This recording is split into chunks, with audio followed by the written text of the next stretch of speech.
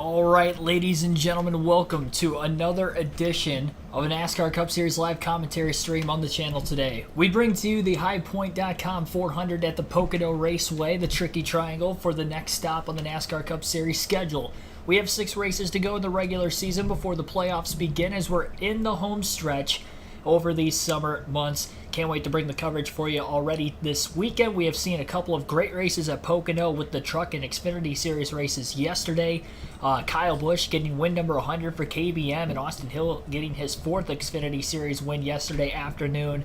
And we will see exactly what will happen in today's NASCAR Cup Series race over the next 400 miles and 160 laps. Be sure to like and subscribe for more daily NASCAR content. We have live commentary streams for every Truck, Xfinity, and Cup Series race on the race weekends that I don't go to in person. I will be at Michigan for the Cup race on that Sunday in a couple weeks. Next week, though, Richmond and Road America for the Xfinity Series will have a triple header again with 2 different racetracks, and we'll have the coverage for that. So definitely hit that like button, subscribe again for more daily NASCAR content. We ended up hitting the like goal yesterday just after the stream, so we did get there. Let's try to get the like goal for today's stream up to 150 for the Cup Series race, and hopefully we get that during the stream. Quick shout-outs to those of you in the chat here in the early going. Carlos Cortez, Kyle Lance, Caden Spears, Oshi Gaming, Jeff Sperry, Melinda Lever, and Joanne C. Thanks for all you guys do to support me every single weekend, and many others that will flood in here very shortly. Got an interview with Martin Truex Jr. right out of the gate. I'll let you listen into that. Jeff Burton, Dale Jr. with them. Races on the USA Network today. Loading better. We understand this car a whole lot more than we did last year. And honestly, just everybody at JGR is building better cars. So it's been fun to drive them. Great starting spot for today. You got to be up front here, I feel like, and have a good pit stall to be able to win this race. And we're right where we need to be. So we'll see what we can do with it. I know winning races is obviously what you show up for, but now that you're at this point in the season, you're sort of separating yourself from some of the other competitors. There's a couple of you that are emerging as playoff championship contenders. Is it all about stage points and building that cushion to be able to launch you through the playoffs further? Yeah, 100%. I mean, race wins are 5 points, so we're always looking at that, obviously, and then stage wins. Anything we can do to get bonus points right now is what it's all about. I take the buying the boat as a good sign because he will have to keep racing to pay for that thing. Them things are expensive. Good luck today, Martin. That's a terrific point, Junior. I didn't even think about it from that standpoint. But to the point they were making, there's so much. All right, so there you have it. Martin Truex Jr. comes into today's race as the points leader after winning his 3rd race of the season in dominating fashion last week at New Hampshire. We've got some pre-race predictions to get through before the drop of the green flag today. Every week I give you guys my fantasy must-haves, don't-haves, and sleeper picks for the race weekend, usually 3 apiece. Before that, we will take a look at how those fantasy league standings are going before I give you my fantasy advice. You can join the NASCAR Fantasy League on the mobile app or website. It is free to join. Chance to win 2 tickets to any NASCAR race of your choosing the following season if you win our league championship for both the regular season and or the playoffs.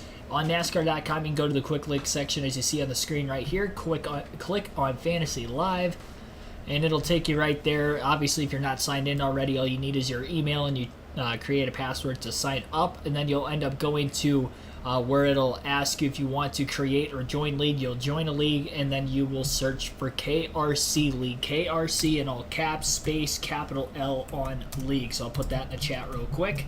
That is the league you'll want to join for a chance to win. If you're not already in the league already, you can't win the regular season championship because we only have 6 races left, but if you're in the league when the playoffs start, you are qualified for the playoffs already, so definitely want to get in on that when you can, and you have a chance to practice by just playing these next couple of races before the playoffs begin. You pick 5 drivers every week, and then 6 drivers every week, and before the end of stage 2 every race, you can put who you want in your fantasy lineup, and it will lock your top 5 picks. Then there's bonus picks on head-to-head matchups for who you think will finish better than a specific driver. So you can see my team listed right there for the week. So enough of that. We will go into those fantasy predictions. You'll get to see some of my notes on the screen. We always start off with the drivers who I think you should stay away from, because that way if you do have like any picks for these guys, maybe you have some bets placed on these guys, maybe revoke them if you have a chance to before the race begins. These 3 drivers, in my opinion, will not finish in the top 10 this weekend. I'm going to start off with my guy, Ryan Blaney. we think of Blaney usually being pretty good at Pocono. He got his first career win here with the Wood Brothers back in 2017, but he hasn't been that consistent at this racetrack, believe it or not. He only has 3 top 10 finishes in his last 8 starts at the racetrack and 1 top 5 in that stretch as well. Qualified 14th today, was 11th fastest in practice. He did have the 8th fastest 5-lap average in practice as well. So he might be hovering around the top 10, but due to his lack of success, or consistency that is, at Pocono, I would stay away from Ryan Blaney. I'm going to predict him to not finish in the top 10 today. The Fords have not been as good on the intermediate tracks this season. I know Ryan Blaney won the Coke 600. Really, that's the only outlying race that Fords have been good on ovals that have been banked, that have been 1.5 or bigger in length. Yeah, they ran good last week at New Hampshire, but that's a flat track. At Gateway, they ran good. That's a flat track. The banked ovals on the intermediate side of things, Fords have not been great at, so I would stay away from Ryan Blaney. I would also stay away from Ross Chastain. This is not a good racetrack for him. I know he ran really well here with Trackhouse last season. Of course, was battling for the win late with Denny Hamlin, got forced and squeezed into the wall, ended up with a 32nd place finish on the other side of things. But even in his couple starts before that with Chip Ganassi Racing, 26th and 33rd as well, he didn't score a lot of stage points last season in the race here. Some of that was due to pit strategy with how this track will lay out. It's very similar to the road courses where it's long enough in length. You'll see drivers try to pit before the end of the stage, sacrificing stage points. I don't know if Chastain will be in that circumstance or not, if he'll just stay out to get stage points, regardless of the fact I don't think he's going to finish in the top 10. He just has not shown consistent enough speed on the intermediate tracks this year, kind of similar to Ryan Blaney, where yes, he won one race on an intermediate, he won at Nashville. The other intermediate racetracks hasn't been that fast this season.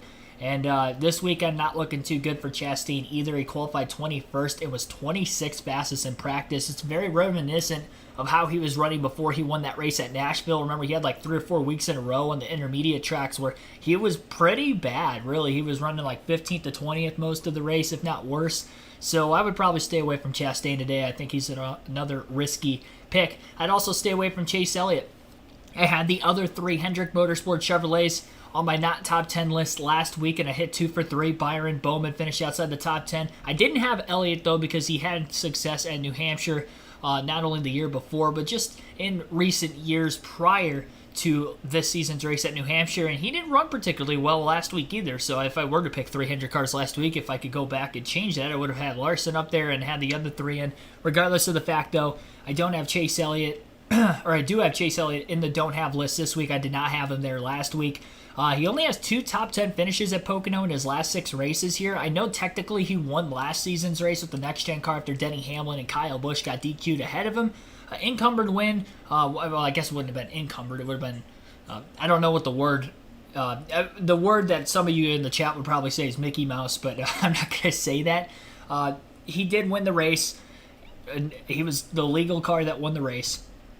But in his races prior to that at Pocono, he hasn't been that great, as I just mentioned. Only 2 top 10s last 6 races.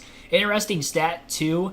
In the last 14 stages, when you count just stages 1 and 2. So in the first 2 stages of the last 7 Pocono races, he has only scored stage points in 5 of those 14 stages. So that means he's only been in the top 10 5 of the last 14 stages at Pocono, so he's not scoring a lot of stage points. He's starting at the back today because he spun out qualifying yesterday, so 35th track position matters at Pocono. It matters everywhere, especially with the next-gen car now. I talk about it every week, but Pocono, mostly one-groove racetrack. Him starting that deep in the field is going to be very difficult to come by. I don't think he gets any stage points in Stage 1. Stage 1's very short compared to the other stages in the race today, and it's just going to be very difficult for him. He's going to have his work cut out, and I think that Elliott's another driver who does not get a top 10 finish, and it's much needed considering his points circumstance coming into the day, which we'll get into later on at the bottom of the hour.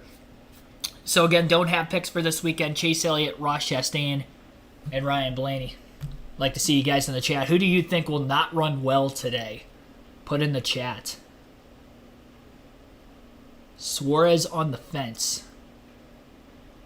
For picks, I mean, I don't really like Trackhouse Racing this week. Chastain was off. Suarez was a little bit quicker than Chastain yesterday when they were on the racetrack for practice and qualifying. I think Suarez has a better chance at a top 10 than Chastain. Based off of speed from yesterday to today.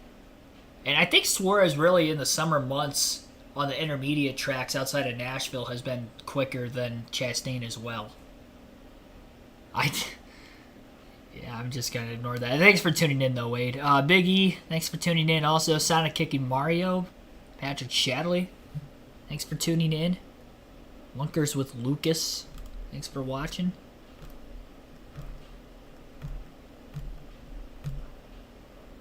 Carlos Cortez, welcome to the stream. Colton Thompson, thanks for tuning in also.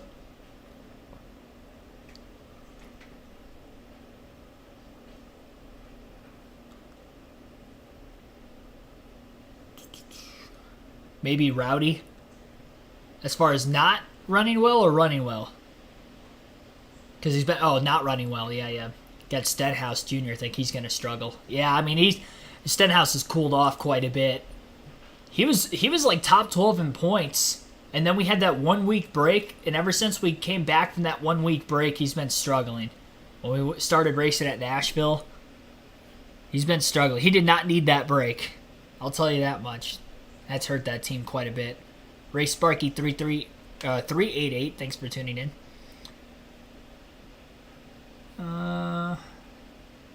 Truex for the win. He is a runner. It's a good pick. But yeah, Kyle Busch, you're right though. He has been wrecking a lot recently. I know he won the truck race this weekend, but that's a little different. His speed doesn't look that great today either. I think he qualified in the back half of the field. He was faster in practice. He was one of the faster cars in practice, so I would think that he's probably got decent speed.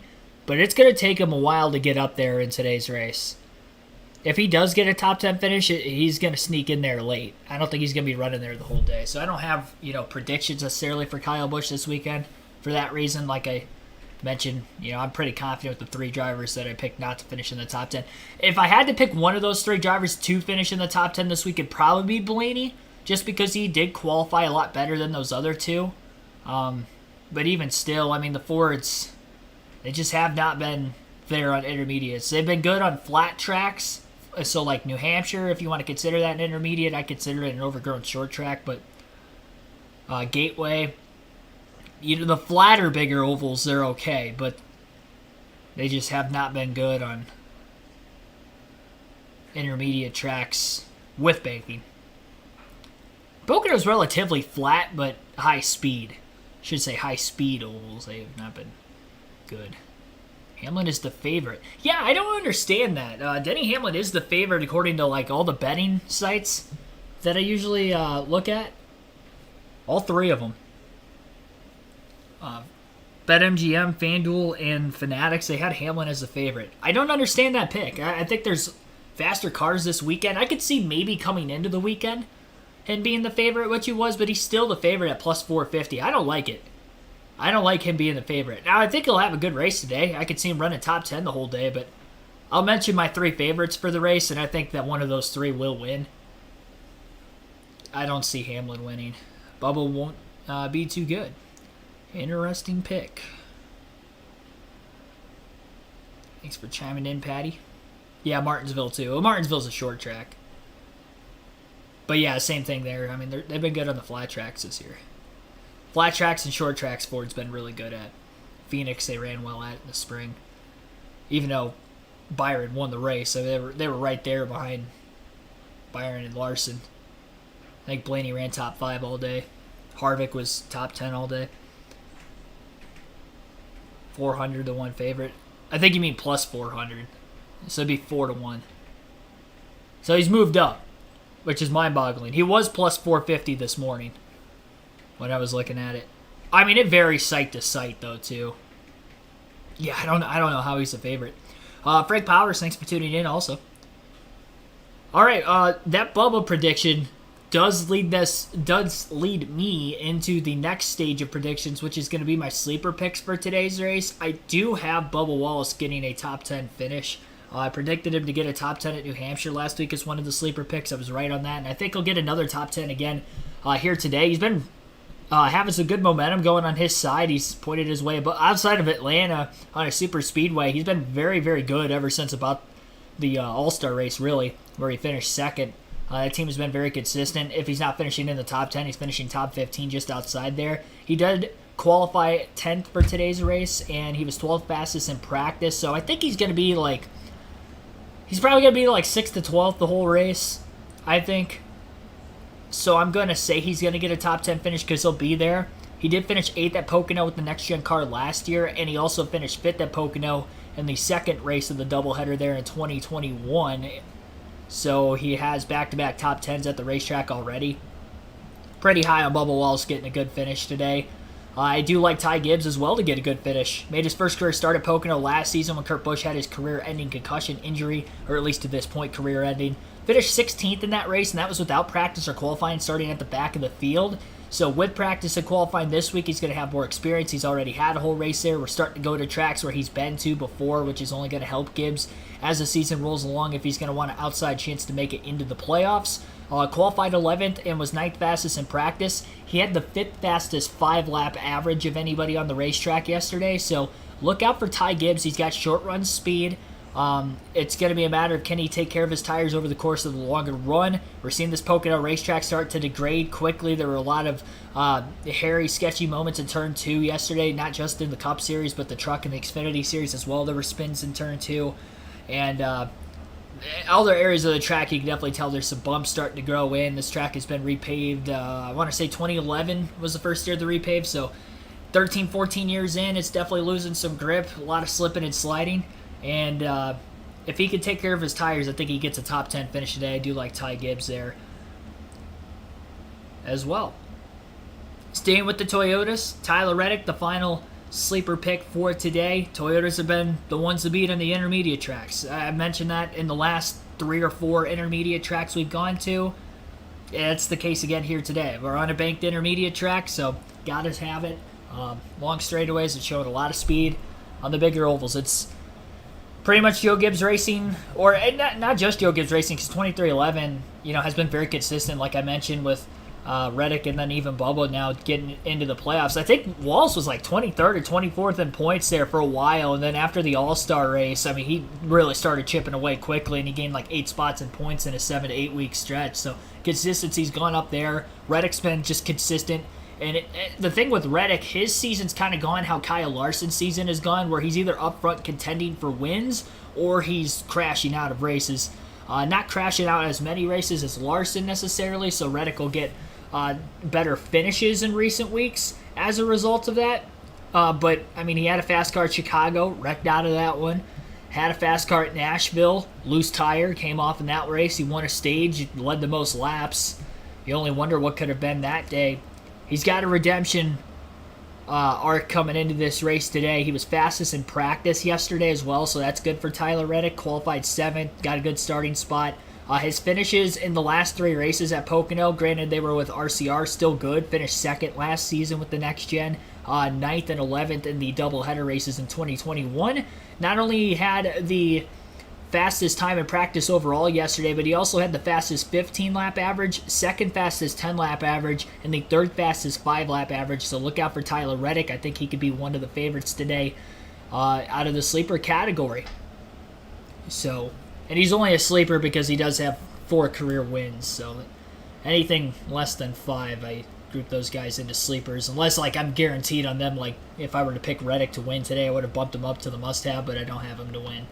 I do think the race winner will come out of these 3. So the must-have picks for the weekend, out of these 3 drivers, I think one of them win. I do have my personal win pick, but I think one of these 3 will go to victory lane at the end of the day no matter what. And I think that all 3 of these guys are locks for top 10s. I don't have Martin Truex Jr. in here. He is one of my potential favorites to win the race today. I didn't want to put too many drivers in the must-haves because then there's more of a chance of me getting it wrong. But I do have Kevin Harvick up here as well, so you can kind of be like borderline sleeper. But because he's a former champ, I don't want to put him in the sleeper category necessarily. And because of the fact that he is having a really good season too. I mean, in equipment that in recent years we would consider top team, although this year really with the next-gen car it hasn't been the case for Stewart-Haas Racing. But Kevin Harvick has been very good. As we should expect. Qualified 4th for today's race, and he was 13th fastest in practice.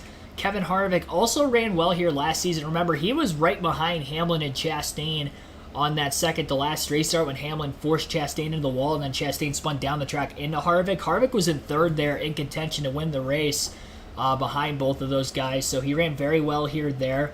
His finishes in the last 16 races at Pocono, he's got 13 top 10s, 10 top 5s, and he's finished first or second in 6 of the last 16, so just over a third of those starts with SHR, he is finished in the top 2. So Harvick very good at Pocono. Last season, before, again, he got wrecked in that late race restart, he was 8th and 4th in both stages, so he was just he was getting faster as the day went on, and he was up in contention for the win in the closing stages of the race. And maybe that could be the case again today, but regardless of the fact, I have Harvick getting the top 10. I think the winner is either going to be Truex, Byron, or Larson for today's race, personally. The two, I'm higher on Hendrick Motorsports getting the win between the 5 and the 24 than what I am the 19. Kyle Larson has never won at Pocono in his career. He has finished 12th or better, though, in 12 of 15 career starts at Pocono. Obviously, most of those were actually with Chip Ganassi Racing, and the last 3 with Hendrick Motorsports. His last 4 starts at Pocono, 3 top 5 finishes. The only one that wasn't a top 5 was when he blew a tire while leading on the last corner of the last lap in the first race in 2021. So if that didn't happen, he would have 4 straight top 5s at Pocono, and he would have already gotten the monkey off his back with the win, but still hasn't won at the track. I'm sure he's looking for redemption from that day here today. Qualified third, was 4th fastest in practice. He didn't look quite as quick as William Byron, both in practice and qualifying yesterday, so I actually picked Byron to win the race over Larson, but I think Larson is definitely going to be a contender. Byron makes one little mistake. Larson, Truex, I think will be the 2 there for the taking. But as I just mentioned, taking William Byron to win. Byron qualified on the pole, 3rd fastest in practice. 5 top 10s and 7 top 12 finishes in his last 8 starts here. So Byron has been very good at Pocono. This is one of his better tracks statistically, and he's having his breakout season. So you go to one of your best tracks in your breakout year, you have to be the favorite to win the race. I'm surprised, according to a lot of the sportsbook sites, that he was the 4th or 5th favorite in the race and not the 1st. He's my first, so I'll take William Byron to win all day. So win 4 races this year. Him and Truex have been the hottest drivers in the sport this year, and I think they got a good chance of going toe-to-toe, and you could throw Larson in the mix, and potentially a Tyler Reddick or Kevin Harvick under certain circumstances as well, but I'd lean towards the 24, 5, and the 19 at the end of this thing. I'll try to duke it out. Also, Byron has finished in the top 5 in the last 6 stages at Pocono. So stage 1 and stage 2 in the last 3 races at Pocono, which would be the doubleheader 2021, both races, and then last year 2022, he's finished top 5. So he's going to be a guy with qualifying to the pole. He's going to get a lot of stage points. He's going to end up not only getting a lot of stage points, but he's going to end up getting a lot of points for running and finishing well, because I think he will get a top 10 at the very least, but I'd not be shocked if he gets like a top 3. If he doesn't win, he's going to finish probably top 3, if I had to guess. Love the Team Penske hat. Appreciate that. It's actually Ryan Blaney hat. I've got it flipped on backwards, but it says Team Penske on the back. But appreciate that, Team Penske fan. From one Penske fan to another. Robert Perkle, thanks for tuning in. Going on a skinny limb and pick Chase Elliott. Surprise Chris Buescher. Bad luck for Brad K. Yeah, it's interesting. I wanted to put Buescher in my sleeper pick because he was fast in practice, but he qualified outside the top 20, so that kind of scared me a little bit. Must have had a slip-up. Keselowski wasn't as fast in practice as Buescher, but he did out-qualify him by a little bit. Brad starts 13th today. New winner would be nice. I don't see that happening today. There's too many drivers. If we were to see a new winner, it would probably be Kevin Harvick. I will put the hammer down and say if we see another winner today that hasn't won yet this season, it's going to be Kevin Harvick. Outside chance that it's like a Bubba Wallace or Ty Gibbs, but I would lean more towards Harvick, and I don't even think that will happen, because I think the 19, the 24, and the 5 are going to be the absolute favorites. Because I'd almost throw Reddick in there ahead of Harvick in winning today's race just because of how fast Reddick was in practice yesterday. I mentioned he was top 3 in 5, 10, and 15 lap average, and he had the fastest lap overall in practice. Qualified 7th.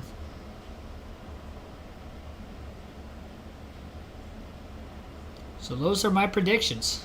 Godzilla Legendary 2078, thanks for tuning in. Need a first-time winner this year, to be honest. Yeah, we haven't had like a first-time winner, meaning like first career win this year. There's not too many guys in the Cup Series anymore that haven't won a race, considering how many first-time winners we've seen the last few years. Part of the reason why we haven't seen it happen yet this season. Dark Crypto picking Denny Hamlin. Yeah, I don't know. I don't like Hamlin to win the race. His teammates, Martin Truex Jr., and I say teammates, but Tyler Reddick, you know, for Toyota at least, they were faster than Hamlin yesterday. And that's kind of been the case for most of the races this season. Hamlin's been like the second or third best Toyota every week, and I will say he looked better than Christopher Bell. Man, there's a lot of traffic waiting to get into the track yet. We're about 11 minutes from the command. You guys will get to listen to all the pre-race stuff once it comes about. Should be getting the national anthem here in a few minutes.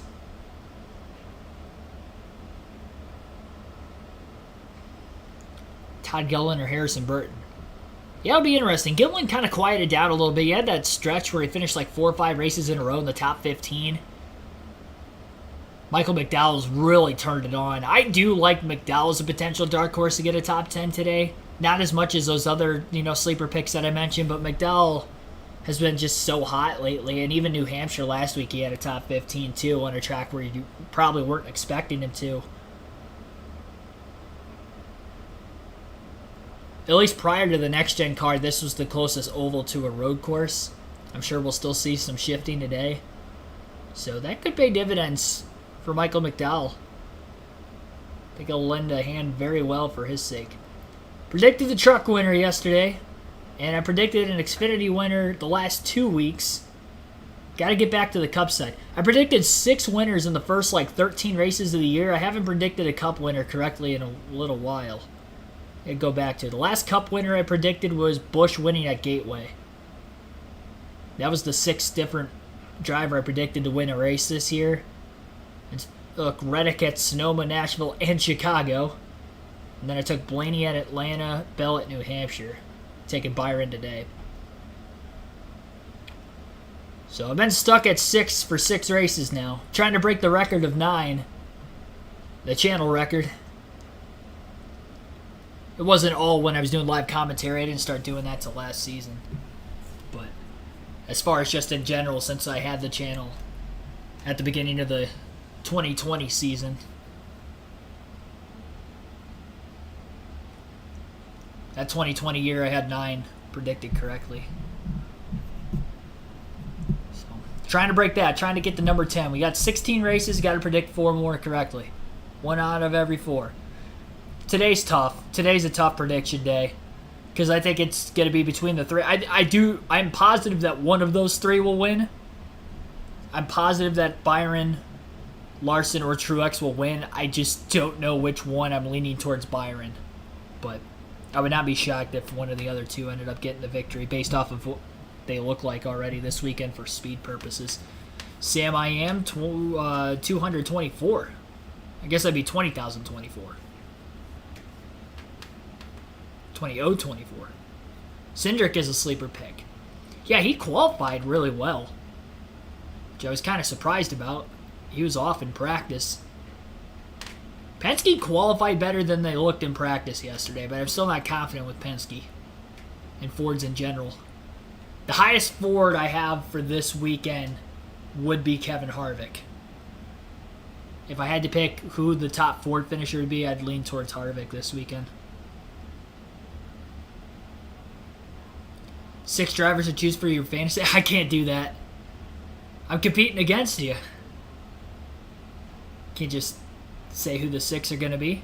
Craig Dungo, thanks for tuning in. Kyle Busch is somehow very consistent. He has been.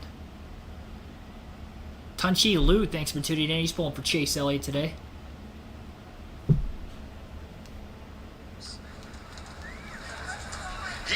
now for today's invocation. Here's the pre-race Please welcome ceremonies. Motor Racing Outreach Chaplain Nick Terry. Father, you have blessed us all with the opportunity to enjoy racing today. God, you've given us a beautiful day, and we thank you for it. We thank you for your presence with us and for our freedom. God, I pray for the men and women protecting our freedoms and ask you to keep them safe. God, I pray for safety over this race, the drivers, teams, safety workers, and officials. Lord, we honor you and ask you to be with us today. In Christ's name we pray. Amen.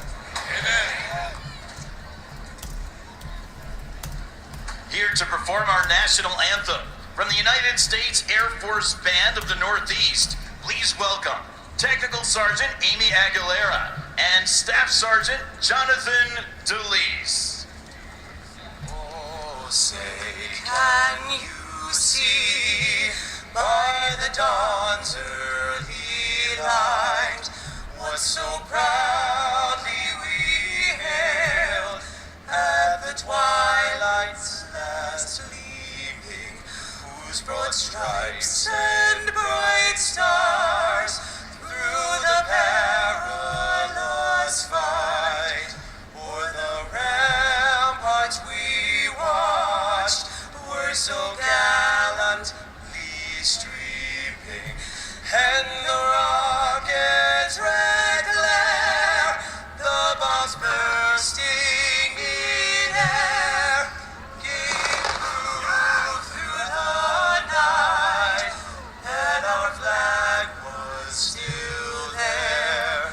Oh, say does that star-spangled banner yet wave o'er the land of the free and the home of the brave? On the other side, we'll find out. Packed crowd at the Pocono Raceway. We'll go through the point standings and the playoff outlook coming into today's race at Pocono. 6 races remain in the regular season to this point through the first 20 races. Mark Truex Jr. leads William Byron for the regular season championship by 17 points as of right now. They're the only 2 drivers within 1 race worth of points between each other, as Christopher Bell and Denny Hamlin are 62 and 66 points out of first. With 6 races to go, by no means are they out of it, but they're going to need a lot of help. Probably going to have a big mistake out of those 2 drivers ahead of them, as well as going to have to keep up their consistency if they want a shot for those additional 15 playoff points for winning the regular season championship.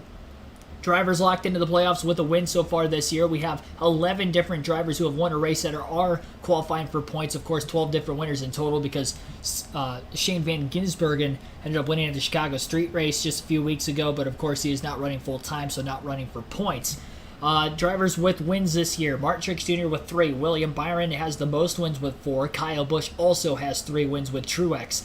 2 wins on the season, just 1 driver. That's Kyle Larson, and everybody with 1 win would include Christopher Bell, Denny Hamlin, Ryan Blaney, Ross Chastain, Joey Logano, Tyler Reddick, and Ricky Stenhouse Jr. As far as the points go, Kevin Harvick has the most points of those without a win this year. He's 9th in the overall standings, and he's 137 points ahead of the cutoff line, which is more than 2 full races. So he's got a chance to point his way in the next few races, if he can keep that consistency up, of course. Brad Keselowski is 108 points to the good, so just over a race and a half ahead. So is Chris Buescher, who is 97 points to the good just behind him. They're just outside the top 10, 11th and 12th overall in the regular season standings. Closer on the bubble, though, it is very, very tight. Bubba Wallace is 15th in points, but he is only 2 points to the good. Michael McDowell, who is the last driver above the cutoff line, is only 1 point to the good coming into today's race. We'll watch those 2 drivers carefully, of course, to see how they do in the stages and finish in the race based off of their points positioning coming into the day. Daniel Suarez on the outside looking in. He's the first driver down, again, -1 for Suarez. AJ Allmendinger has been very consistent this summer, both on the ovals and the road courses, has cut his deficit down to just 20 points below the cutoff line. Ty Gibbs is -41, but does start the top 10 today, so look out for Ty, or starts 11th, but was top 10 in practice. 5th fastest overall with the 5-lap averages in practice yesterday, so I think Ty Gibbs is going to have a very good opportunity to have a good points day and potentially cut that gap down, so don't count him out of it. Justin Haley's within a race worth of points. He is minus 46 points. He was a lot closer to that after he ended up finishing second at Chicago, but has fell back over the last couple of races.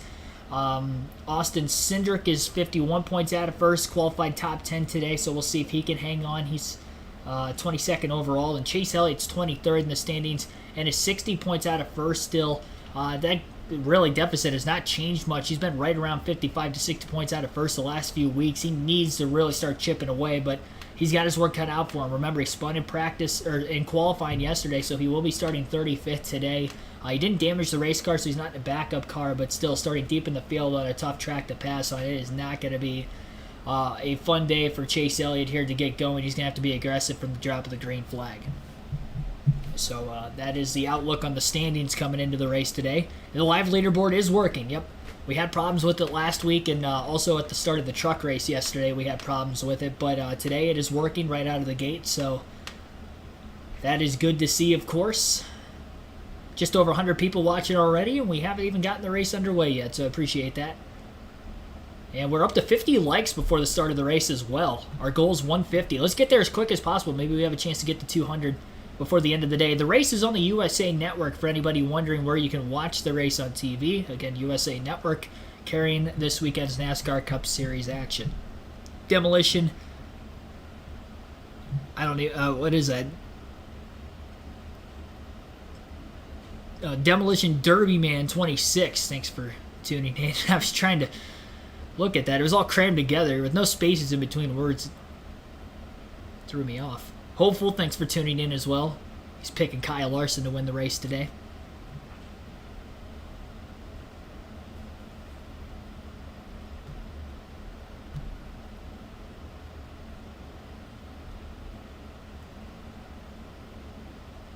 Chris Davis, welcome in. Alan C. Crow, also welcome into the stream. I see Craig Dodungo take a Kyle Busch to win the race. He thinks he'll surprise everybody as usual. That could be the case. He's starting deep in the field. 25th. It's going to be tough. Truex with the interstate battery scheme today.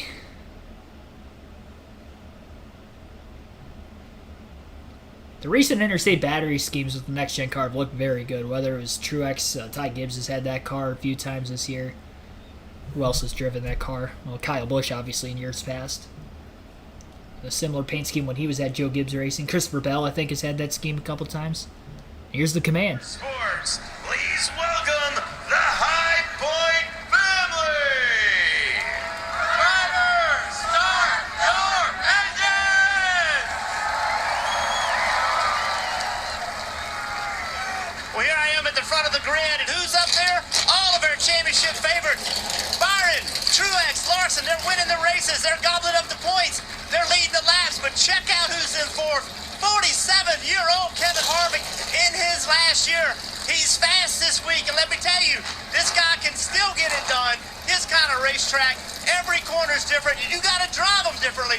This guy's up to the task. It's his job today to keep the pressure on these championship favorites and take the win from them. Now, the guy with the best seat in the house is going to check it all out, Dale Jr. Yeah, we're up on the flag stand here, Jeff, and Robert is our honorary flag man at his very first NASCAR event. What an opportunity for him. But I'm going to give you at home the instructions that they're giving Robert. NASCAR's going to take care of all the pace laps. When we get the one to go, I'm going to push you up against the rail. I'm going to give you the green flag. You're going to wait for the cars to come out of turn 3 and all the way through the Geico restart zone. When they get to that zone, I'm going to tap you on the shoulder and you're going to wave that green flag. And you're waving it all the way until every car has crossed under here. You're going to remember, hey, you're on TV, so have a good time. And last of all, do not drop that flag. All right, Robert, let's go. Let's have a good time. The green flag is next. Do not drop the flag. Can you imagine? I don't think we've ever had that before where the flagman's dropped the flag and we had to have a caution on the first lap. God forbid that ever happens, but oh, man. I'd pity anybody that would have. I can tell you that we would not be having any honorary starters after that, I don't think, if that were to ever happen. Alrighty. So we'll go through the starting lineup now to start today's highpoint.com 400 at Pocono. William Byron on the pole once again this season, trying to go for his 5th win of 2023. He's got the second most winningest driver to the outside of the front row, and last week's winner, Martin Truex Jr., there as well. Row 2 will be Kyle Larson and Kevin Harvick in this one. Larson looking for his first career win at Pocono. Came close a couple of times in 2021, finishing second and blowing a tire while leading on the last lap and trying to get, again, that first win today. And Kevin Harvick, former Pocono winner, won here in 2020, trying to get his second at the track and his first in his final season. Christopher Bell and Joey Logano will be in row 3, both looking for their second win. Tyler Reddick and Denny Hamlin will be in row 4. Reddick was fastest in practice yesterday afternoon.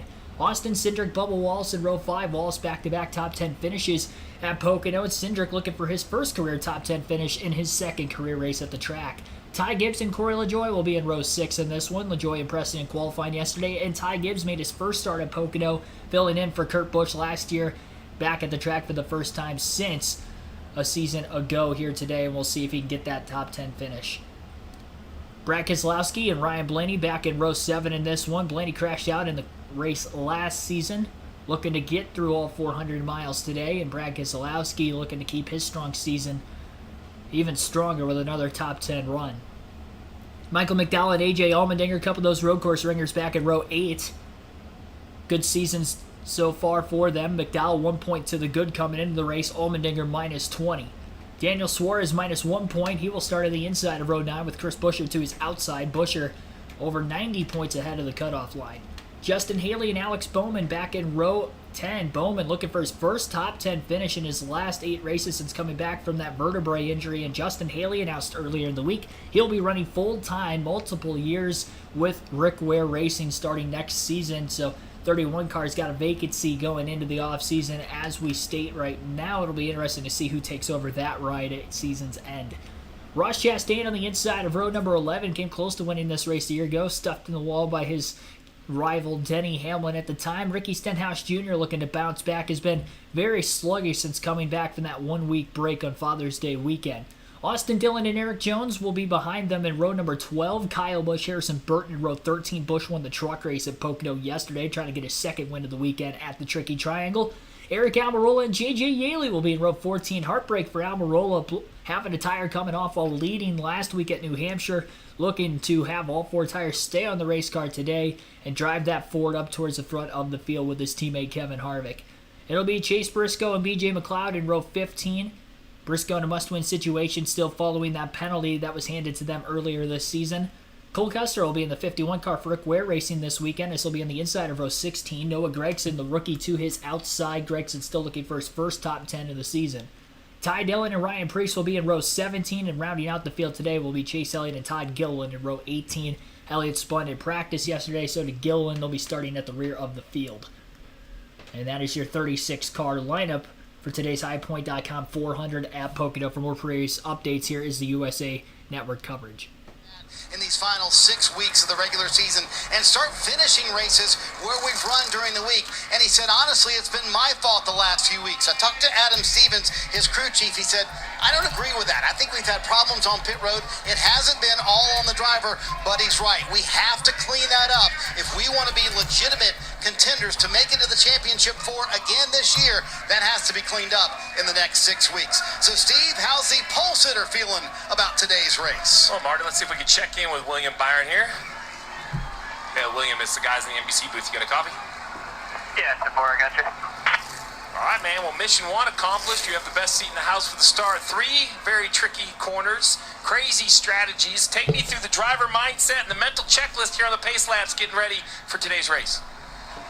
Yeah, really just about trying to make sure you're nice and comfortable in here. It's a long day, but yeah, just focus on all 3 corners, try to nail the balance throughout the lap, and give Rudy the right input and give him the right advice to adjust on the car. So hopefully I can do that throughout the day and just do a good job.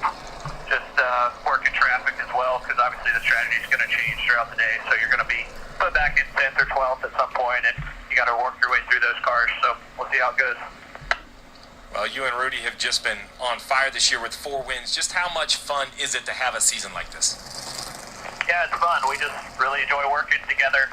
We get along really well during the week and work through our process and show up to the racetrack prepared. So it's fun to have people around you like that, and we all gel really well. So it's a great group.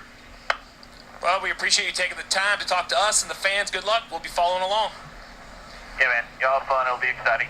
I think it's great. We're talking to the person who won the pole right before he's about to get the green flag. Let's go down to the flag stand where that's going to go with Junior. Yeah, we're always learning something new on the flag stand this weekend. Yesterday, they only had one flag man up here for the Xfinity race. Today, these guys told me they're the A team, and there's always a backup. It's a longer race, a more critical situation, so they want to be prepared if anything were to happen. Somebody needs to go in for relief. So we got 2 up here today. And also these holsters right here, we had the more commonly used flags in those holsters yesterday. The green, obviously 2 checkered flags, the caution flag. Not today. These more experienced guys want to keep them in the bag. They don't want them blowing out of here onto the racetrack. Those cars, when they come by at speed, create quite a lot of wind, and that absolutely could happen. So always learning from these guys every time we're up here. I love all of the different perspectives that Junior and Jeff have been able to give us this season. Different looks from pit road to even the flag stand now. I want to take a look at the starting grid today. We mentioned the front row. William Byron and Martin Truex Jr. again, the hottest 2 drivers. They're the top 2 in points right now, separated by just 17 points. That's very important.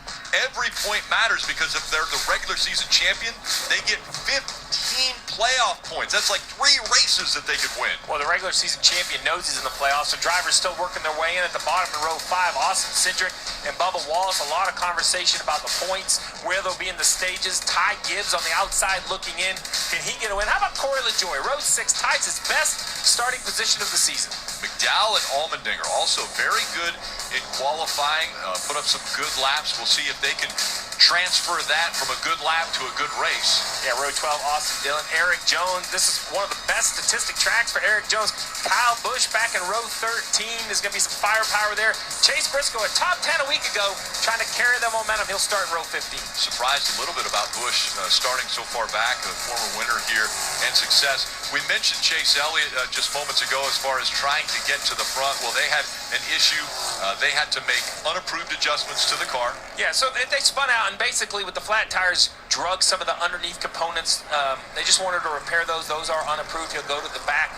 These things need to be fine-tuned. I'm going to have my eyes on Bubba Wallace, right? He had a little bit of contact in qualifying. Now, all the damage that needed to be fixed was all just cosmetic, so not a big issue for Bubba. We're taking a look right there at him in that DoorDash cam, but he just, that makes me nervous, right? The last time this car was on the racetrack, it made a little contact to the wall in turn 1. A little teaser, Steve, as far as I know you talked about it during the pre-race show, but strategies can be all over the place at a place like Pocono, and that's because you can pit and still not lose a lap. 55-second laps. The place is enormous. It is gigantic. We talk about 3 corners that has some of the longest straightaways in NASCAR. So you could pit without going a lap down. So what's that mean? You see stage 1, 30 laps. Stage 2, 65. The final stage, once again, 65 laps. Well, your fuel is around 40 laps. So you can pit before the end of the stage if you're close enough to the lead, or get your service under green. Then just stay out and kind of leapfrog everybody. That's what we're going to say. I'm going to call it a game of leapfrog all day. The question is, are you being leapt over at the end? Are you the guy being jumped over? Or are you the one doing the jumping? And to be honest, sometimes you never find out until the last 5 or 10 laps of a race. And the other thing about that, your strategy can change based upon who's leading and what strategy they're on. Well, listen, it's a game of chess. You're not racing yourself. You're racing 35 others. So it's going to be interesting to see how this 200-mile-an-hour game of chess turns out. We've seen No chance of rain today. We will get all 400 miles and 160 laps in to its scheduled distance. The pace car is on its way to pit road. And once again, William Byron and Martin Truex Jr., the top 2 in points. The 2 hottest drivers this season will be on the front row, leading the field to the green. Byron has elected the outside lane, the preferred lane all weekend so far. In the race starts, green flag waves, and we are underway in the highpoint.com 400 at Pocono. 2x2, nobody pulling out of line except for the very tail end of the field. A couple cars going to try to go 3 wide into turn 1, mostly tame in the front half of the field, and Byron's easily clear in the middle of the corner. Harvick has to roll out of the throttle as he slipped up the track into that third lane, gets passed by both Kyle Larson and it looked like Joey Logano also jumping up there in the Verizon 5G Ford Mustang. To third place goes Logano. Harvick still on the outside of Larson for fourth as they're side-by-side through the tunnel turn in turn 2. Everybody gonna get out of turn 2 unscathed. Front of the field, Byron about 2 to 3 car lengths ahead of Truex into turn 3. Bell side-by-side for position with his teammate Denny Hamlin. And Bell will complete the pass in the center of the corner. Hamlin will duck back in line behind him at the front. Byron leads lap 1 at Pocono. So first lap in the books, it is led by William Byron. Martin Truex Jr. scored in second place. Joey Logano third, Kevin Harvick fourth, and Kyle Larson rounds out the top 5. Ty Gibbs trying to go into a third lane above A.J. Allmendinger, and he's a little too far up out of the groove, and up against the wall goes Ty Gibbs off turn 1. He was way out of the groove up in the marbles there and scraped the wall a bit off of turn 1. Alex Bowman going to get underneath the 54 car. Gibbs has lost a few positions now from the start of the race, qualified 11th, and right now he's being scored in 17th. And hopefully that contact with the wall wasn't too hard of an impact. It looked like he just kind of kissed it a little bit. Doesn't seem to have a toe link issue. And still on the outside of Alex Bowman for right now, but not a great start to this race for the rookie Gibbs.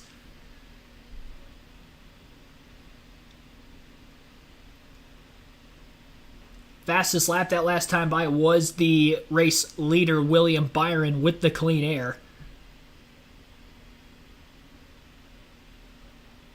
Brad Keselowski and Corey LaJoie side-by-side for position. Those two have made contact with each other a few times this year when running side-by-side in these races. One car going down to bump draft behind Keselowski down that Long Pond straightaway into turn 2. That would have been the 34 car of Michael McDowell, helped push Keselowski clear of LaJoie, and they went single file through that second turn. And now McDowell to the inside of LaJoie into turn 3 as he tries to take over the 14th place position, and McDowell will slide up clear. Gibbs has gotten back down to the inside lane now as he'll get underneath the 17th of Chris Buescher and battle him for position. Just behind those two for 16th. Down to the bottom of the track and a little drafting help behind Gibbs as he's got Justin Haley in the 31. Haley going to duck in line under the outside. No drafting help anymore for Ty Gibbs. Has to side draft the car to his outside to not lose too much more momentum. Kyle Busch, Ross Chastain battling for position just outside the top 10. Daniel Suarez, the other Trackhouse car in the mix there as well. Suarez has lost a few spots off the initial start of the race.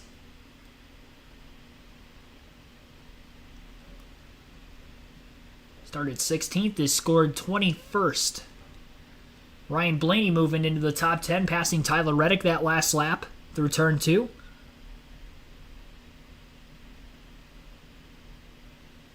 Good start for Blaney. He's gained 4 positions in the early going. Right in line behind Denny Hamlin. Another car pulling out of line, trying to make a pass on the front stretch. That was Bowman. Trying to get back around Ty Gibbs again. And that was not going to happen. Actually, Justin Haley. Gibbs is 2 spots ahead of Bowman. Chris Buescher going to make a pass on Corey LaJoie, who's slipping backwards after qualifying 12th. That will move Buescher up to 15th. Car way out of line trying to break the side draft. That was Gibbs as he also will get by Corey LaJoie. They clear him just before getting into turn 2. A 1.1 second lead at the front of the field already for William Byron. Martin Truex Jr. again remains in second. Joey Logano is 2.3 seconds off the lead in third. Kevin Harvick 2.6 back car spinning off turn 2. The 15 of J.J. Yaley, and he's up against the inside wall with the left front of his race car. That was the trouble corner yesterday in qualifying. We saw a few cars spinning there. Practice and qualifying yesterday. And J.J. Yaley takes the first slide and spin in turn 2 as well, bringing out a caution on lap 6. He is stalled out, waiting for assistance. He didn't hit the wall too hard, but you can definitely tell he did get into the wall with the left front.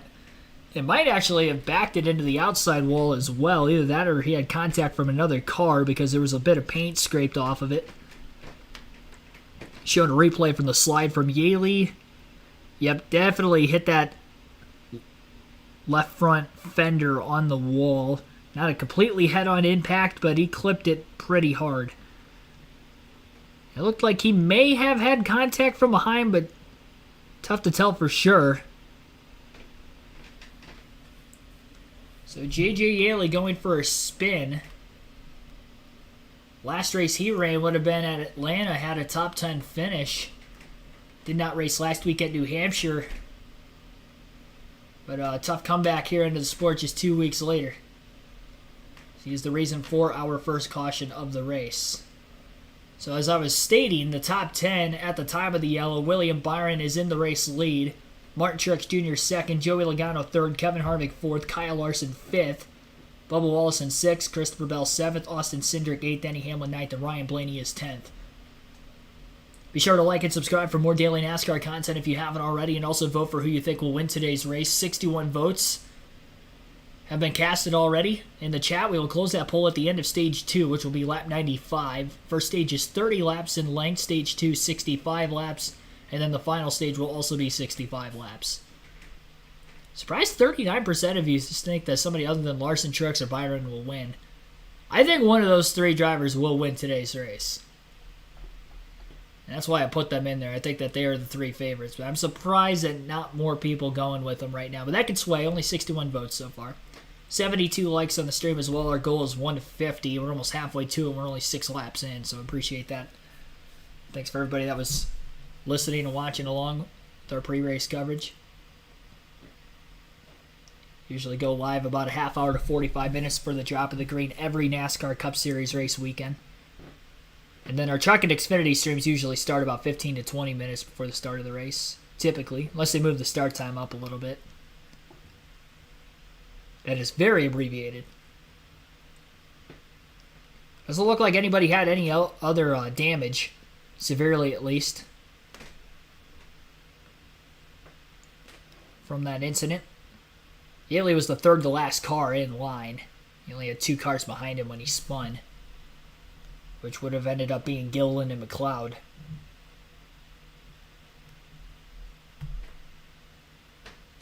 God Rides a Harley, thanks for tuning in.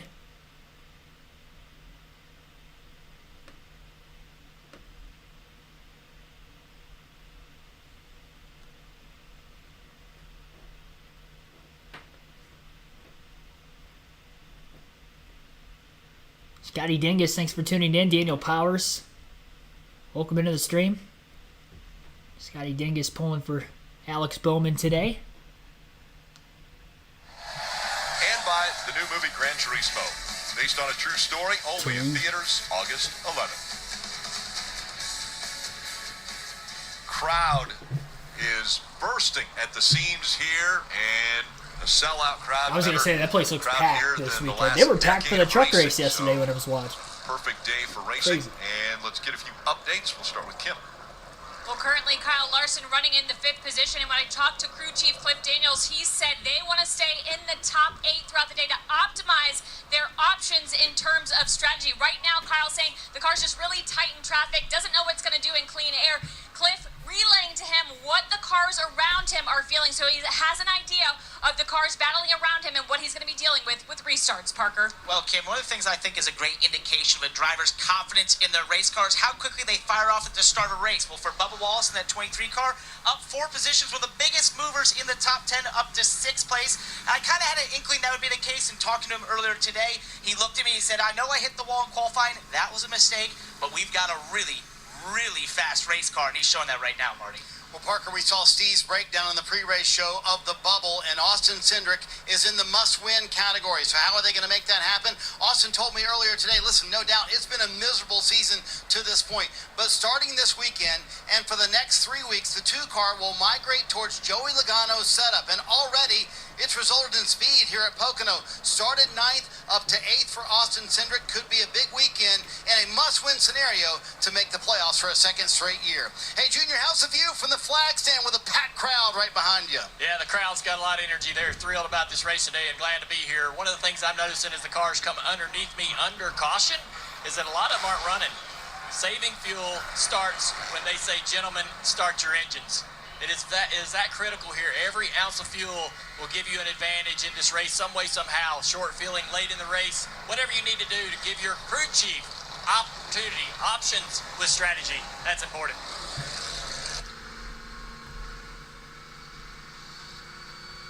We're getting ready for a restart. First caution came out early here at Pocono. It was the 15 of J.J. Yaley that went around. They'll line up 2 by 2, and we'll see the green flag when we return. Christopher McComas, your Cobra. Earl Arnold Jr. also welcome into the stream. Only 200 tickets were left for today, and they probably sold them out, I'm sure, already.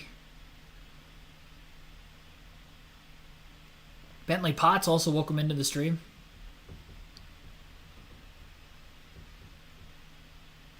Christopher McComas pulling for the Hendrick drivers. I think there's a very good chance of a Hendrick car winning today. Byron Larson are probably the 2 favorites in my book. Truex is right there with them, though. I called it before the race started. I was talking to my grandpa over the phone before the race started. I said one of those 3 guys are going to win. Trust me. They look quick this week. And 2 of the 3 have been very fast all season. Larson's been very fast this year, too. He just hasn't really finished some of the races that he started fast. But what do you know? The 24 and the 19 are 1-2 here in the early going just as they qualified. A couple of changing for positions going on behind him. Logano was able to get up to 3rd there off the initial start. And Bubba Wallace getting 4 positions. Those first 6 green flag laps going from 10th to 6th as well. And he was one of our sleeper picks coming into the race today. Based off of the pre-race predictions and those spotlight drivers where they are running here in the early going of stage 1, we'll start off with the sleeper picks because I just mentioned Bubba Wallace. He's in 6th. Ty Gibbs fell back off the start from 11th to 16th, so he's outside the top 10. And then Tyler Reddick also fell outside the top 10 after starting 7th. He's now 11th. So 1 for 2 there in the early going. They don't have picks for drivers who I predicted to all finish outside the top 10. Chase Elliott's in 30th, Ross Chastain in 20th, and trying to find him on the grid. Ryan Blaney is 10th, so 2 for 1 on the picks up to that point there, and all the must-haves in the top 5 right now with Larson 5th, Truex in 2nd, William Byron in 1st, and Byron was my pick to win. So 3 for 3 there in the first 9 laps. Long ways to go, obviously, in this one. Elliott pit for fuel. No, he started at the rear. He spun in qualifying yesterday, so he started 35th.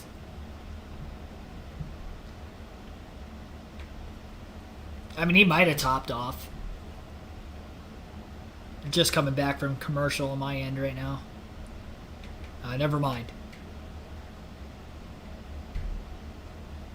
Thought they were going to, and they did not.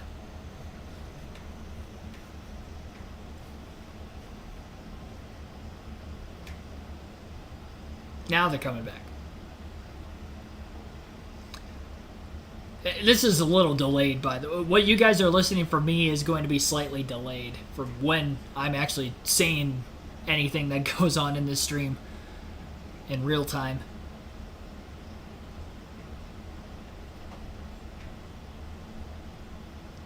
So they may have been back from commercial 15, 20 seconds before. If you're watching the race and watching the stream.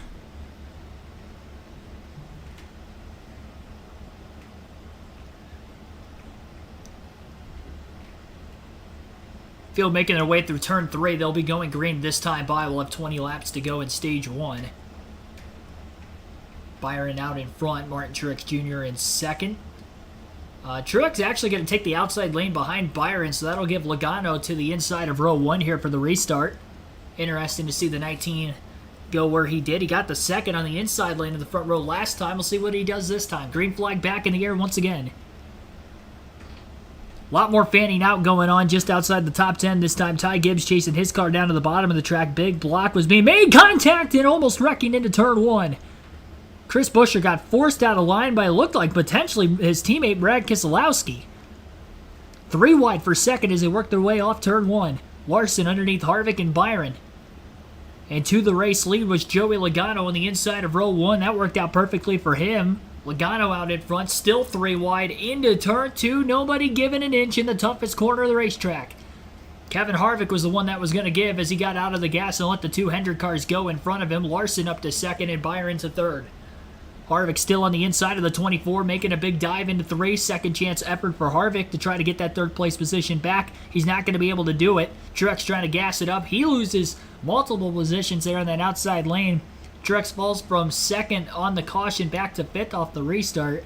And Logano goes from 3rd when the caution came out to 1st, as he's about 4 or 5 car lengths ahead of Larson, leading his first green flag lap of the day.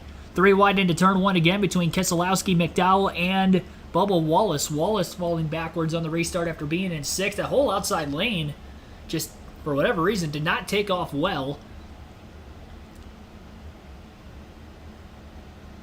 Not sure exactly why that was. It didn't look like anybody spun their tires up there, but definitely seems like whoever restarted in the outside lost some ground. Most of them that started inside the top 10 or restarted on that restart in the top 10 definitely fell back. And it's interesting to see Logano out in front. And we will see if Larson can try to run him down. Side by side off turn 3 between the Joe Gibbs Toyotas of Bell and Hamlin. Hamlin on the inside of the 20 of Bell. As they side draft each other, it's amazing watching the cars in front of them pull away so quickly, staying in the draft. Although Hamlin, right about the start-finish line, was able to pull back in line behind the 20 car and try to get that momentum back up again without losing any extra positions of what he already lost. Yeah, Bubba lost 7 positions on that restart. Slow car off of turn 2. Corey LaJoie might have had a moment. He's getting split 2 and 3 wide in the short chute between turns 2 and 3. A lot of ground loss. Actually, it was the short chute between 1 and 2, the Long Pond straightaway. And LaJoie got up into the wall off turn 1. So we saw Ty Gibbs scrape the wall off turn 1. LaJoie in the wall off turn 1 this time. And LaJoie definitely seemed to have hit it a little harder than Gibbs did earlier in the race. Slick racetrack today. LaJoie's on his way to pit road. So problems for that 7 car after getting into the wall. Qualifying 12th. Tough break for LaJoie in the early laps. Quickly into his pit box. They'll change the right side tires and try to get him out there without losing a lap. About 54, 55 seconds to get a full lap in here at Pocono, so they're just going to change the right side tires only, making sure there was going to be no flat spots, trying to pull out the fenders as well, so make sure there's no tire rub.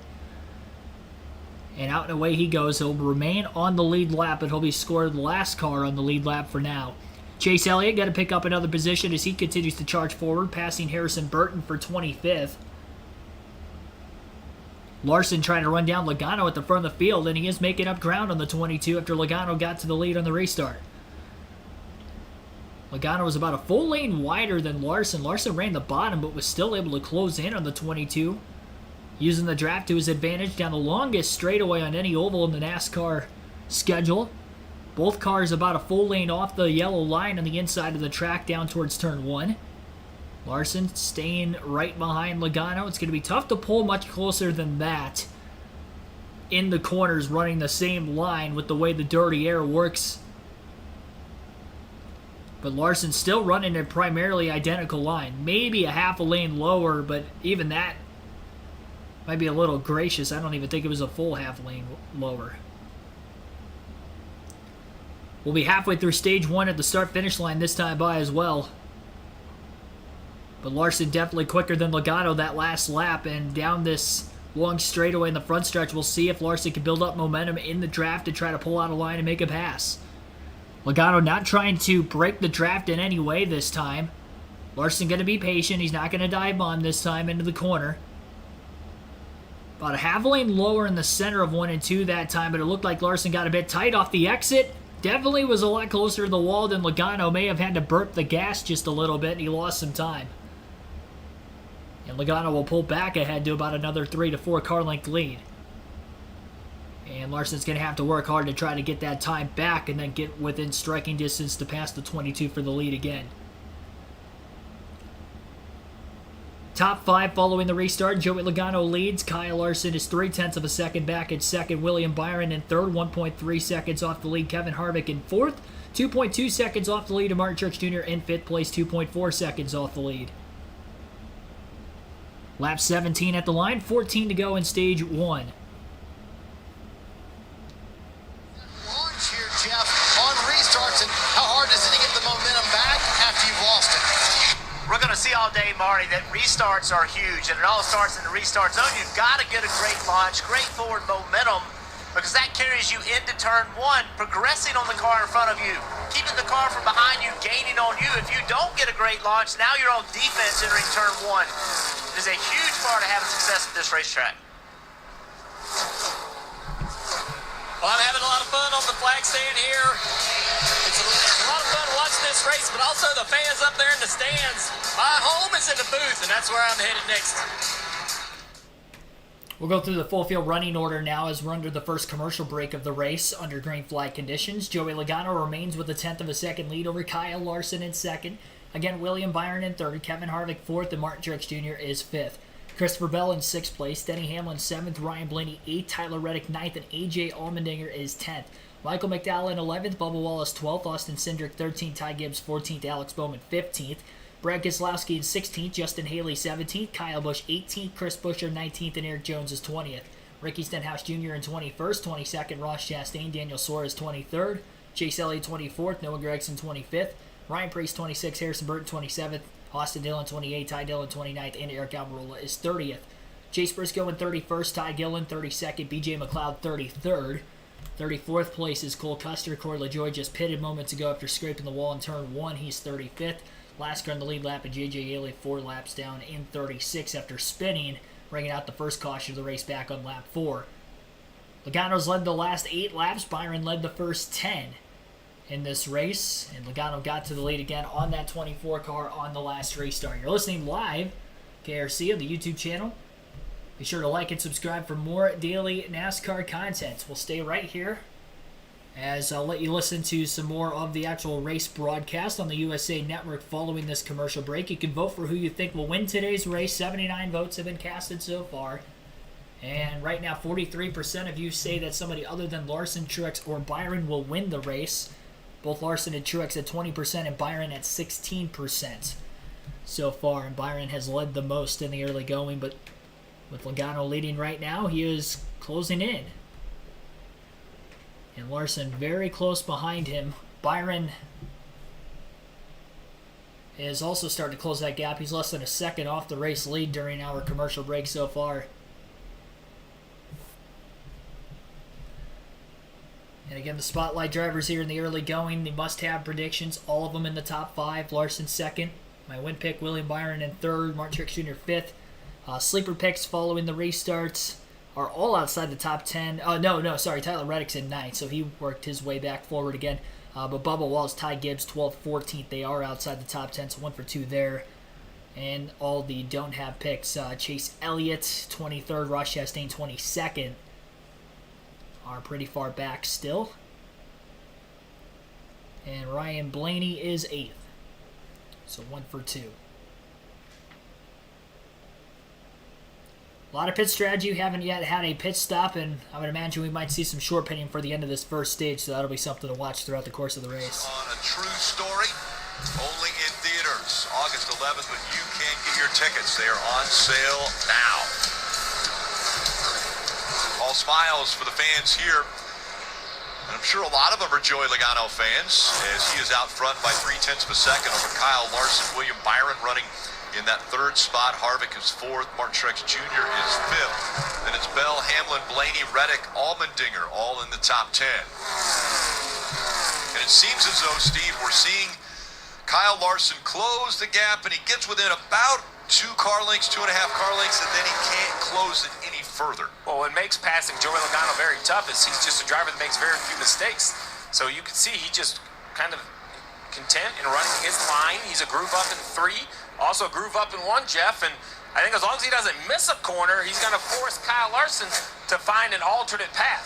Now, I think you mentioned a groove up, and I think that's actually the fastest lane. So, yes, Larson has clean air underneath him, but Logano's able to keep his momentum up running in this second lane. So, it's going to be a very tough pass for Larson. And something else I've noticed, guys, we had 3 Fords in the top 8.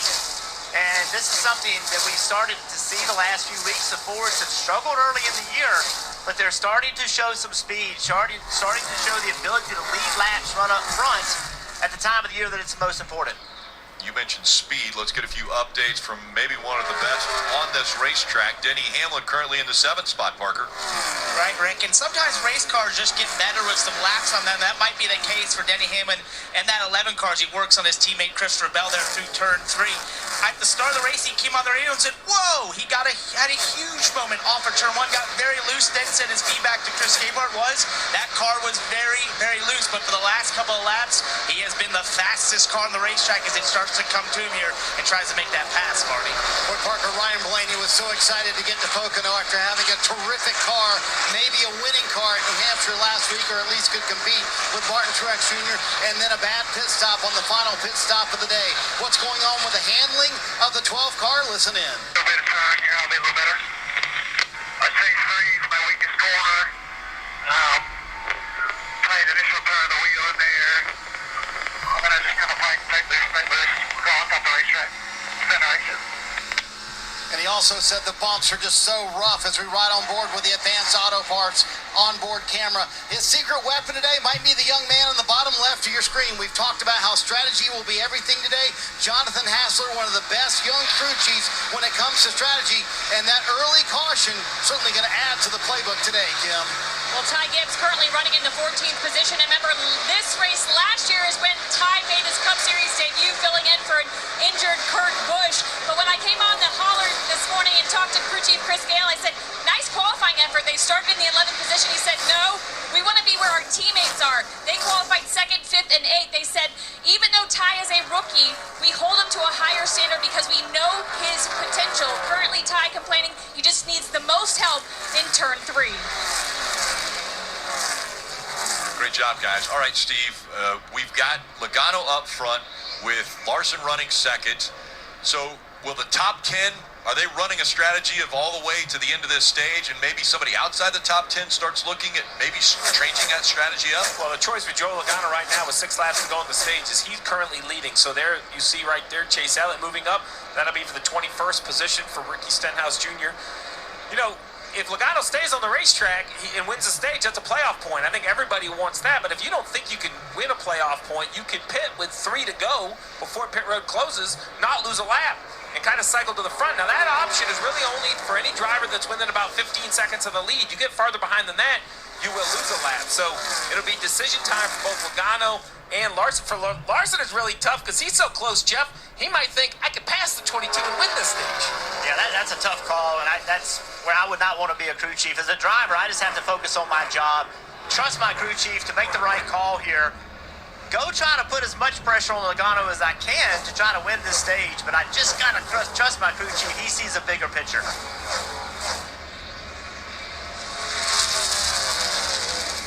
The gap, once again, has accordioned out to about a half of a second between 1 and 2. It's been as tight as about 0.2 of a second. What's going to make this even tougher for these drivers and crew chiefs is that the speed of these Goodyear tires really isn't dropping off. I mean, cars continue to run some of their fastest laps of the day. Between burning the fuel off and the car getting lighter, and if they find a little bit of clean air, or at least a gap to the car in front of them, that extra downforce, you see a lap time kind of pop up. This is a lot about strategy and a lot about driving ability in these 3 corners, but let's not overshadow the pit stops. You know, not only do you need the speed, which William Byron, Larson, Chastain kind of top that list for the season, but this is not a day to go 10/10ths on pit road. And what I mean by that is this is a 90% day as you see a car turn left to come to pit road. I believe the 8 of Kyle Busch was getting a little concerned about that 15-second gap to the leader, Kim. Yeah, so they took the opportunity to play a little strategy card here. Kyle just saying the car was loose. That's the same thing they were battling in practice yesterday. You see the right side tires go on. It's going to be a 4-tire stop for Kyle Busch under green.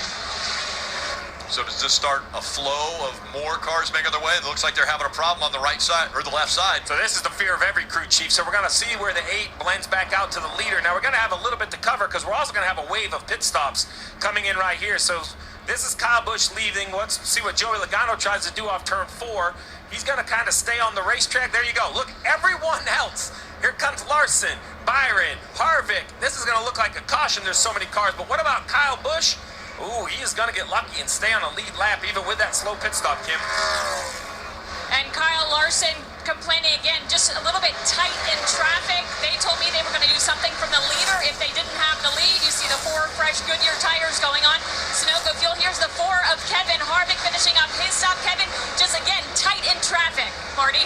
Boy, Kim, look at all those cars coming down pit road. William Byron, you saw, has the number 1 pit crew. He also has the number 1 stall today. Said the car just got way too tight when he was behind others. Ryan Blaney coming to pit road saying, too, the top car was getting tighter the longer he ran. And look at all the traffic coming off pit road. We'll see where they blend, but some staying out to get those stage points to be handed out here in 3 laps. Staying out because of stage points is staying out because of their gap to the leader.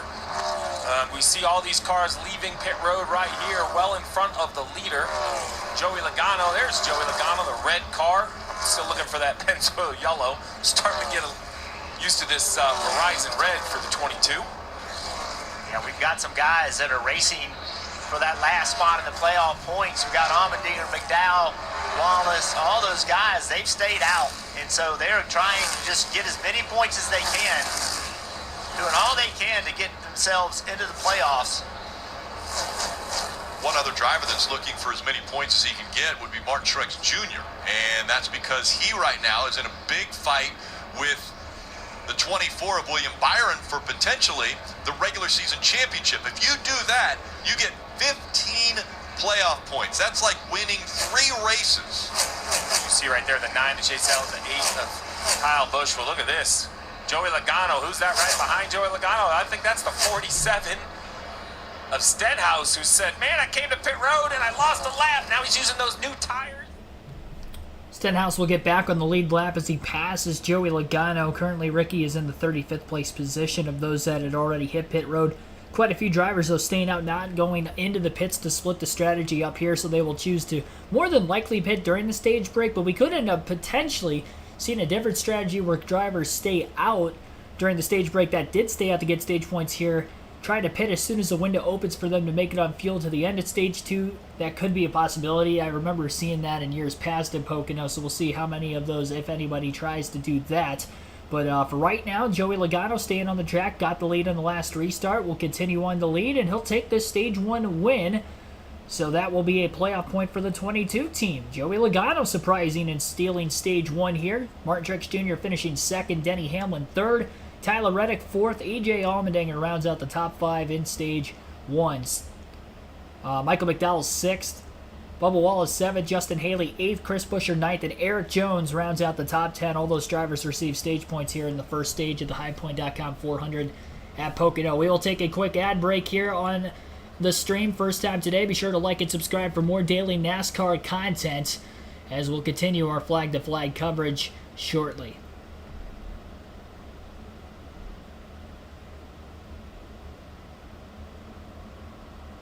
Razorback Kid, thanks for tuning in. Susan Greenland.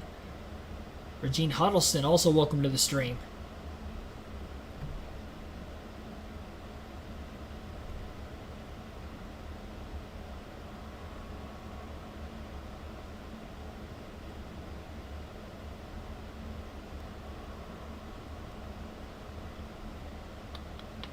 Ethan, welcome into the stream also.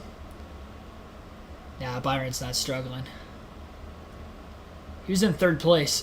If you call 3rd place struggling, that means you're having a good season. That's what that tells me. Yeah, we'll see how the cycling will be. I could see us having 3 pit stops. Obviously, one of the strategies, as we just saw, drivers pitting before the end of the stage to cycle back out towards the front. And then the other, second of the possible 3 strategies would be that the drivers that stayed out to get the stage points are going to pit now during the stage break. And again, there is a possibility that we could see drivers stay out of the pits, even not pitting during the stage break or before the stage, staying out the windows about 38 to 42 laps.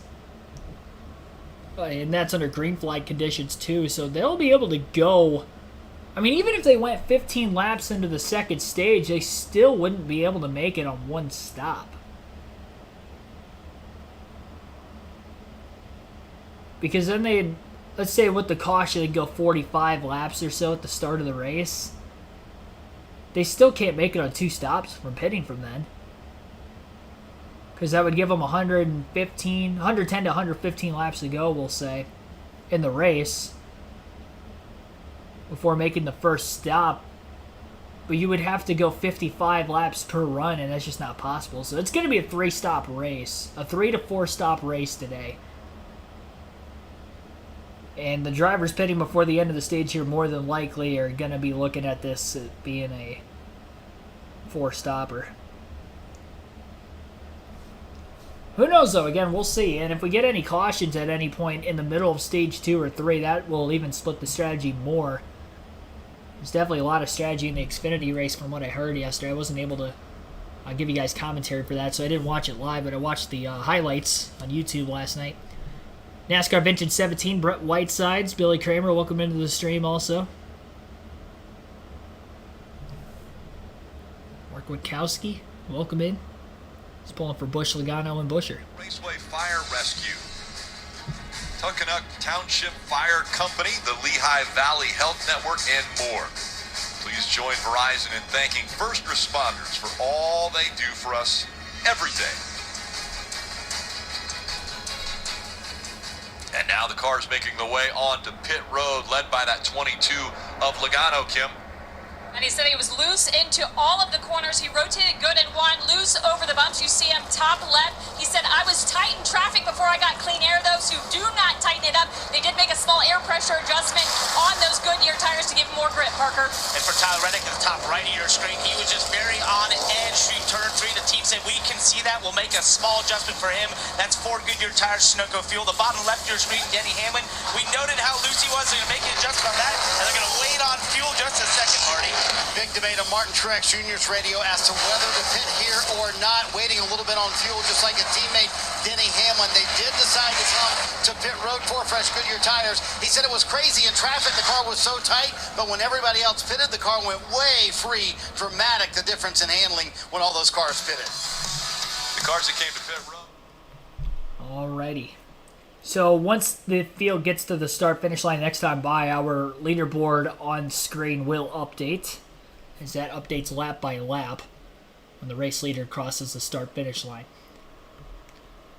And be sure to vote for who you think will win today's NASCAR Cup race at Pocono. 93 votes casted so far. You think still somebody other than Larson, Truex, or Byron will win today? 45% think so. That poll will end at the end of stage 2. So you still got about 60 laps before that ends. Long time yet here for Pocono.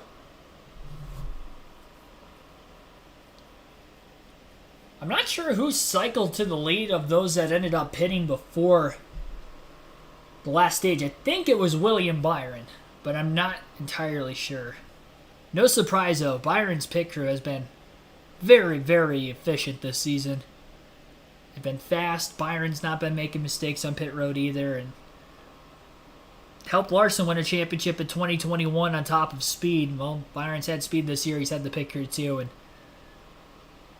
you'd have to think that that alone makes him obviously one of, in my opinion, the two favorites. Him and Truex is what it's coming down to, but considering Byron won at Phoenix earlier this season, I probably still rank Byron ahead of Truex for who I think will win the championship for that reason alone. Truex staying out to get those stage points, though. He ended up finishing second in the stage behind Logano. So he got 9 points. Byron didn't get any. Byron came in with a 17-point lead, so now that deficit's cut down to just 8 points to start stage 2. It's an 8-point difference between Byron and Truex.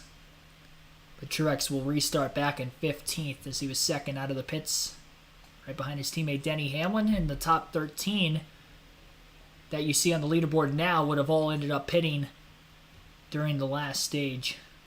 Logano lost 3 spots on pit road. Tried to get that time back, as well as everybody else that, of course, stayed out of the pits in front of him. So the running order will flip. A lot of the Fords chose to pit before the end of the stage. Harvick, Blaney, Custer, Cindric, and Keselowski all going to restart the top 9, 6 Fords.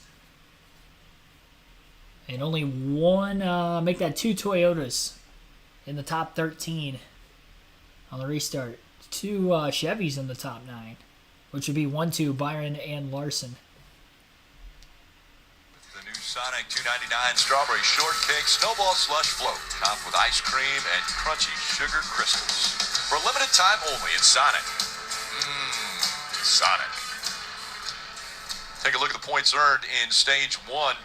Again, big for Martin Truex Jr., gaining the 9 points because he's in a tight battle right now with William Byron for the regular season championship. Again, Logano wins a playoff point because he won the stage. Then you look at Allmendinger, McDowell, Wallace, all right there at that cutoff line for the playoffs, and they're fighting for every point they can get. And the car that's also in that battle with them, Suarez, finishing 12th in that stage, does not get any points. So these are the little things that are happening throughout all of the races leading up to the playoffs that decide that bubble battle. These cars unlikely to get a win before we get to the playoffs. Possible, but unlikely. These stage points is what's going to matter. Every point matters. Okay, KP, I know you're down there on the Peacock pit box, but let's talk a little bit about starts, restarts. What can you do to maximize your position and maybe gain positions on these restarts? Well, listen, when they get 5 wide, you're not going forward anywhere. We've seen that on the starts. But if you look at the start of the race, we talked about it earlier in pre-race, Steve and I. The start of the race is the calmest time. You see this start. You see a couple of guys at the back peek out to the left a little bit or peek out to the right over the screen, but nobody really plans out. Let's go to the first restarts if we have. This is they're already halfway through the pack. They're 3 and 4 wide. We see some radical moves right here. And when we get down here, it's 3 and 4 wide again.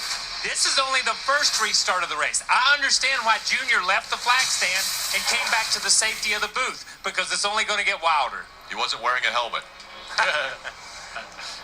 So you see Hendrick cars of the 5 and the 24 up front because they pitted before the stage ends. Why does that work? Well, now look, they came to the front of the pack. Harvick, Bell, Blaney, all at lap 27. So look way down here in 14th. What is this?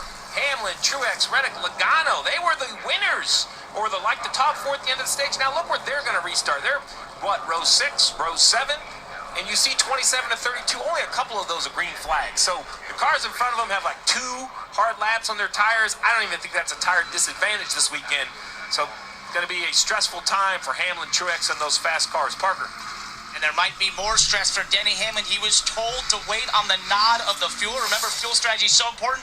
Take a look at this pit stop. He's going to go before the nod from the fueler saying it's full. Gabe Hart came on the radio and said, we might be close on this one. You need that fuel, Steve, to make these strategies work. I did notice Hamlin's pit stop was like a 9.4, and a lot of those around him were 10 and 11 seconds, so definitely did not get that tank full of gas. Byron and Larson lead the field to the green here on the front row as they are back under racing here to start stage 2. Larson on the inside, Byron on the outside. Couple cars fanning out. Already 4 and 5 wide. Contact, one car's around as the outside wall head on. It's Joey Logano. And there's another car spinning into the wall in turn 1 further back, and it's Daniel Suarez in the 99.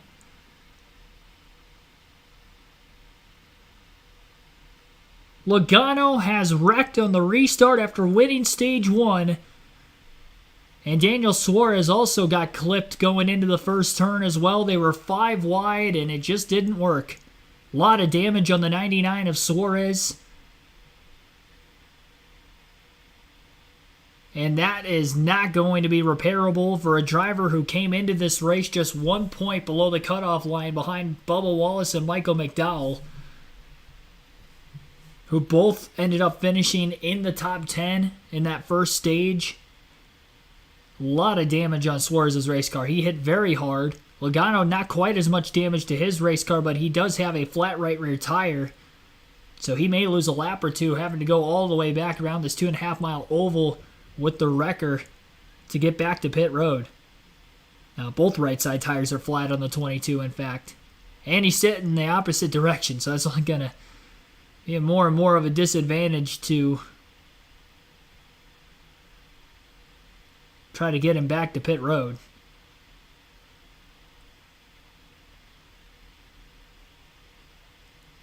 Showing a replay of what happened. Goes to the bottom. Oh, yeah, a little bit of contact from the car in front of him. He came down on him. Couldn't quite make out who that was. So there it is, the 45 of Reddick is on the outside of the 22, and the 22 is getting shoved around. Like, you know, he has some control, but when you're getting pushed that much, Jeff, you kind of are being steered by the car behind you, and you see it steer him into the left rear quarter panel of the 45 car Reddick. It turns him around. Drivers, I always want to know, like when you go down the interstate, you have these blind spots, but that's with side mirrors. These guys, how well defined is like lane 1, 2, and 3, Jeff? Not very well, but let's watch Suarez. Let's see what he is. The bottom car, oh, there's the contact right there. He just was underneath some other cars. They came down on him. Just nothing he could do. One of those is Bubba Wallace. We're going to ride on board with him. Look at this race, the left side of your screen. He hits the right rear quarter panel. He's drove down into the right rear quarter panel by another car.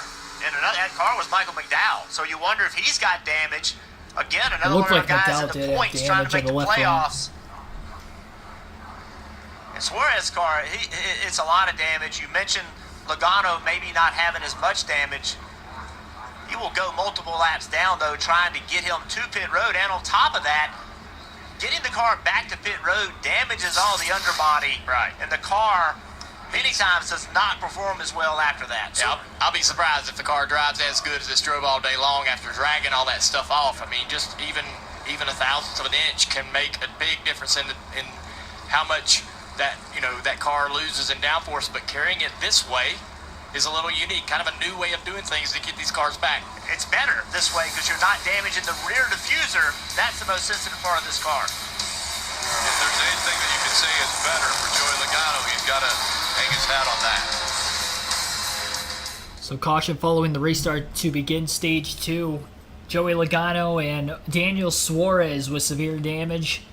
More than likely, Suarez's day will come to an end. Logano should be able to continue. Unfortunately, though, he will lose multiple laps under this caution flag period as they have to tow his car back to pit road due to flat spotting multiple tires on the race car. So after Joey Logano wins stage 1, he is involved in an incident early to begin stage 2. Crazy beginning here to the middle portion of the race. Sure to hit that like button. 93 likes on the stream so far. Our goal is 150, and we are just over 35 laps into this one. Still 123 to go. And William Byron out in front of the field. Kyle Larson in second. Kevin Harvick is third. Ryan Blaney fourth. Christopher Bell fifth. Brad Keselowski in sixth. Ty Gibbs seventh. Alex Bowman eighth. Austin Cindric ninth. And Kyle Busch rounds out the top 10 right now. So again, that is the top 10 for stage 2. For the ensuing restart, specifically. And a crash with Joey Logano.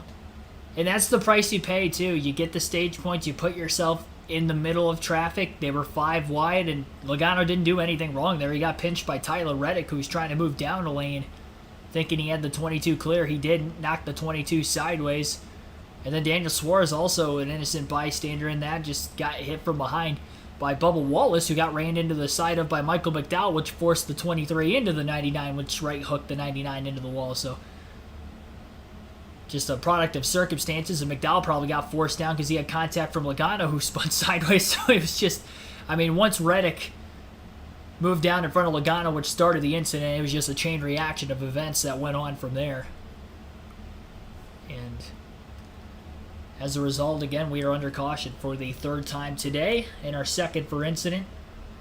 Logano has led the most laps in the race in the early going as well, 21 laps led. He's not going to be out of the race, but he is going to be... He scored 3 laps down already, which is going to be very difficult to come back from. On top of the fact that he does have damage after nosing the wall, but again, he should be able to continue once he get 4 new tires on that race car.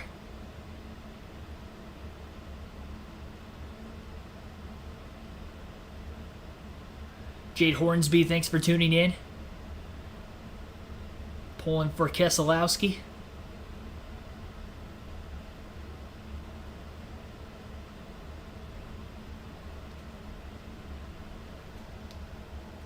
So doesn't practice in qualifying. You look at the 99 of Daniel Suarez. He qualified 17th. So why does that matter, right? Well, he came in 1 point below. He qualified 17th, about 0.4 of a second behind, say, Ty Gibbs in 11th. What that did is put him in a position where he was too far behind the leader to end that stage to come under green and get track position. Travis Mack had to stay out. He stayed out. He wasn't far enough up to get stage points. So now he's back in the middle of the mess, and he gets caught up in this accident. And now he has all this damage. It all starts. Everything matters, Jeff. You say it time and time again, right? Just a better qualifying lap for the 99 could have been the difference maker. Now the 22, I don't know what to say. I like the call of staying out and winning the stage. I think you take a playoff point whenever you can, Jeff. And now, I mean, it's just a tore-up race car. It's just bad.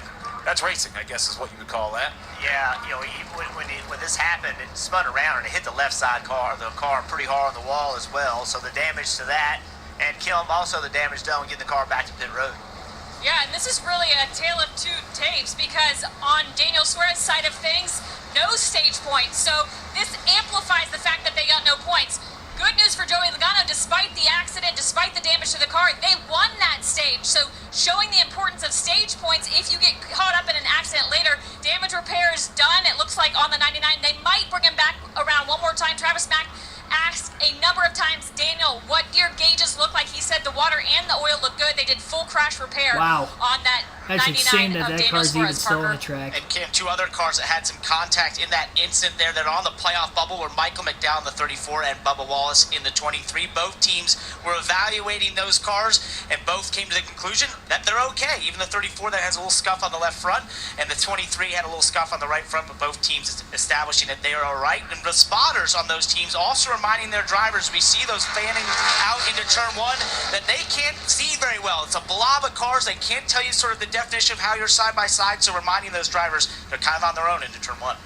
Steve, I want to make sure we remind the fans the damaged vehicle policy of the two cars that were in this incident that have come to pit road. They're on a clock.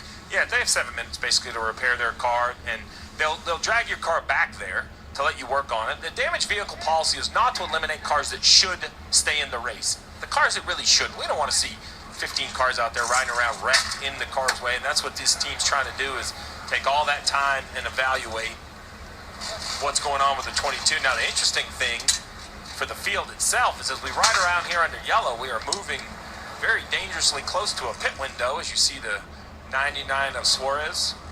So pit road was open at some point, and there were no takers. Now they're closed again.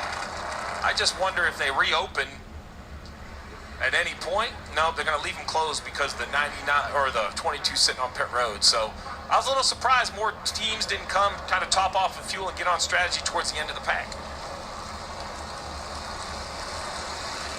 It's a long ways around this racetrack as we're seeing one car, a couple cars make their way onto pit road, but so much damage to the 99. Yeah, I'm surprised it's actually still functioning. That's what I thought. And he doesn't have any issues as far as water pressure and other things like that. This is That's also unique what I to thought. the next-gen car. We're seeing damage to the nose of these cars that we are usually not seeing. So I think this is a new experience for the team as well, to try to repair this car and get it back into the race. And I think also this team may be just looking at the 22 team. If we can go out and make a lap, then we run a lap more than the 22 and we finish in front of him. So it could be just simply a move for that. I don't know that they're ever going to have enough speed in that 99 to get it going, but pick up a spot on Joey Logano. Every point matters. Kim. And despite Daniel telling Travis on the radio, my gauges look good, Travis said, it is a mess down here. You are leaking fluids. Take it to the garage. So that gauge not showing Daniel what was actually being diagnosed on the car, because when he left that pit stall, again, just a mess in Daniel Suarez's pit. All right, so back to the damaged vehicle. You have time, but what you're not allowed to do is go behind the wall. Now listen, if you come out, you hit minimum speed, you could go back there and fix anything you want. You're not on the clock. But when you're on the clock, if you go to the garage, your day's done. So Daniel Suarez will be basically the last car in today's race, first car out. Well, you had mentioned make a lap. He did make a lap. Remember, he went around. He has to run at minimum speed. He has one more lap than Joey Logano because it was under caution. So he actually, if Joey Logano doesn't get a go, he's going to score in front of him. Yeah, that's the only reason he made that lap. Yeah. They knew they were done. They just made a lap trying to beat the 22. And so we see the DVP, that clock, and the drivers now coming out of turn 3 as we're getting ready to go back. All right, it's a green flag about to wave once again. Hopefully more organized this restart as Byron and Larson again will lead the field to the green and rumbling down towards turn 1. A lot of bump drafting going on those first couple rows.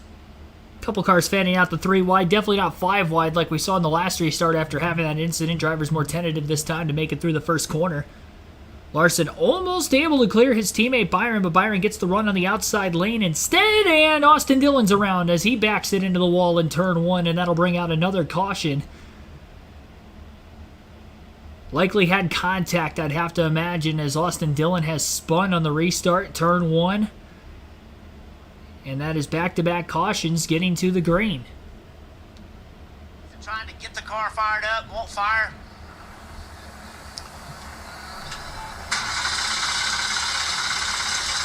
AMR safety crew to him. Cycle to ECU if you need to. Cycle to ECU.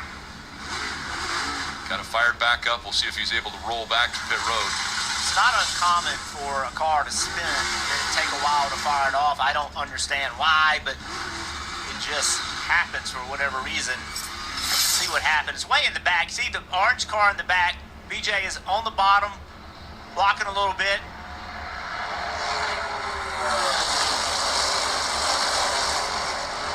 Here he comes up the racetrack into the left rear quarter panel of Austin Dillon.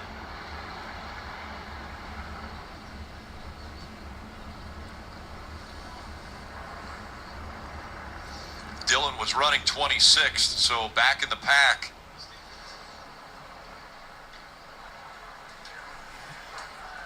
That means another restart.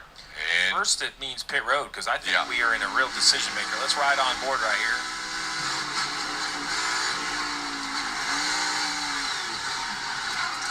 Oh, man, that's frustrating. Didn't really do anything wrong. Great job by him, though, standing in the throttle and then lifting off the throttle at the right time to make sure it didn't get turned left and go down to the inside. So as the field comes around, Rick, lap 43 of 160. So 118 laps to go in the race. We think you can go 40 laps on fuel. You know, this might put them in a situation where they feel good about their fuel window. This is the struggle of this race, right? It's an easier decision for the cars in the back, right? I mean, if you're, say, 20th or farther back, you're always swinging for the fences, trying a new strategy. But, man, if you're Byron and Larson, you're seeing all this chaos, you're like, well, I don't want to go back there. It's so nice up here at the front. We saw Joe Logano coming off pit road to rejoin the field, and you can tell that car just not quite right. There's some damage to the left side from hitting the wall. I think he's got a toe link bent or broken on that left rear that they'll have to either repair. Maybe he's just out here just like Suarez was to make laps. Caution's out, go out there, ride around till this caution's over with, and we're coming to pit road, and we're probably going to exceed the damage clock trying to make that repair to the left rear suspension, but they gained that position on Suarez. yeah, he's just a couple seconds away from that clock expiring. So I think what you just explained is what they're trying to do is potentially get in front of Suarez for that finishing position. So we knew restarts were going to be tricky. Well, it's happening all over this field. Austin Dillon, the latest victim. Back-to-back cautions on restarts in turn 1 on the first lap following the green flag. This time Austin Dillon getting turned off the front bumper of BJ McLeod, who got a bit tight getting down on that inside lane. So he backs it into the wall. Second straight yellow, or fourth of the race here in these first 43 laps, and our third for incident thus far. William Byron still out in the lead. Kyle Larson is second. Kevin Harvick third. Ryan Blaney got to fourth on that last restart, and Christopher Bell is now in fifth. So that is your top 5 under the caution flag. Again, lap 43 of 160 to this point. Be sure again to like and subscribe for more daily NASCAR content. Just over 170 people watching the stream right now. We'll stay right here, and you guys will get to hopefully listen to more green flag racing commentary as the stream continues. We have live commentary streams every NASCAR Truck, Xfinity, and Cup Series race weekend. So next weekend, the NASCAR Truck and Cup Series will be at Richmond, short track race. And then the Xfinity Series will be on a road course in Wisconsin, Road America, next weekend for the Xfinity Series. So Road America not on the Cup schedule this year, but it is back on the Xfinity Series schedule. Our start times for next weekend as follows. once I get the schedule on the screen. So next weekend, live commentary for the Cup Series race at Richmond. Our pre-race will begin at 2:30 p.m. Eastern Standard Time. So again, 2:30 next Sunday for the Cookout 400 at Richmond, right here on KRC. That race will be on the USA Network as well for TV. And for the Xfinity Series at Road America, they'll be racing Saturday afternoon. And our live commentary for that will begin at 3 p.m. Eastern Standard Time. Again, they'll be at Road America, and that race will be on your local NBC affiliate. So big NBC for the Xfinity race, with the Cup race on USA Network next week. And again, Xfinity at Road America, Cup Series at Richmond. And then the Truck Series race will also be at Richmond, and that will be under the lights on Saturday, which I believe 7:30. Yep, so 7:30 Eastern Time on Saturday for the Truck Series race.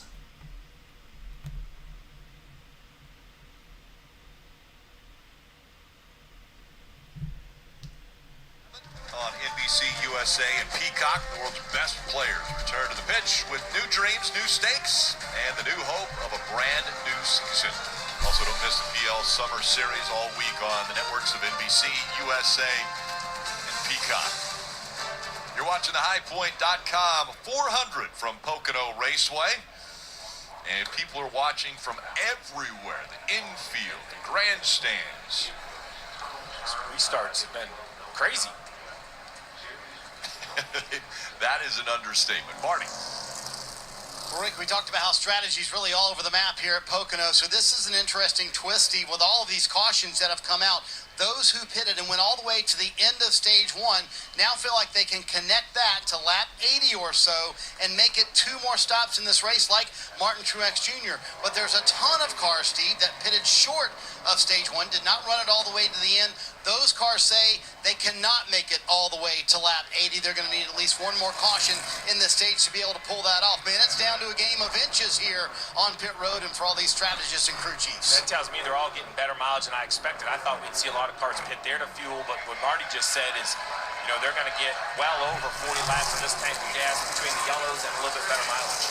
We'll try again. Alrighty, so here we go for a third time, trying to get at least 1 green flag lap in. Green flag back in the air. Byron Larson for the 3rd straight restart on the front row, with Byron on the outside and Larson on the bottom. 3 wide goes Chase Elliott to the inside as he almost gets ran into from Brad Keselowski trying to make a late block. Elliott is going to be able to clear the 6 getting into the first turn. And Larson's around. He slides into the outside wall, and we're under caution again. Kyle Larson has spun this time. And he is going to lose a lot of track position. He was on the inside of the front row on the restart, our 3rd consecutive caution in turn 1 on the opening lap. Getting up to speed. Likely had contact, you'd have to imagine. I'm not sure if it was from somebody behind him. I'd imagine it wasn't from Byron, who was on the outside of Larson. And they're showing the replay right now. And it looked like Christopher Bell. I don't know if that is Bell or not. Yeah, it was Bell. So Bell was pushing Larson through the restart zone and all the way down into turn 1. He just kept pushing him. Bell just never let go of Kyle Larson getting into that first turn and basically just turned Larson into the wall. Larson backs it in. Yeah, he was bum drafting him all the way down the straightaway, just never let go of him, and Larson slides. Crazy set of circumstances here as we can't even get a lap in under green without somebody spinning in turn 1 on the restart. Too aggressive with the push from Christopher Bell. Spins Larson around. Larson barely missed the 4 car of Kevin Harvick, who was on his outside mid-spin. Harvick very fortunate he was able to get ahead of Larson before Larson went up towards the wall. A great job by also Ryan Blaney backing it down, missing the 5 spinning up in front of him, in between him and Harvick. Not a lot of damage on the 5 car. He'll be able to continue similar to Austin Dillon, but he's going to have to go all the way to the tail end of the field. Still checking for more damage on the back of that race car just to make sure that everything's okay, and they're going to send him away now. Of course, making sure they top off on fuel while they're there.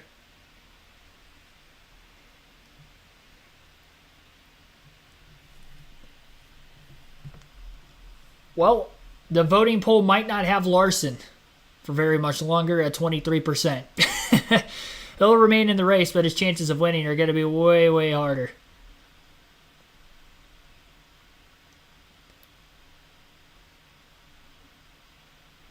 Didn't mean to push him too hard. Is that what Bell said on the radio? I mean, he was pushing him all the way into the corner. I don't know what you expect. Like, he was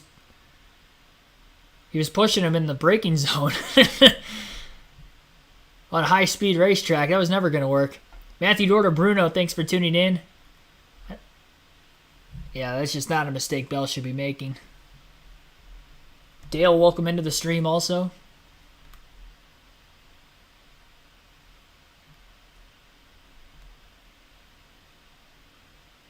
Now, I usually keep this poll up all the way to the end of stage 2. Kevin Harvick's in. There's some other drivers on pit road. Just there. Right side tires going on. It's going to be 4 tires, Sunoco fuel. Kevin Harvick will typically always take 4. Harry T, thanks for tuning in. He is on offense versus Bobby defense. Lemieux, welcome to the stream. All right, and back here at the Care Center, Daniel Suarez has been released. Daniel, what happened? I don't know. I got turned around on the right rear in a very fast straightaway. So just lucky that actually we didn't get wrecked big time. Unfortunately, we can't continue anymore. Well, at the end of the day, it's our fault. We shouldn't be back there with those guys, with the squirrels. We missed the balance of the car in the first stage, and we lost a bunch of track position, and we sort of kind of got it back a little bit. I felt like, once we got the balance, we were going to be able to drag to the front, but I didn't get an opportunity and got wrecked before that. But again, a racing incident, but we shouldn't be back there racing with those guys anyway. What does this mean for the next 5 weeks in this team?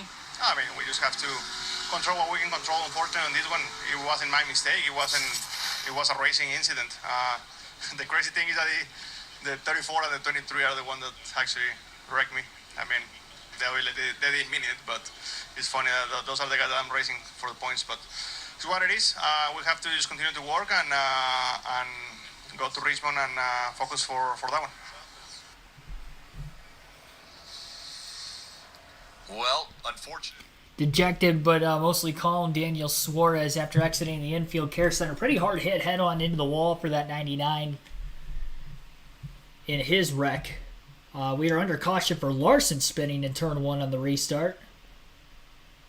Very slow get up to speed here in stage 2, or lack thereof speed. Our average race speed at this point, 105.95 miles per hour. That's because we've had 5 cautions in the first 45 laps of the race already. Our longest green flag run would have been between the first and second caution. First yellow was for J.J. Yaley spinning back on lap 4. We went green with 20 to go in the stage. So we had a 20-lap green flag run to the end of stage 1, and then ever since the start of the second stage, we had the stage 1 break. Then we had a caution first lap after the restart with Logano, Suarez. Austin Dillon spinning off the front bumper of B.J. McLeod. The next restart on the first lap, and then this restart on the first lap, it was Larson spinning off the front bumper of Christopher Bell. And hopefully we get back to racing here shortly, and we could actually get some green flag racing in. For the meantime, we'll take a quick ad break. Got 192 people watching, 105 likes. Be sure to like and subscribe for more daily NASCAR content and for more live commentary streams every NASCAR race weekend.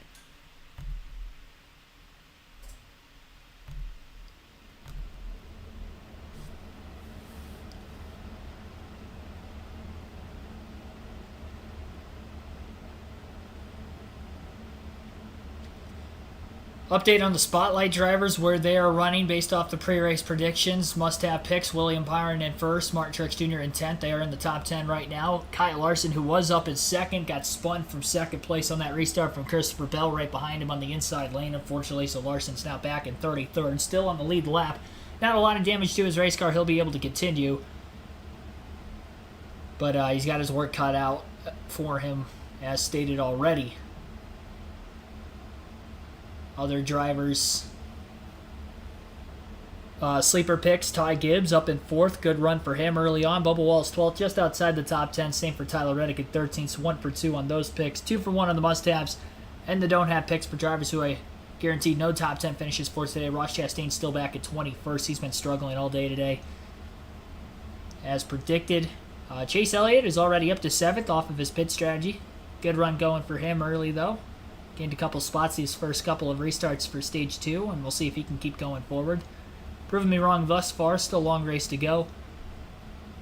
And then the other don't-have pick would have been Ryan Blaney, who is also showing some speed today, up in 3rd place in the early going. So only 1 for 2 in the don't-have picks for the weekend. The predictions coming into the year, this is what they looked like. Predicted 6 winners correct in the Cup Series, 5 Xfinity, 3 in trucks. For the in-depth predictions, though, for the Cup Series, I have a winning record for the don't-have picks, which I'm 23-16. I'm 38-23 on the must-have picks that I guarantee top 10 finishes for. And the sleeper picks, I'm 500, 23-23. So pretty good with the predictions so far this season. And looking to hopefully keep it going in the right direction today. Gable Stevenson to WWE confirmed. I thought he was already signed with WWE a while back. I thought when he was just coming out of college he got signed. He's in developmental right now. Interested. A lot of really good collegiate wrestlers that have been great athletes and have transitioned very well over the years in WWE, so it'll be interesting to see what he can do. Of course, some of the greats, Kurt Angle, Brock Lesnar, Shelton Benjamin had a long run. Good matches over the years. So curious what he can do. Chad Gable's a pretty good wrestler right now, too. Some of you guys probably don't even... A lot of you guys probably don't watch WWE that are in the stream right now. Like, yeah, I have no clue who you're talking about. That's okay. We'll get back to races here shortly, and then we'll talk about that more. Brainer Martinez, thanks for tuning in. Kevin Harvick, 27. Yeah, Harvick just pitted. A lot of the... Actually, all of the SHR cars pretty much just hit pit road. Briscoe was in. Some of the other Fords that just came in. Todd Gilliland. Harrison Burton. So, split strategy, those drivers pitting right now. But mostly under the Ford camp. Alright. 4th time's the charm, hopefully. This time it's Byron and Bell on the front row with Larson having that spin. He'll be at the tail end of the field in the restart. Green flag back in the air. Good launch for Bell. And that was even before getting the push from Keselowski, who's behind him this time. Byron has Ryan Blaney behind him once again. 3 wide. It goes Chase Elliott into the first turn again. He picked up a couple spots the last couple restarts doing that. And he's going to pick up another one on Brad Keselowski. Also got by Austin Cindric. Although Brad K going to pull right back into that outside lane just above Elliott. Elliott couldn't quite clear the 6 car. Bowman's going to let Elliott in as though he moves up. Bowman moves down to try to undercut the 9 car into the tunnel turn. As they battle for the 6th place position on track. Both not in a must-win situation quite yet, but on the outside of the playoffs looking in. Need solid points today, so both in the top 10 here early. Elliott's still battling on the inside. And had to give the spot up in the middle of the corner, it looked like. And no, actually, Elliott was able to clear. And then Martin Truex Jr. on the outside also got by Bowman. I think Bowman ended up having to lift or something.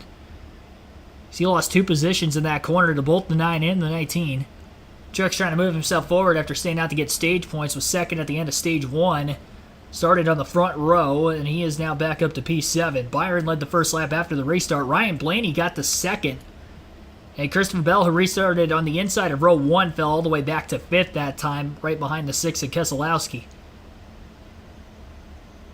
Denny Hamlin pulling out of line, making a pass on Bowman into turn 2, so the 48 moving back another spot. Austin Cindric side by side for position right now as well in the back half of the top 10. Battling Tyler Reddick in the 45 car. Made the pass on him. And now Bubba Wallace, failed to make the pass on him and lost a couple of spots because Wallace got by the 2, and it looks like the 8 of Kyle Busch potentially going to get around. Cindric is stuck in the bottom lane, and all the cars drafting by him on the outside right now. about 2 or 3 cars on the inside lane on that front stretch, pulling out of line, trying to break side draft. They're not close enough to each other nose to tail to be able to try to keep any momentum up themselves, and that's why they're getting freight trained. Drafting so huge at this racetrack, 3 very long straightaways and 3 very unique, sharply angled corners. To top it all off, very easy to get momentum lost, and it could take a while to get it back. You lose your spot in line, and it could take a lap or 2 before you can pop back in line. In the process of that, you end up losing about 4, 5, 6 positions. Sometimes even more than that. Half a second lead for the 24 over the 12 right now at the front of the field. Ty Gibbs in an increment of 1.1 seconds off the lead in third. Brad Keselowski fourth, 2.1 seconds back, and Christopher Bell's 2.3 seconds back in fifth. Chase Elliott, 6th place, 2.9 seconds off the lead. Mark Truex Jr., as mentioned, up to 7th, 3 seconds off the lead. Denny Hamlin, 3.4 seconds back in 8th. Tyler Reddick, 3.9 seconds back in 9th. And Alex Bowman still back there in 10th, 4.6 seconds off the lead, although Bowman has lost 3 or 4 positions over the last few laps. Once Elliott got around him after going 3 wide on that restart, it was Bowman who was getting freight trained there momentarily. One car pulling out of line, trying to make a pass on Kyle Busch. That would be the 17 of Chris Buescher. Couldn't make the pass. Falls back in line without losing too many more positions. The more laps you go after the restart, the more spaced apart the cars get, so it's not as big of a risk of trying to pull out a line to make a pass. But those first lap and a half to 2 laps, it's very easy to pull out a line and not make a pass and end up losing a lot of time as a result. 3 wide on the front stretch right now.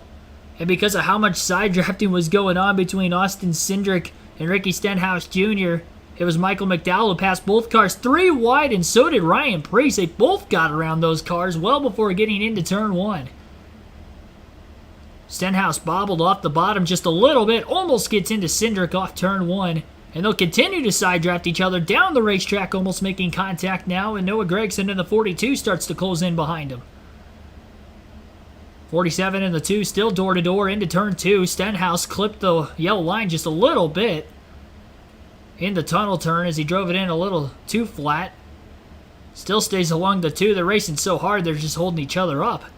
They've lost a couple spots. Those 2 cars in front of them already pulling away. Stenhouse moves off the bottom again, makes contact with Cindric. Looked like he had him cleared off turn 3. Stenhouse going all the way down the track to break the side draft. Cindric's going to get bump drafted from behind by Gragson. 3 wide goes Almirola to the inside of Stenhouse now. Clears the 47. Not quite clear of the 42 yet. Now he'll slide up with a little slide job maneuver. That checks Gragson and Stenhouse up. Dillon on the inside pulls up alongside Stenhouse. Guys are racing like they're battling for the win in the closing laps, and they're battling for about 20th place on lap 55. Joey Logano will have to go to the garage as he has failed to meet minimum speed following his crash and trying to fix an issue with that car. His car was very skewed when he left pit road, so had to imagine he wasn't going to meet minimum speed. They just stayed out on the track trying to get past anybody else who might have wrecked on those recent restarts, but the only one that was actually taken out of the race before him was Suarez, who was taken out in the same incident. So Logano will end up with a 35th place finish in today's race. Suarez will finish last in 36th, 34 cars still on the racetrack and all in the lead lap. I think J.J. Yeley was 2 or 3 laps down. All those cautions coming out, he kept getting the free pass, and now he's back on the lead lap again. For being the first incident of the day. Showing that racing going on between Stenhouse and Cindric, making contact a couple different times, it appeared. Definitely a crazy battle to say the least. Michael McDowell going to get by Kyle Busch. McDowell moving forward even with a slight bit of damage to his race car. Back to 16th here. Rather, Busch is actually falling backwards more than McDowell moving forward. Way up the track. Oh! Almost contact with the wall. Uncharacteristic. Mistakes that we've seen out of Kyle Busch. We saw it a week ago at New Hampshire. Practice qualifying, and then in the race he had issues. Now here at Pocono, missing the line. He's just pushing really hard. He always drives hard. Aggressive driver. We all know that. Just overstepping his bounds a little bit the last couple weeks. Maybe sending a signal to his team. Hey, man, I got to be able to have better cars. I need to be able to drive the cars this hard, Kel. And when I talked with crew chief Randall Burnett this morning, I said, what's your focus over these next 6 races? He said, we need to do more work to get playoff ready. And for us, that means we have too many peaks and valleys throughout the course of the race. We need to be more level, specifically through the green flag to the checkered flag. So this is another incident where they're having to deal with a valley, and they're looking to just have a consistent race, Marty. Well, Kim, hand signals aside, Austin Cindric fighting for everything he can on the racetrack right now, sitting in 18th. So, Jeff, I want to ask you a question. We mentioned earlier for the next couple of weeks, they're going to try Joey Logano's setup here on the 2-car. But how difficult is that, especially in this day and age with 20-minute practice sessions and no real time to feel out what that feels like behind the wheel for Austin Cindric to just throw on Joey Logano's setup and go race it? Yeah, Marty, it's a great question. You have to wonder, we're in the second year of this car. I'm sure there's been times that they've had Logano set up in that car, and he liked it or he didn't like it. It's probably just more of a commitment to saying, hey, this is how we're going to unload. We're not going to change a lot of stuff. We're not going to completely change the car for practice and qualifying. We've got to learn how to make this work, and to do it, we just got to commit to it. Blaney and Gibbs will continue to fight for the second spot, but right now it's all William Byron out in front here at Pocono. 36 laps to go in Stage 2. We'll take a full field running order rundown. William Byron in the race lead by 0.7 of a second over Ryan Blaney. Ty Gibbs in third. Brad Keselowski is fourth. Christopher Bell in fifth place. Chase Elliott in sixth. Martin Truex Jr. 7th. Denny Hamlin 8th. Tyler Reddick 9th. And Alex Bowman is 10th. Bubba Wallace in 11th. Chris Buescher 12th. AJ Allmendinger in 13th. Justin Haley 14th. And Michael McDowell is 15th. 16th place is Kyle Busch. Ryan Preece 17th. Austin Cindric 18th. Eric Almirola 19th. Noah Gragson in 20th. 21st, Ricky Stenhouse Jr., Austin Dillon 22nd, Eric Jones 23rd, Kyle Larson 24th, Kevin Harvick 25th, Ross Chastain 26th, Corey LaJoie 27th, Ty Dillon 28th, Harrison Burton 29th, Chase Briscoe is 30th. 31st, Todd Gillen, J.J. Yaley 32nd, Cole Custer 33rd. 34th place is B.J. McLeod. And then Joey Logano, Daniel Suarez out of the race, 35th and 36th. William Byron has led the most laps of the race from the pole, 38 laps led. Logano won Stage 1, but again is out. We've had 3 different drivers lead, 4 lead changes, and we are on lap 60 of 160, 100 laps to go at this point in the race. Once again, be sure to like and subscribe for more daily NASCAR content if you haven't already. We've got about 200 people watching. We'll stay right here with our live commentary coverage for the time being. David Beebe, thanks for tuning in. Philip Moore, welcome to the stream here recently as well. Silent House Scribe, welcome. What has happened to Ross Chastain? Some drivers must have gotten to him. No, that's not the case. They were just off on speed this week. Trackhouse as a whole was. Suarez wasn't much faster. Let's see who else is in the chat right now. Give some more shout-outs. I think that might be it of everybody that was already here before. But yeah, thanks for everybody tuning in. Definitely hit that like button. We are running that like counter up in a hurry today. Our goal is 150 likes. We're at 109 right now. We're not even halfway through the race yet. So we are on the goal of 150, but we could get to 200 here by the end. We have over 200 people watching, so definitely be sure to hit that like button if you haven't done so yet. So we saw some of the Fords. And then obviously with Larson spinning, he would have topped off on fuel too. So Larson and Austin Dillon, I guess, would be the 2 leaders of those that had already pitted for fuel that could more than likely make it to the end of this stage. Everybody else, though, that has stayed out of the pits during those first few cautions, top 22, 23 cars, they're all going to have to pit at some point before the end of Stage 2. So there is a chance that Larson Harvick could actually get some stage points out of this. The problem is after that, they're not going to be able to stay out much longer. They're probably going to have to pit during the stage break. They sacrifice that track position again, but we'll just have to wait and see. Watch all of the action. Ty Gibbs right along right now with Ryan Blaney in that Advanced Auto Parts on board. Blaney is just in front of Ty Gibbs, who started this race in the 11th spot, now running in third, Kim. And a great run for this rookie driver. And when I was talking this morning with crew chief Chris Gale, I said this is a challenging racetrack regardless of whether you're a rookie or a veteran.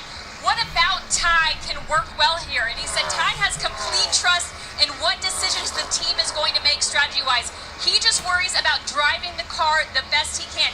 He doesn't try to suggest what to do in terms of strategy or put in things trying to meddle with what they're doing. He focuses only on driving the race car, and that is what's going to benefit them today. And Marty, that's what we're seeing right now. Ty Gibbs in third position. Well, Kim, how good have things been for RFK so far this year? Well, Brad Keselowski's 5th at New Hampshire last week was his 4th of 2023. He had won the entire year last year, and he'll tell you Pocono is one of his favorite and one of his better racetracks as well. The problem for Brad K and everyone who short-pitted stage 1, Matt McCall tells me they're still short to be able to make it to that magic number, lap 80. That's what you have to get to make it in 2 more stops. They'll try it maybe from 79, Parker, but they'll be at a deficit to the other cars. Right, Marty. Our Ashley Furniture on the move. Driver has to be the number 9 of Chase Elliott, starting this race far in the back after a spin in qualifying back at 35th, all the way up to 6th place here and fighting with Truex Jr. for that 6th position. He's been fairly quiet on the radio, only came on at one point after one of those restarts, apologizing to his teammate Alex Bowman as they sort of had a little connection there into turn 1. He apologized for that. Otherwise, been very happy with that number 9 car. They're up many spots, but in that similar strategy position you mentioned, as they short pitted, that's what got them up here, but they're not going to be able to connect at the end of the stage like they wanted. Great update, and during the update, as we see the 11 of Denny Hamlin turn left to try to go under the 9. 11 looks pretty sporty, trying to recover. You see at the bottom of your screen the 8 of Kyle Busch. He's a lap down now. He's 3rd in line. Right in front of him is Ryan Blaney in the 12, and that's because of a pit stop, but nothing smooth about this pit stop. 17 seconds on pit road for the 8 car. And as a crew chief, when you call the strategy, do all this math, you don't have an extra 5 seconds built in to have a slow stop, Parker. You see AJ Allmendinger here on pit road. He's been fairly happy with that race car right now as they go through the strategy motions. There will be 4 tires and filling it full of fuel as they go through what they believe is their strategy. A little slow there on the left side to get the jack up for AJ Allmendinger. Very happy with that race car and got some stage points in stage 1. What you're seeing here is you're seeing all these drivers, so there's a lot of things going on, but the crew chiefs kind of have one guy. You know, in football, when the coach goes up and down the sidelines, there's a guy behind him kind of making sure he stays off the field. Well, if I'm a crew chief, I have that one engineer that his job is to make sure I don't get more than 15 seconds behind the leader. And because you get so distracted, he's hitting you on the shoulder, letting you know you need to come now if you want to pit under green. And that's the cycle we're starting to see. You know, this 47 right here of Ricky Stenhouse, he's trying to unlap himself. He had come to pit road, and now he's a lap down. So this is the struggle with it. Kyle Busch also being scored a lap down, only 2 cars that aren't out of the race. And Kyle's closed the gap. Kyle's closed the gap to the 12 car in second, right behind this battle. So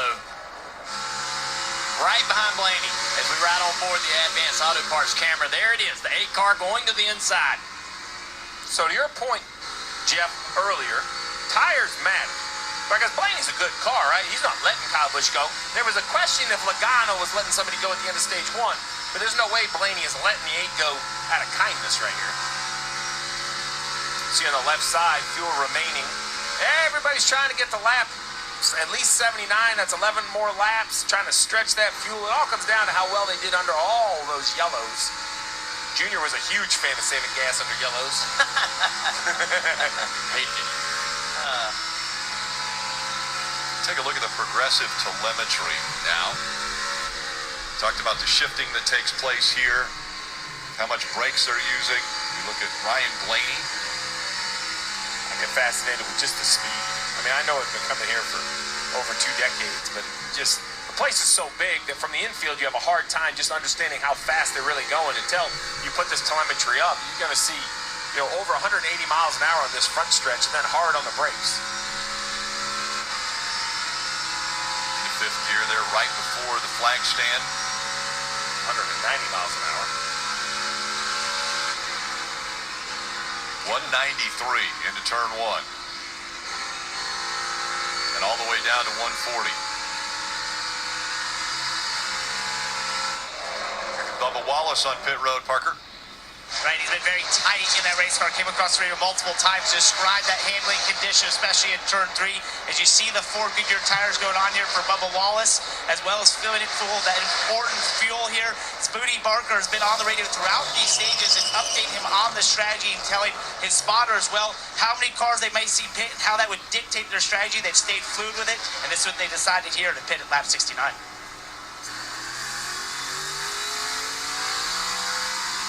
Back up through the gears, and another driver that is currently an out from the incident early on in this race. Joey Logano, Kim has caught up with him. Yeah, part of that restart incident that Daniel Suarez was also a part of. What happened, and then does NASCAR need to rethink its towing situation?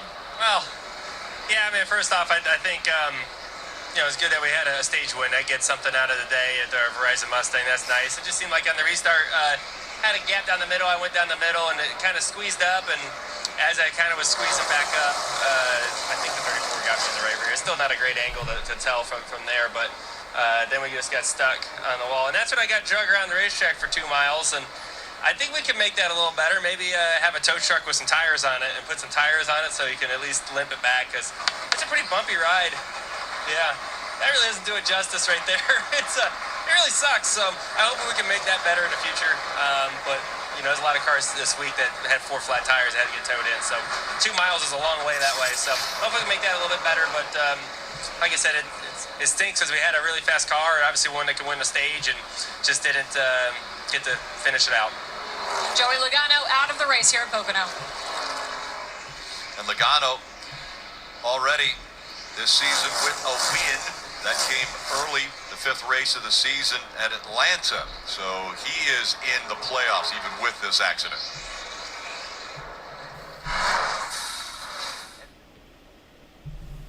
Taking a NASCAR nonstop commercial break side by side for those of you watching on the USA Network. We had a few drivers hit pit road, but not everybody was on their way in as of this point in the stage.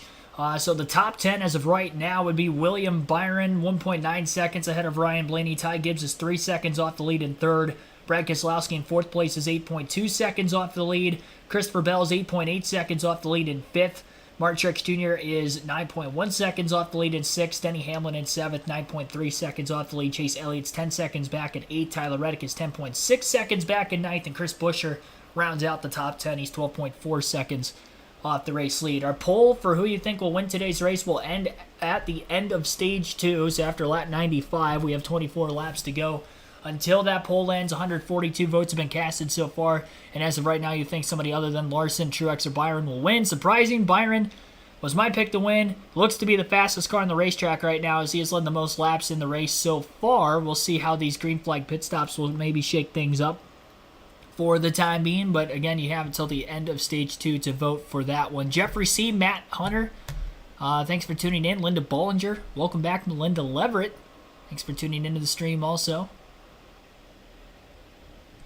Yep, Denny Hamlin is on his way into the pits. I just saw Kyle Busch unlap himself as well. So Kyle Busch just unlapping himself. Denny Hamlin is in and on to pit road. Yeah, I believe is the first of those that were in the top 10 that are pitting. So may see some other drivers at the front of the field on their way into the pits here very shortly.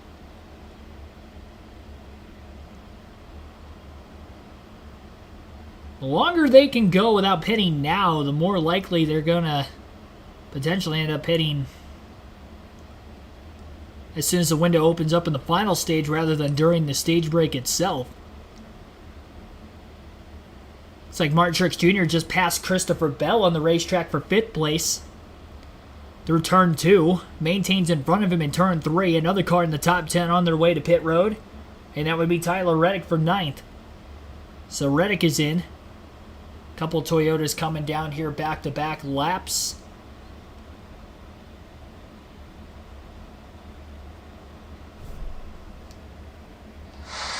Welcome back to Pocono. You see Tyler Reddick here on pit road. His strategy starts to unfold here in stage 2 here in this race. 4 Goodyear tires and that all-important fuel, and they are not waiting on it. Also, was on pit road under break. There was the 11 at Denningham, when we told you earlier how he had not waited on that fuel in an earlier stop. They needed all the fuel to connect to the end of this stage like they wanted. He had to come down pit road almost 6 laps earlier than that team wanted to, which is going to put them in a real bind strategy-wise, Marty. Boy Parker. Short pitted stage 1 is getting to the razor's edge, including for the leader, William Byron. Listen to the radio. Yeah, burn into the switch here. We'll pit after we hit the switch. Just don't waste any fuel. We'll need all we can get to the end. And again, they're trying to get as close as they can to lap 80 and then connect that to 120 to make it in 2 more stops. So Rudy Fugle, Steve, told William Byron, run to the switch. What does that mean? All right, so a couple things. The switch, the way that these fuel cells work, there's multiple pickups. The first one, the one you run majority of the time, is either spaced off the floor of the cell a little bit or in a position where it doesn't pick up all the fuel. So you feel the car stumble, you turn the second switch on, kind of like reserve on the motorcycle, Rick, when we were kids. At a place like Pocono, it's probably only 1 lap. Now, what are they all trying to do? Why is lap 80? Listen, it's just a road trip. We're on a road trip up the East Coast. You're trying to get to lap 160. That's the end of the race. If you can run 40 for simple math, that means you need to come at 120, which means you need to come at 80. It's a little more complicated because you got some cautions and a stage in, but that's the simple way to look at it. All of these teams are going to try to stop just 2 more times, really close for some of them, and then 1 more time in the final stage, Kim. Yeah, but Ty Gibbs following that same suit. They told him as soon as you kind of feel that, hit the switch and bring it into us. Ty reporting that car very solid, just a little bit too free.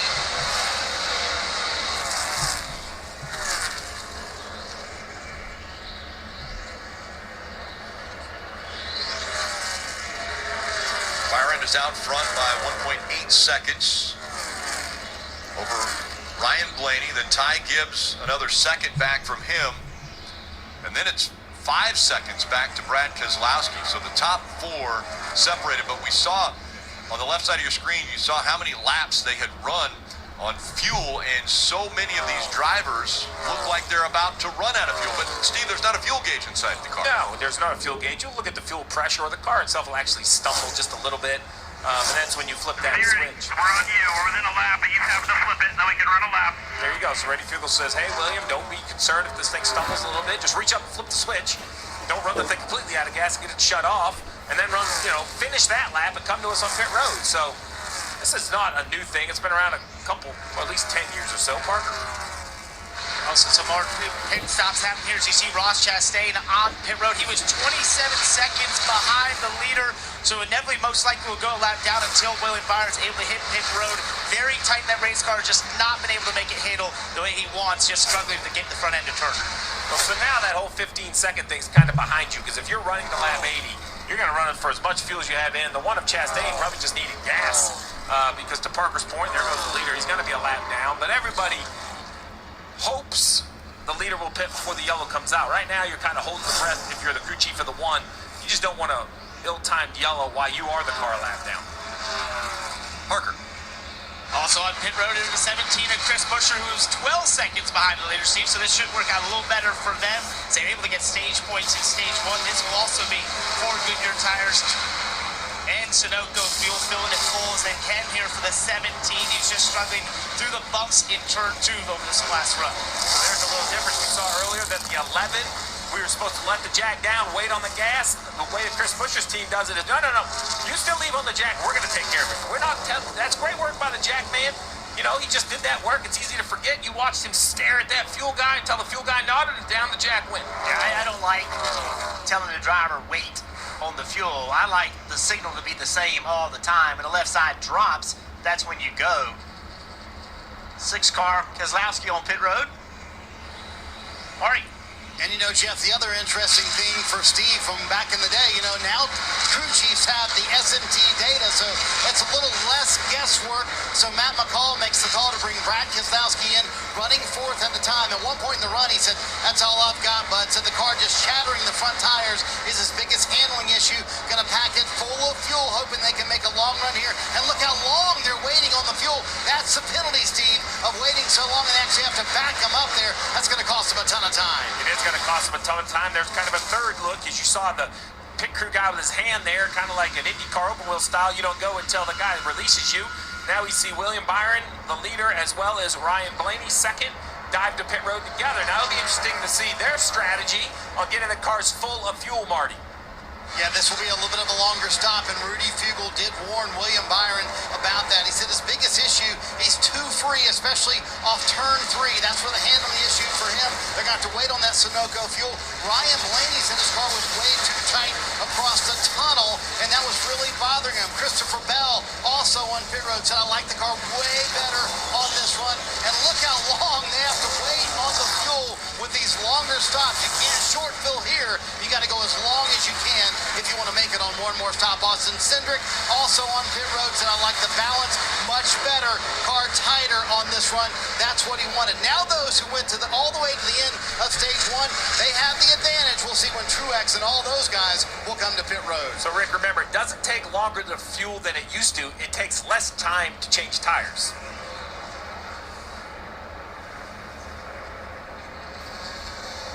And we're welcoming in the viewers of the IndyCar race. It's just concluded from Iowa, the doubleheader taking place there. And right now we're in green flag pit stops taking place out in front. Ty Gibbs is leading. Parker. Right, as you see Chase Elliott on pit road right now, they've used great strategy to get track position as race falls a lap later than his teammate in William Byron and filling it full of fuel. Also the binder screen, Michael McDowell's had a stellar top 15 run throughout this race, got stage points in stage 1, went all the way to lap 80 here, and you see them waiting on that fuel, waiting, that's all part of the strategy there as he's away. That's got to seem like forever. If you're a driver, Jeff, to your point, you're sitting in there, you don't hear the guns anymore, changing tires, just waiting on that gas. And Ty Gibbs, they needed a couple more laps, a little bit more time than Blaney and Byron because their fuel mileage not quite as good as them this year. You see Ty on pit road, it's going to be 4 fresh Goodyear tires, making sure they're filling that up. There's the second can of Sunoco fuel. Ty just a little bit free on that run as they make sure they get that fuel cell full, Marty. To the magic number that James Small wanted, working lap 82, gives them enough cushion here, they think, to be able to make it on one more stop and maybe even an overtime finish here. Mark Truex Jr. said, I would like to be a little more aggressive, especially on the exits. That's my biggest problem, but they've been very happy with the car on the 19. You also see Ryan Preece here on pit road as well. 14 to go here in stage 2, and again, they'll stay out in theory here at the end of the stage as well. So Jeff, the one thing I do like about the driver having to wait for the jack to go down is with the car being flat, you do get an extra maybe couple quarts, 3 quarts of gas in because the way the air gets trapped in the system. So I know it's more responsibility, but I do think there is an advantage to it. That's why they do it. But I love watching these stops because every week we talk about jack men, tire carriers, tire changes. Let's not forget about the fuel guys. They're only allowed to fuel, so we don't talk about them normally. But you saw that athleticism. Remember, they go back and get the can, Kim, and come back with the second can all on their own. And you're seeing on board from Austin Dillon, the chassis adjustment just a little bit too free on that car. 4-tire Sunoco fuel for Austin Dillon, and you're going to see them wait until they get that fuel cell full. Saw the nod from the gas man as Austin sped away from his pit stall. Yeah, gas men are like linemen. This gas can is 90, 95 pounds, 100 pounds. So watch this 54. Gas man has to sidestep because he's long in the box, 2 steps. Now watch him step backward and let the tire changer underneath and watch this exchange right here. Can out, that's 90 pounds right away. I mean, he hits it at full speed. Great efficiency by the gas man, and this is something that's hard to practice because at live pit practice you don't like to use fuel because of the danger, so they dump water a lot. Everything just feels a little different. Great work by gas men up and down pit road. If you are sitting there as a driver and you want, your crew chief says, hey, leave on me, then what you need is constant communication. Stay, go. Like, you don't need to just let the driver sit there and feel the jack fall without constantly talking to him, because in a normal pit stop, Junior, the jack falling is the signal. When that jack falls, that's when you go. If you're going to change something, you need to over-communicate. That's right. Repeat it a couple times. Every time you're going to do something unique, you have to have the spotter, the crew chief, continue to repeat what's going to be different about this particular stop.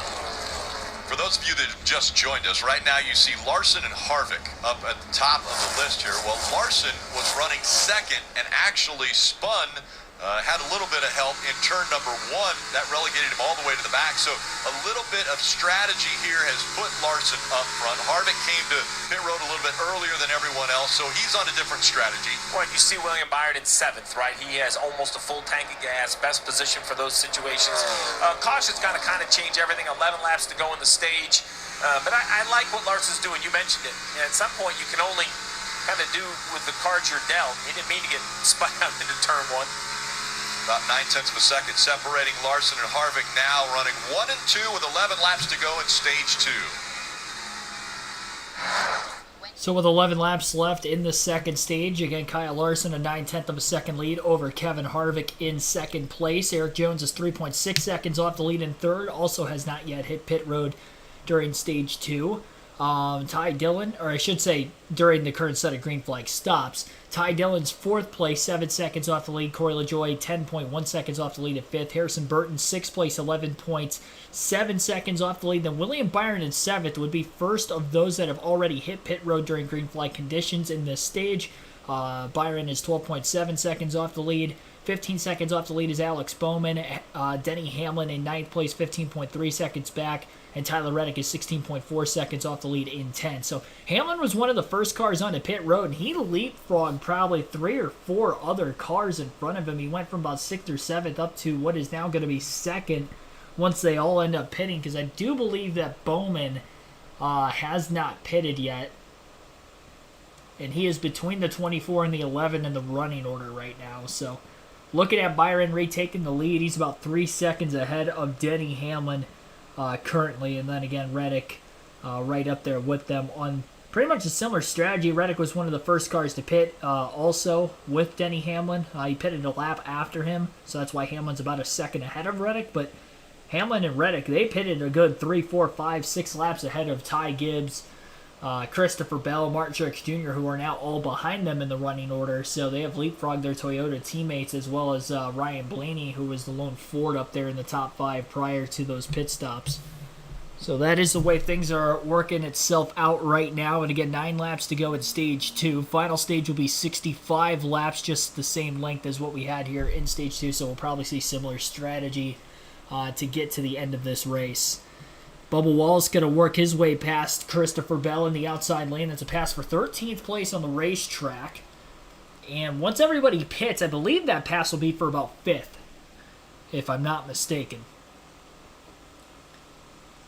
Though a lot of the cars that are on the track ahead of Byron may be able to make it on fuel to the end of the stage, so Larson and Harvick could be racing for a playoff point if they have managed their fuel well enough during this green flag run, as well as under the prior caution before we went green, shutting the car off, turning it back on at the right time to be able to save enough fuel there.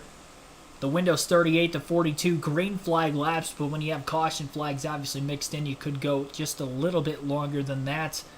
And that is what we were seeing here in stage 2 when we had back-to-back-to-back cautions to start this stage with no green flag racing for about really the first 15 to 20 laps of the stage itself. Back from the commercial break right now. Byron has moved himself up to 5th as he has just passed Corey LaJoie and Harrison Burton in recent laps. So he's got just 4 cars ahead of him. And his lap time is very similar to that of Kyle Larson that last lap. Larson, of course, with the clean air, but I mean, Byron's got fresher tires than him and still ran about a tenth slower, really, than Larson. It just goes to show how much the clean air really takes into effect here at this racetrack. Byron passing a car that last lap probably slowed that lap time down just a little bit as well, because there's some other drivers that are outside the top 10 that were about 2 to 3 tenths quicker than what Larson was at the front of the field. Reddick dropped to 54.489 to Larson's 54.697. Ty Gibbs ran at 54.2 as well. So it's just really dependent on where you catch traffic. Ross Chastain looking to make a pass on Ryan Preece into turn 1. Chastain on the inside. And can't make it. He'll have to wait again. 3 wide. Denny Hamlin and Alex Bowman driving by the 21 car of Harrison Burton. And they are showing that Bowman pitted about 9 laps before Denny Hamlin even pitted. Bowman was right around 10th place. when the pit stop started. So that is how he has leapfrogged so many positions. So Bowman will not have to pit to the end of this stage. So that battle will be for an eventual second place run between the 48 and 11. They still stay side by side as they work through the tunnel turn in turn 2. Hamlin pulling away just a little bit. That was actually turn 1. Now they're headed to turn 2. And Hamlin is clear. Bowman may have let the 11 car go that time, so he didn't lose too much track position as other cars further behind were starting to close the gap on those two that were battling side by side for about half a lap. So Hamlin has moved himself to 5th place in the running order. The top 3 cars ahead of Byron still out on the track. That'd be Larson, Harvick, and Ty Dillon, as Eric Jones just came into the pits. 5 laps to go in stage 2. Pit road closes with 2 laps to go in the stage when the race leader gets to the start-finish line, so they cannot pit after that.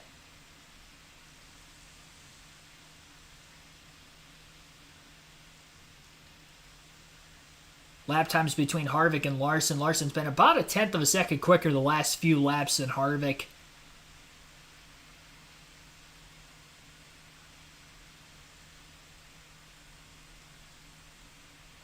Some of the faster laps of the race today have been in the mid-53s. A couple 53.5s have been ran, and the drivers that were battling for position between Hamlin and Bowman about a lap or two ago were running 54.8 for Bowman that last lap, so you can tell that there's definitely been a little bit of fall off. It's been about 26, 27 laps since he has hit pit road. Kevin Harvick is in now before the end of the stage. That goes all race long. You see the chassis adjustment right there to free him up just a little bit. They'll wait on that fuel. And Kevin Harvick completing service under green. Surprised that Kevin Harvick was on his way in when he did. Harrison Burton also came to pit road. Harvick was in 2nd. Larson still out on the racetrack, has a 10-second advantage over Ty Dillon. Byron is about 2 seconds back. Christopher Bell has spun off turn 2. As he slides, keeps it off the inside wall. Everybody will get by to the outside, and caution flag for the 6th time of the day is in the air.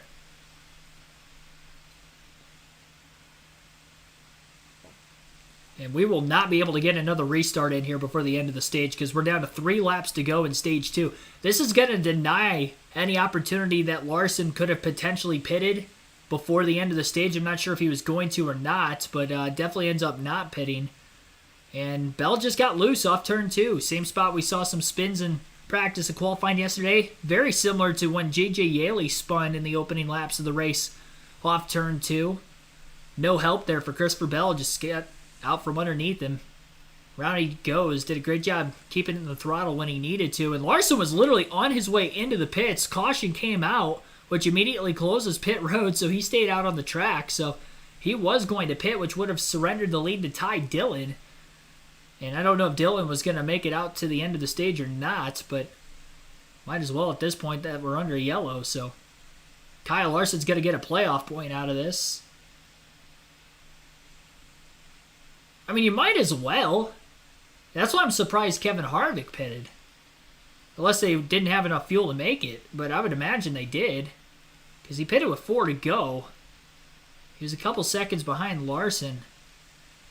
You might as well take the stage points because all the cars that just pitted before the end of that last stage, they're going to stay out. I'd be shocked if they pit. Unless they go fuel only. I don't know. Yeah, I'd be shocked.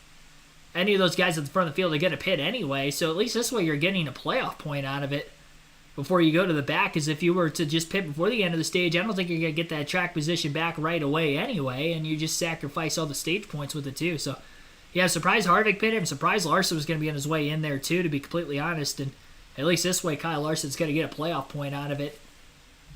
Joey Logano, when he won Stage 1, it was his 3rd stage win of the season, and for Kyle Larson winning Stage 2, this would also be his 3rd stage win of the year as we look at the point standings there briefly. So, 2 laps to go on the stage at the start-finish line this time by. They will not get the 1-to-go signal, which again would mean that this stage will end under caution, so it'll be a little bit of a lengthy yellow because they have to finish the stage and then they'll open pit road up for Larson, Dillon, and anybody else who would choose to pit, but I don't expect anybody else to come down.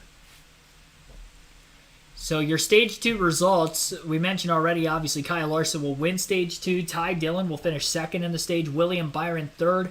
Denny Hamlin 4th, Alex Bowman 5th, Tyler Reddick 6th, Ty Gibbs 7th, Ryan Blaney 8th, Bubba Wallace 9th, and Martin Truex Jr. will all get stage points in the top 10.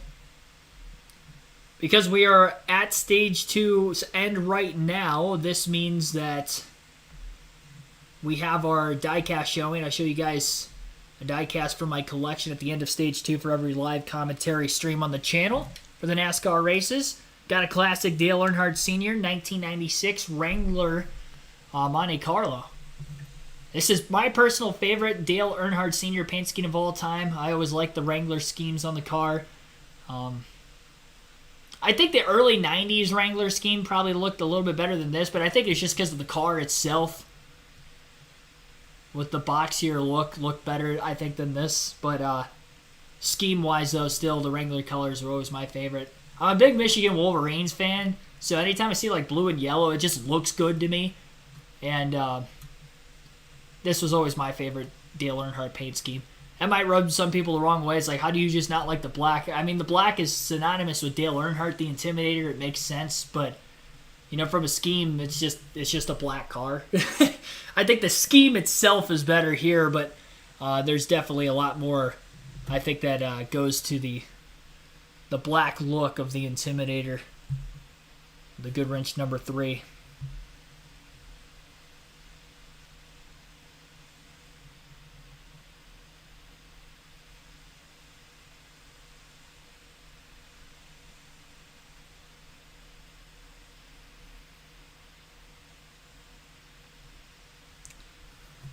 Hulu froze on me out of nowhere. I'll log out, log back in real quick. Hopefully we don't miss Larson's pit stop. I was supposed to get some rain during the stream here. There were some thunderstorms that were supposed to roll in, and it hasn't rained at all yet, which I'm surprised because they were calling for about 3 o'clock local time today, and it's like almost 5 now. So that's good. I didn't slow the internet down any extra. Free pass is going to be given to Chase Briscoe. We'll get back on the lead lap. Gillen, McLeod, Custer, Yaley all 1 lap down.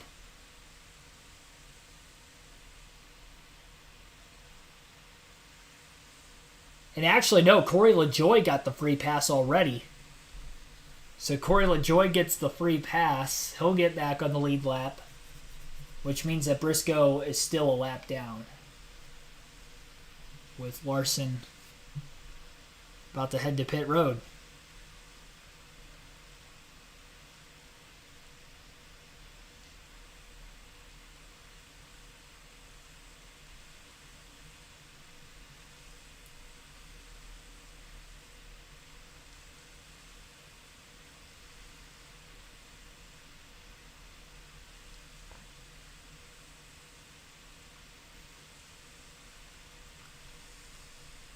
Larson taking the absolute shortest way around the racetrack possible. All the way down on that yellow line, trying to make sure he's got enough fuel to make it to the end of the stage, which will be this time by. Larson is down on the bottom of the track. He is on his way in. No, well, he can't pit this time because this is the final lap of the stage, so they're just coming to the stage end as we speak. So Kyle Larson wins stage 2, as mentioned. We already went through the top 10. So he will be pitting this time by.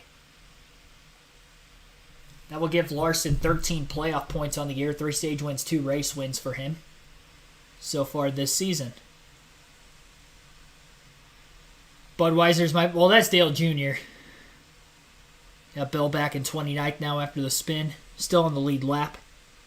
Didn't flat spot any tires, so he's able to get back to pit road without any assist from safety vehicles. Michigan fan, well, everybody has an issue. Hey, watch it.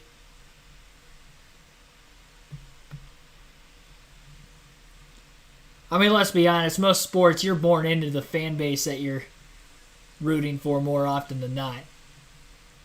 So if you got anybody to blame, you blame my parents for that one. But I'll still carry the badge of honor.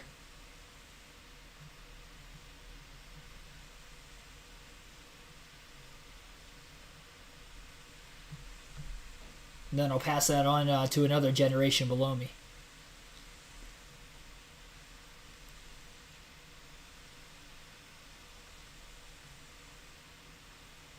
Well, not the way I would have thought Larson could have won Stage 2 today, but he does win it. He was one of my favorites to win the race. My pick was William Byron, but I said it was going to be either the 24-5 or the 19 going to victory lane today, and Byron has been the one to beat, but Larson's going to be the one on strategy here to win Stage 2. Ty Dillon will pit with Larson, and then Byron will be back in the lead for the next restart, as it'll be him and Denny Hamlin on the front row. They should open pit road this time for Larson. Means they just ended the stage the last time by. We'll close the poll off now that we're at the end of Stage 2 for who you think will win today's race.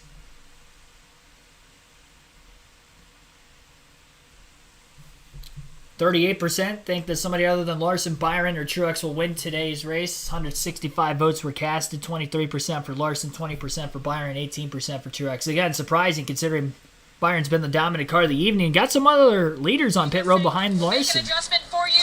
Air pressure. He said you're going to be waiting about 13 seconds for fuel. It's going to feel like a long time, but we have to get it full, Parker. All right, the 11 of Denny Hamlin on pit road. We talked about how he didn't wait on fuel. This is the ramification that they were not able to do this on one more stop, so they had to come down 4 times of fuel, Marty. Alex Bowman said the car fired off really well, but when the sun came out, it got really slick. Also, Blake Harris asked him, what do you need for traffic? He said, a lot more turn than I have. Those are the cars that pitted, but Rick, a lot stayed out trying to make it to that magic lap 120 number for the final stop of the day. Yeah, so many stayed out that it's going to be very chaotic again.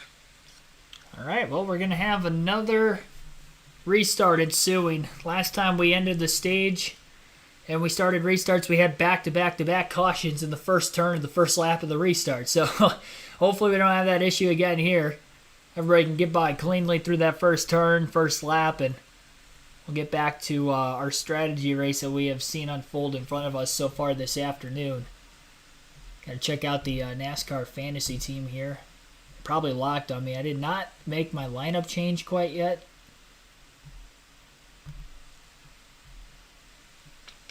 It's probably already locked. Yeah, it's locked already. I've got Wallace in the garage, which is... I mean, my whole team was doing good today, so I guess I probably could have put him in for Harvick. That probably would have been the best bet for me, personally.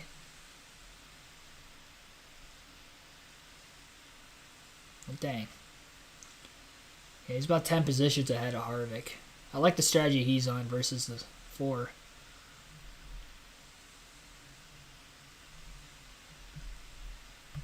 Oh, you'll have that, I guess. The league standings coming into the week. Inside Uranus leading the league with 38-42. Not an Elliott fan with 38-21 in second. I'm in third, 36-87. P-Shat Motorsports, 36-75 in fourth. And Dark Crypto is fifth, 35-78. So, very intriguing to say the least. Live leaderboard in the league with 6 races to go before crowning that regular season prize. Dark Crypto leading right now with 231. This is as we run, though. So obviously that could shake up to be much different. Yeah, Bell Spitting bringing out that caution. He was able to pit before the end of the stage, so everybody that pitted during the stage break, he actually cycled back out in front of him. And that's why he scored 15th right now. Hamlin won the race off pit road at 16th. So really everybody in the top 14 on the restart will have older tires. Harvick, Jones, Burton pitted right at the tail end of stage 2 before the caution came out. So they're only really going to have about 1 to 2 laps on their tires. And then everybody from Austin Cindric in 11th on up, they're going to have about 15 to 20 lap older tires than everybody else behind them. So you've got 3 different strategies going on right now to begin this final stage as we have about 63 laps to go.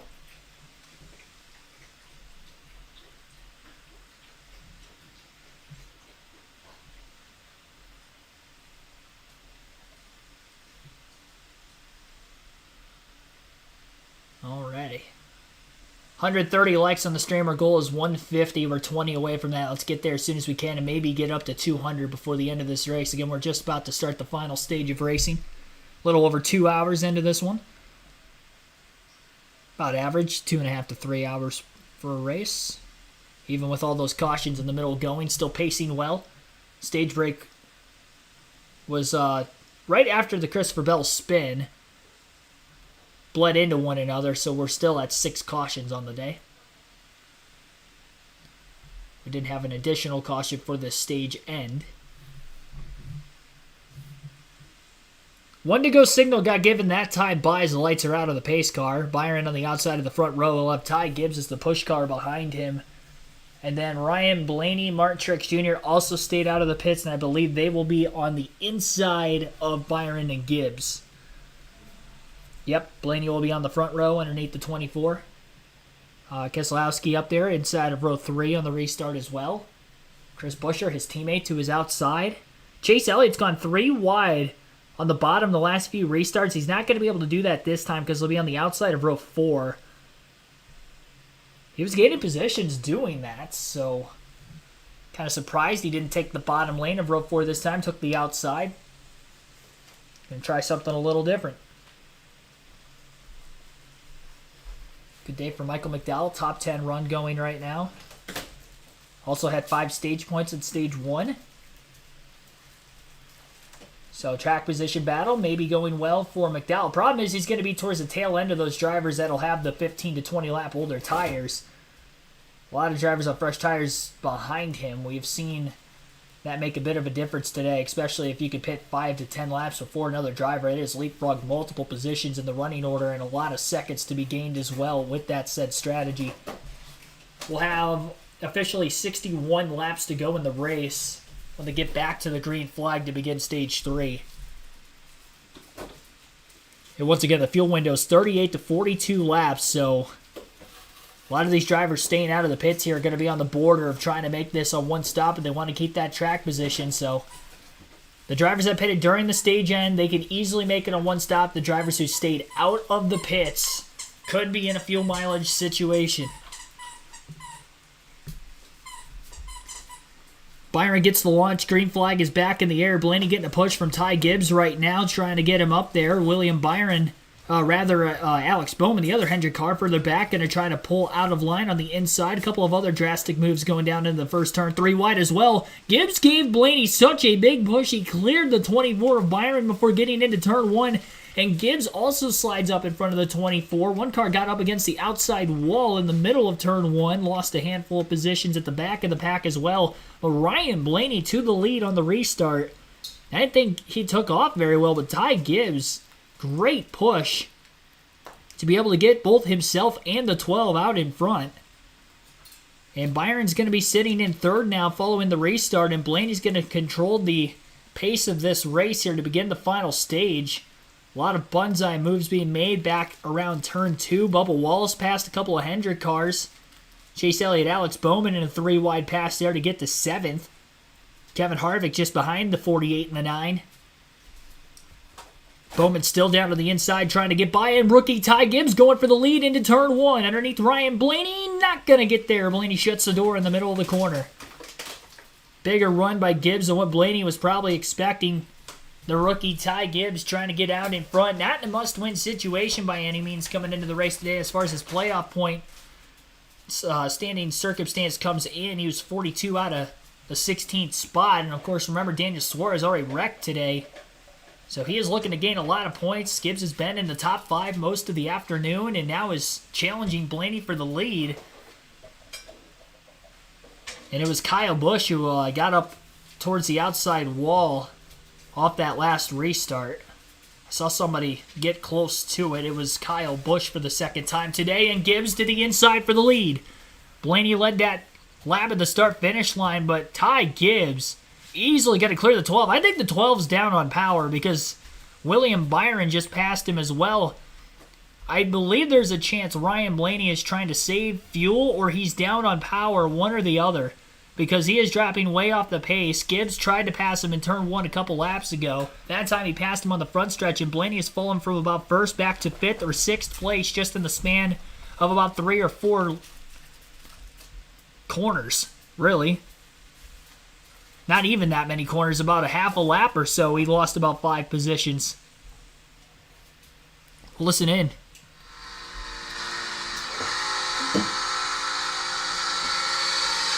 Trying to listen to see if there's anything wrong with the engine. It sounds normal, but obviously the acceleration is not there.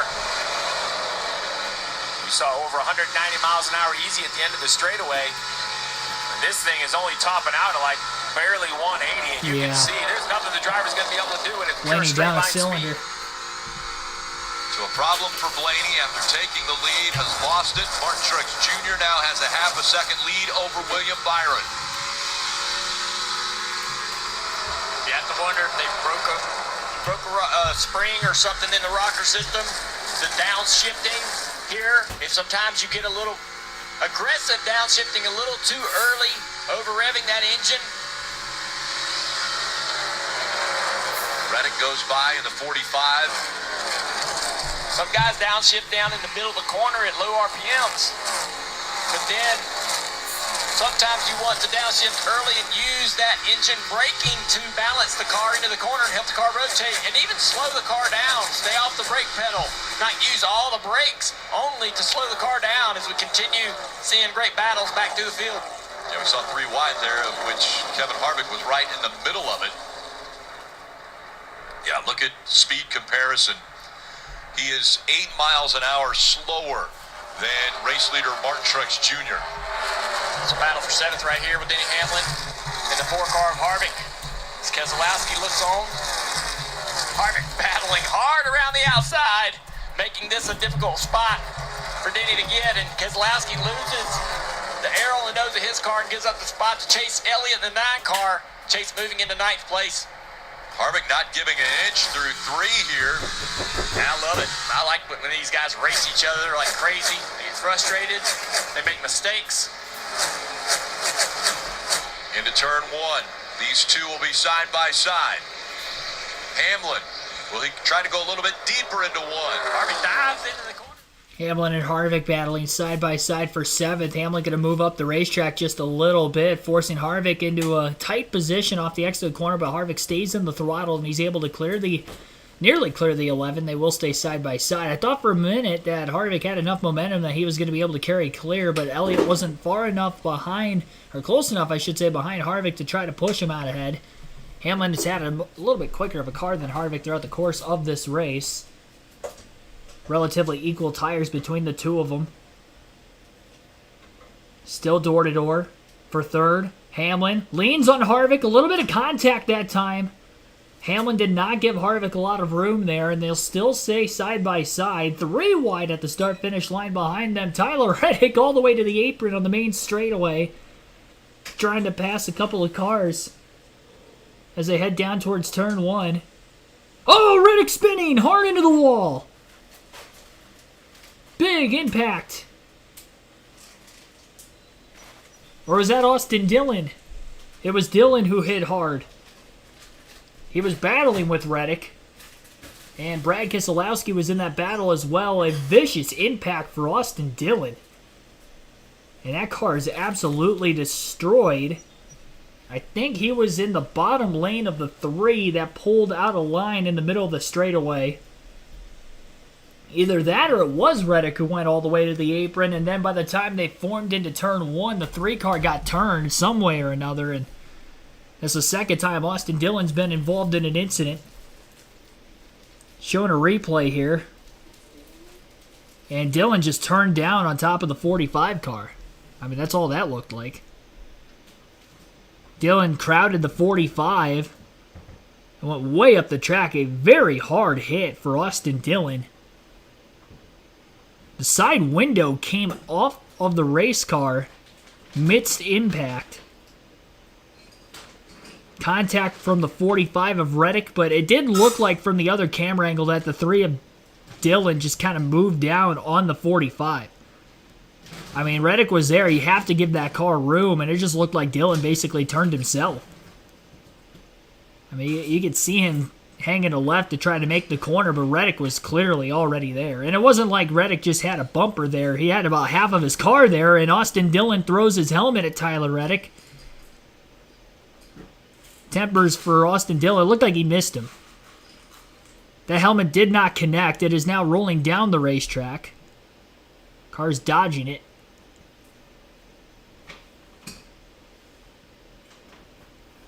So Austin Dillon fired up about that incident between him and Reddick there, but I personally think that was all on Dillon.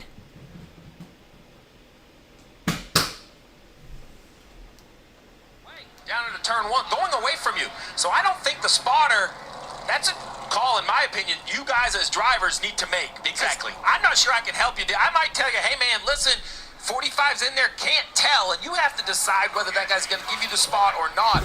Obviously, by Austin's reaction, he had a clear opinion on what should have happened. Yeah, they both know, everybody knows where each other is at this moment, and it is on the drivers to sort this out, as you point out.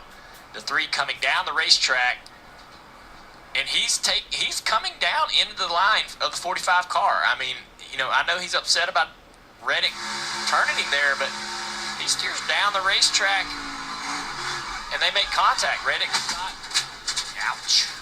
So I'm with you. I really want to hear what Austin has to say when he's out of the infield care center, Right. because visually, the 45 is a long ways up the door of the three. I feel he is in position. Now, we don't know how he got there. Like, what did he do to get into that position? Obviously, Austin has a very strong opinion, as now we see a few cars on pit road, Marty.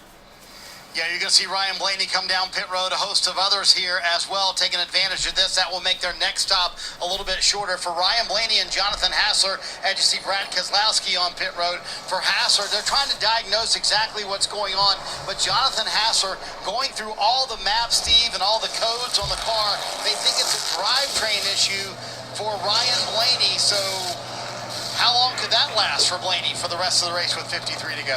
Well, rarely do they fix themselves. Let's listen in. Just listen to what it sounds like. Doesn't sound right. No. So here's the situation. It's very simple. This is an electronics. Remember, this is electronic fuel injection, EFI. You can reset it. If it's a spark and fuel situation, that can be reset by the computer.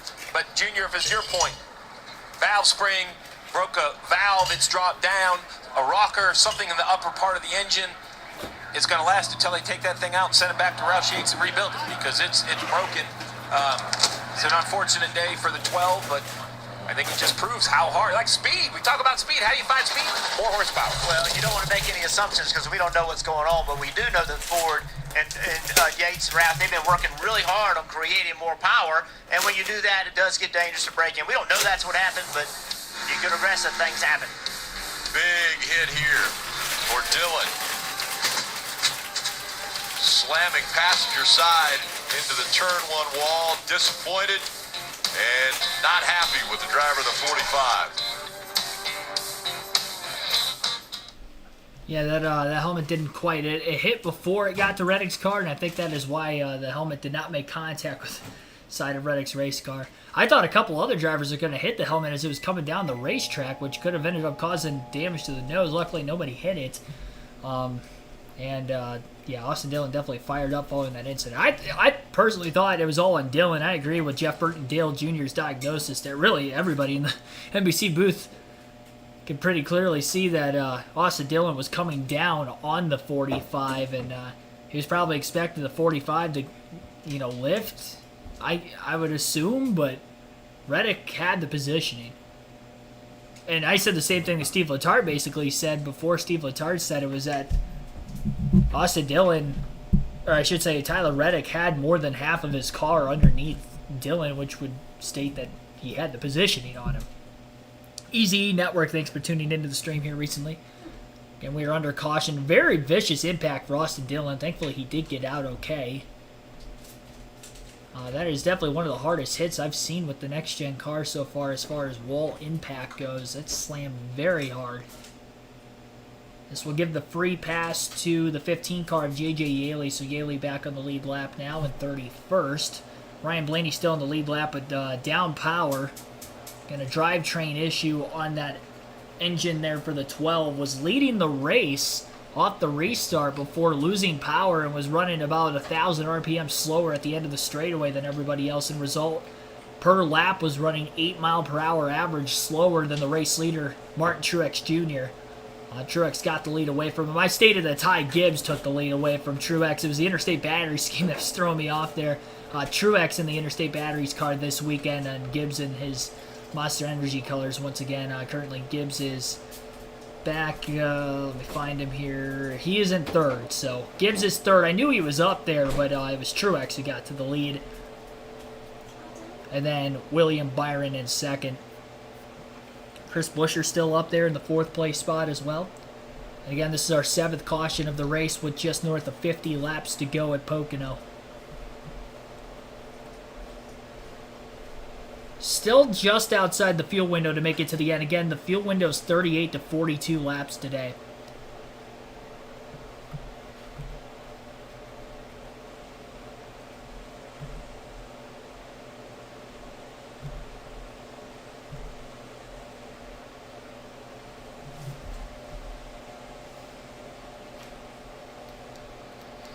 Another massive wreck here at Pocono. Let's talk about car improvements. Go back to Talladega. This very scary crash between Ryan Preece and the 5 of Kyle Larson. On board, watch this. And now we're going to take a look at the driver of Preece. Watch the hit he takes. And then the result of the 5 car. The hole in the right side. Door bars you see through the right side. So NASCAR made a bunch of improvements to the rear of the car over the winter. They said, we're not done. We're going to make changes middle of the season if necessary. One big change implemented at Atlanta, the right side. The left side had it, the right side now has it. That boilerplate, solid steel, very important for that impact that the 3 of Austin Dillon just took. Also in the front, this upper square cross member, gone completely. The red V behind it, also gone. They want more areas to crush, so we're gonna go in. We're actually gonna remove an entire bar. A piece of 2x3 between the uprights gone. The things that are left, they have to be there. We're gonna put some slots, some holes, allow things to crush easier and better. Remember, the drivers say, hey, I know how you design it, but we're feeling this. They even went to the front bumper, which is aluminum, and put different slots in that, in all an attempt to deform, right? And when you look at this 3 impact, it is violent. Right rear, right side, right front, a huge hit. I mean, look at that car.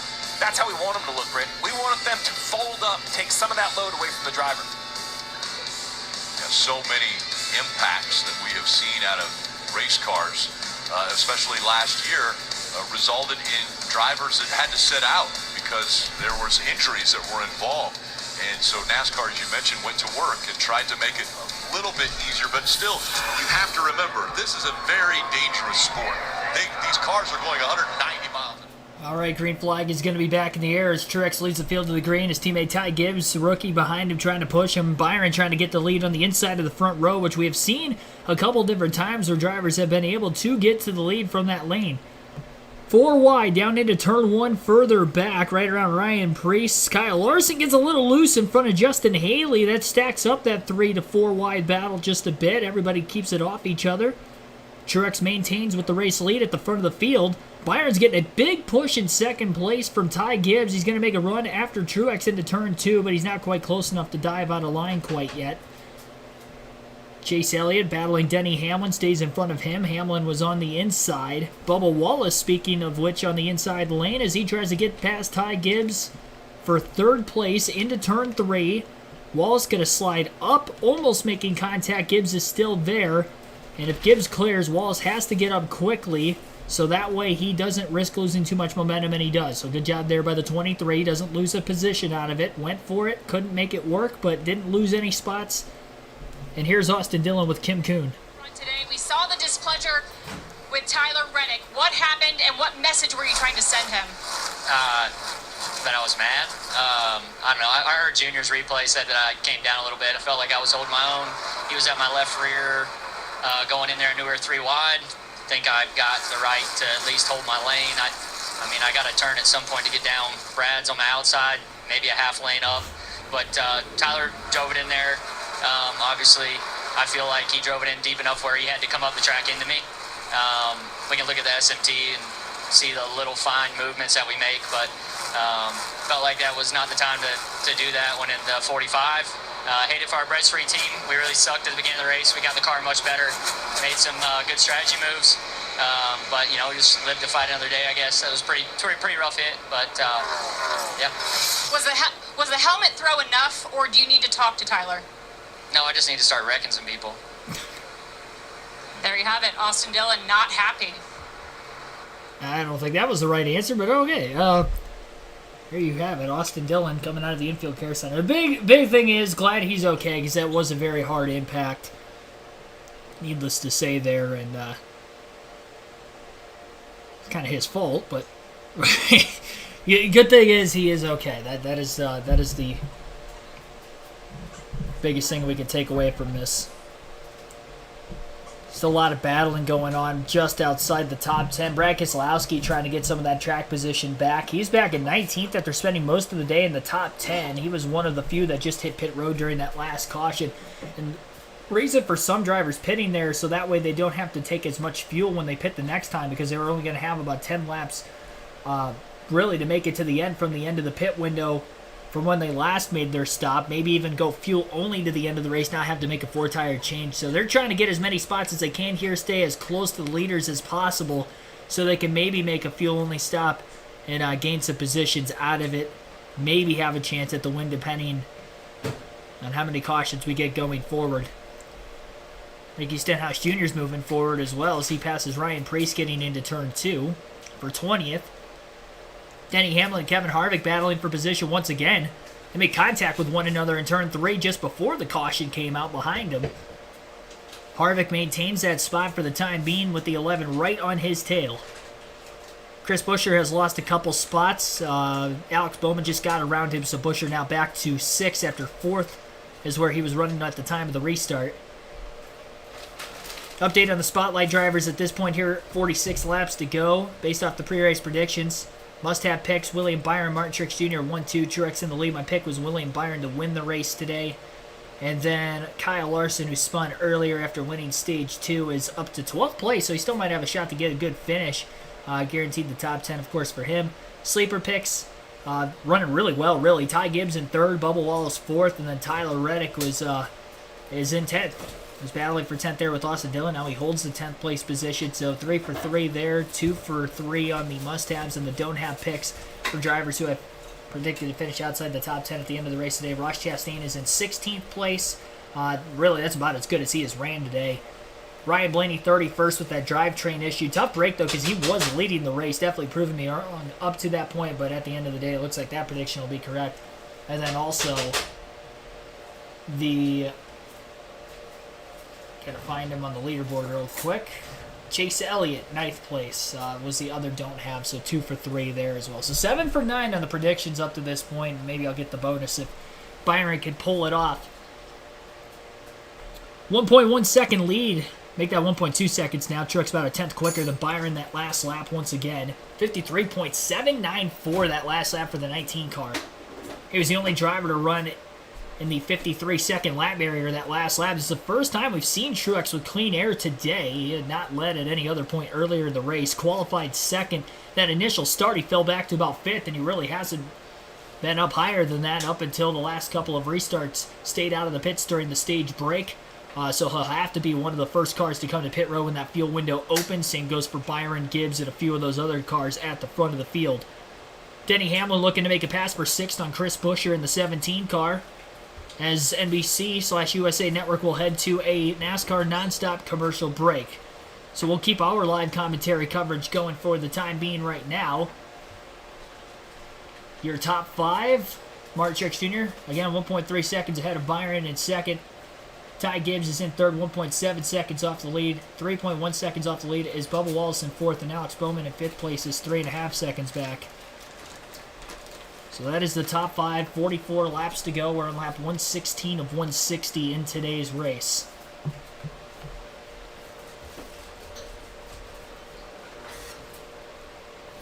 We will take a quick ad break, and then we will get back to the action.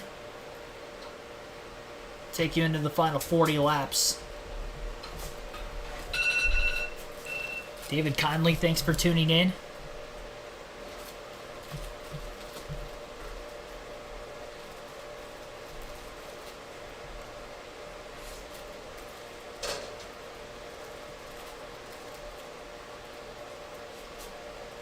See if there's any other newcomers. I'm Austin Dillon. I complained when I wrecked myself. Hello, Keegan. Alright, well, thanks for tuning in.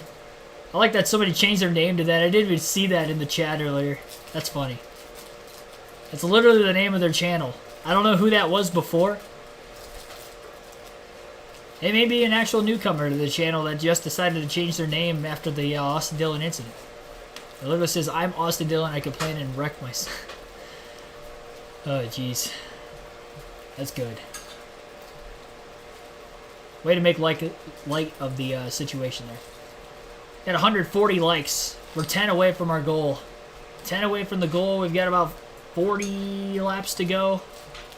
And we've got well over 200 people currently watching. Already over 3,000 views. So definitely hit that like button. Helps us out a ton. It helps me out a ton here on the channel. Support the Patreon as well. The link to that is in the description. Get some additional fantasy advice, more so than what you would get on the actual pre-race that we have about a half hour to 45 minutes for the drop of the green flag every Sunday for the NASCAR Cup Series races. And then also some betting advice with that for my top picks to win for the week. Every week I'll have a power rankings based off of who I think will win the championship. That will update after every race weekend. That'll usually be out Tuesday or Wednesday during the week. And then on race days, got some other various picks for my favorites for top 10s, all the head-to-head stuff, and much more. Leaders are on their way to pit road. Alex Bowman's in. To bring them to pit road here, it's going to be fuel and the Goodyear tires, and they hope the fuel to make it to the very end. You're going to see a lot of teams scramble now for that final stop of the day to try and get to the end of this race. And a lot of 10.2 second stop on a 4-tire pit stop for Alex Bowman. Right at the edge of that pit window. This is expected to be, again, his final stop, and he was running in the 5th place position at the time of him pitting. Truex going to stay out on the track another lap. Bowman probably would have been right around like 4 to 5 seconds off the race lead when he hit pit road. We've seen a lot of time gain by short pitting today. Bowman's been one of those drivers trying to take advantage of it. William Byron from second on his way in, trying to leapfrog Truex, Buescher, Larson, McDowell also in. Chris Buescher is one of those that now decides to come hit road in that 17th from the top 10. A solid run for them throughout this race. As you'll see, those 4 tires go on and fill it full of fuel, Marty. William Byron, pit stall number 1, so the balance is really close. I need a little more front grip, especially through the tunnel turn. You see Buescher on the top of your screen making his stop. Austin Cindric also on pit road. This will be interesting because Cindric and also Brad Keselowski, who are here, needed fuel only. So we'll see if they gain some track position through that move. Kyle Larson took 2 tires, right sides only with his stop, trying to gain some additional time. Might have pitted for 4 during the stage break when he came down, so that's why he took 2, trying to leapfrog some positions. Race leader Martin Truex Jr. is in, as well as Bubba Wallace. You see the 23 and Bubba Wallace who pit out of the top 5. A stellar run coming together for them as a huge strategy to get to that track position, but most importantly, just had a fast car in that 23. Just a little tight, but they've been working on it. Chase Elliott's also on pit road. You see Chase Elliott also on pit road through this strategy, Marty. Martin Truex Jr. was leading for much of that run. Parker said I could stand to be just a little bit more aggressive with the throttle on exit, waiting on fuel. Truex revving the engine, saying, hey, I'm ready to go. We'll see when he cycles out. Well, we're going to see Truex. So Truex trying to blend up right now, headed towards turn 1. Kyle Larson is going to overtake, and remember, Larson took right side tires only.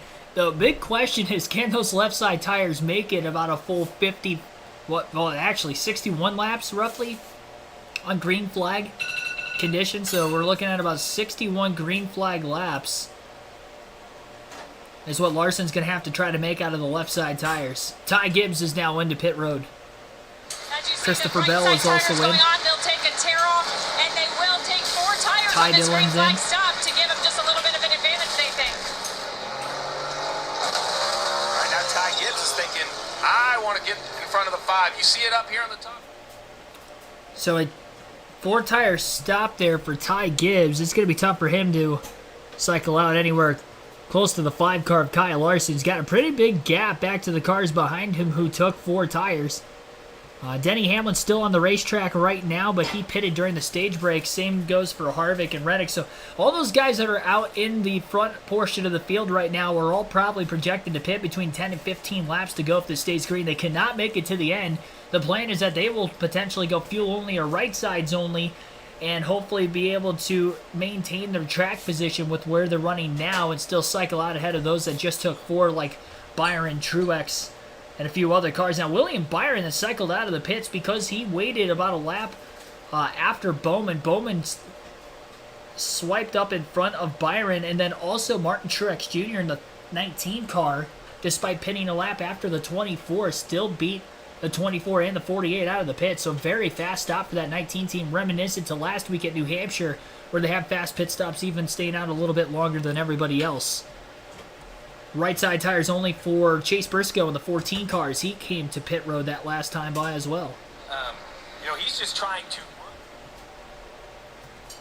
Denny Hamlin from the race lead is on his way in, and he's going to make his stop now rather than wait. Kevin Harvick will follow. Kim and Harvick do, and see where they blend. Kim. And here is Kevin Harvick. Typically, he likes to take 4 tires, but I'm hearing the call is going to be 2 tires, right side only for Kevin Harvick as they wait to get a little bit of fuel. And it is 2 tires for Kevin Harvick, Parker. Right, as we saw Hamlin also on pit road. That was the key there, right? And he was going to turn fast. That's just right side tires from him as well, waiting on that fuel. All right, so the 11 holds serve of these 2, but there's 2 tires. Kyle Larson by us at the front stretch. Let's see what the 5 and the 11 do. The 11's leading. I don't think he's going to have enough speed. If he does... Oh, Larson barely to the lead, just out ahead of Denny Hamlin, who took right side. Same strategy as Kyle Larson. He's going to have about 3 to 4 lap fresher right side tires than Larson. We'll see if that'll make a difference in trying to run down the 5 car. He's going to be right there. He's definitely close enough to get a draft off of him and get up to speed a bit quicker here. Down the long pond straightaway, headed towards the tunnel turn in turn 2. Hamlin's about 3 to 4 car lengths behind the 5, so he's definitely within striking distance. Tyler Reddick currently leads the race as he's still out on the racetrack. Noah Gregson's on his way into pit road from the top 10. We're still looking at 9 cars that still have not made their final pit stop of the race that are ahead of the 5 and the 11 towards the front of the field right now. The 19 of Truex is in 13th place. He is 1 spot behind both Larson and Hamlin. Remember, he has 4 tires. Hamlin, Larson with 2. How much of a difference will that make? Can Truex run down the 2 cars ahead of him and try to go for back-to-back wins and get his 4th win of the 2023 season? Hamlin about half a lane wider in turn 1 than Kyle Larson, trying to get some clean air. It's been very difficult to pass on the long green flag runs today, so we'll see. If anybody's going to have a better shot of doing it, it's probably going to be the drivers with 4 tires, and that is why Truex, Bowman, and Byron are trying to dig. Bowman may have to win to get into the playoffs. He can get solid point stays and try to point his way in, but a win would go a long way, take the pressure off the last 5 weeks of the regular season following this week's race. It'll be a fun battle to watch nonetheless. Kevin Harvick, who took the right sides only, cycled out behind Bowman, but just ahead of Byron. That 24 team did not have a very fast pit stop. Not something that they have been lacking in this season, but this money stop here at Pocono today definitely did not do them wonders. And I mean, he's going to be right around 5th or 6th of the cars that have already pitted. The sad part is for William Byron is that he was actually in 2nd place rather when this all started, so he's going to have a net loss of about 3 or 4 positions, and he was still one of the first cars onto pit road. So maybe not something that Rudy Fugle was thinking when he brought Byron onto pit road to make the 4-tire change. Probably shocked at how many drivers were taken to and when they were exactly pitting as well. Try to give the drivers that took 4 tires less of a chance to try to cut the gap down before those drivers pitted for 2, which was why the 5 and the 11 pitted when they did, and it was a great call. Great call to get them in the lead. We'll just have to see how they can manage their tires the rest of the way, and will they be able to get the win between the 2 of them. Remember, they battled for the win late at Kansas. It was a great battle at that between Larson and Hamlin. Hamlin got the win that day, and Larson now trying to get a win here today versus Denny.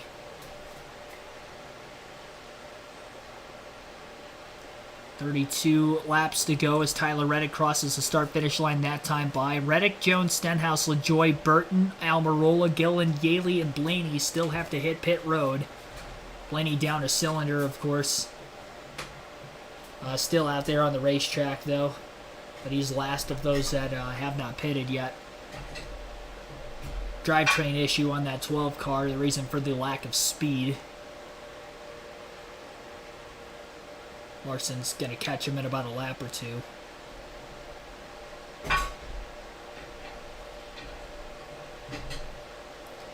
You know his speed's off when he's a full second behind J.J. Yaley, who's got a lot of damage after he hit the wall with the left front after a spin on lap 4, but remains in the race. And they're a full 6 seconds behind Todd Gilliland, who's the next closest car on the racetrack that was running towards the tail end of the field for most of the race today. 30 laps to go next time by. Reddick is about 2.8 seconds ahead of Eric Jones right now. And it looked like Jones a couple tenths quicker than Reddick that last lap. So gaining just a little bit more time there.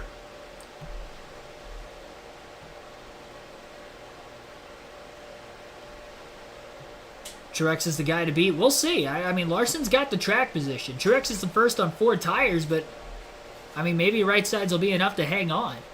I just don't know if the left sides can make it 61 laps. That's something we haven't tried today. Nobody's tried any 2-tire stops up until now, and it's an interesting time to find out late in the race to see if it'll work, and we're definitely about to find out if it'll work. Truex has been faster than both Larson and Hamlin. He's slowly running him down. It's just a matter of when he gets to him, can he pass him, and how quick can he get around him, because Bowman's only a second and a half behind him on same tires as Truex as far as laps on him. Byron another couple seconds back behind Bowman. Byron still has to get by Harvick, but again, Harvick only on 2.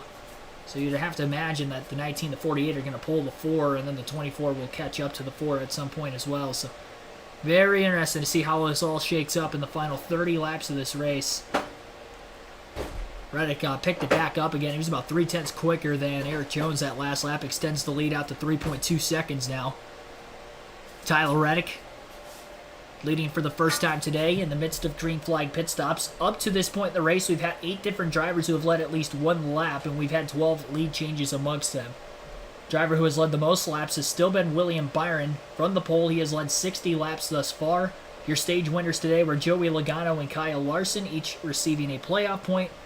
Logano, though, out of the race after a crash ensuing on that next restart to begin stage 2. Him and Daniel Suarez were taken out from that, and then Austin Dillon later on DNF. So 3 drivers out of the race, 31 cars still on the lead lap. 29 to go. Only 1 caution for incident so far in the final stage of the race. 7 cautions in total since the drop of the green flag just shy of 3 o'clock this afternoon.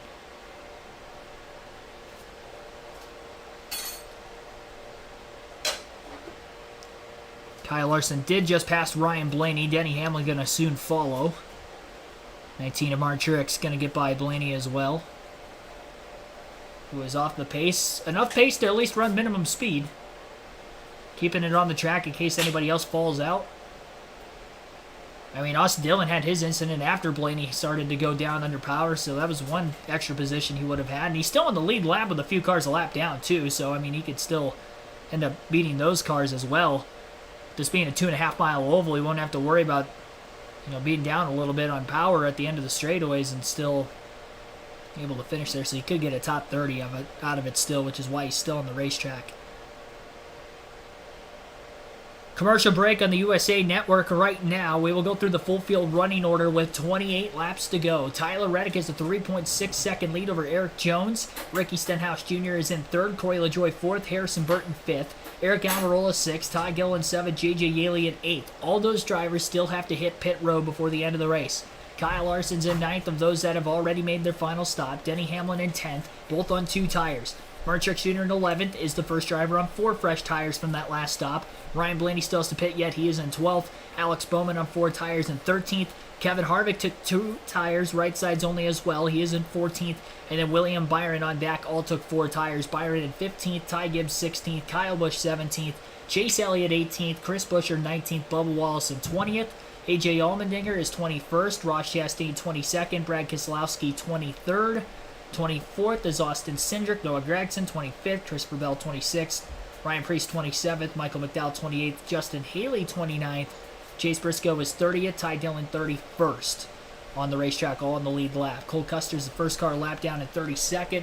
BJ McLeod is 33rd. Austin Dillon, again, 34th out of the race. So is Joey Logano in 35th. And Daniel Suarez is 36th. Another lap car, or a car that has not hit pit road yet, being passed by the 3 cars of Larson, Hamlin, and Truex as we speak. We are at lap 134 of 160 today, 26 laps to go.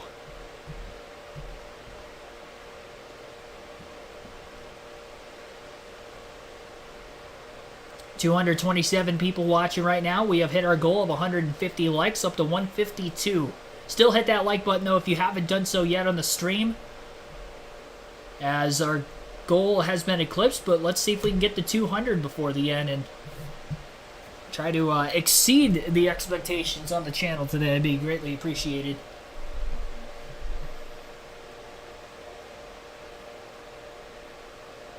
Pretty even between the first, I'm not going to say first, second, between Larson, Hamlin, and then Hamlin and Truex. It does look like the 19 a bit quicker than the 11, which you would imagine on slightly fresher tires. The longer it's going to take Truex to pass the 2 cars ahead of him, though, it's going to be more time for Alex Bowman and William Byron to try to close the gap. Eric Jones is down onto pit road right now, which means there's just 6 cars now ahead of Larson and Hamlin that have to hit the pits.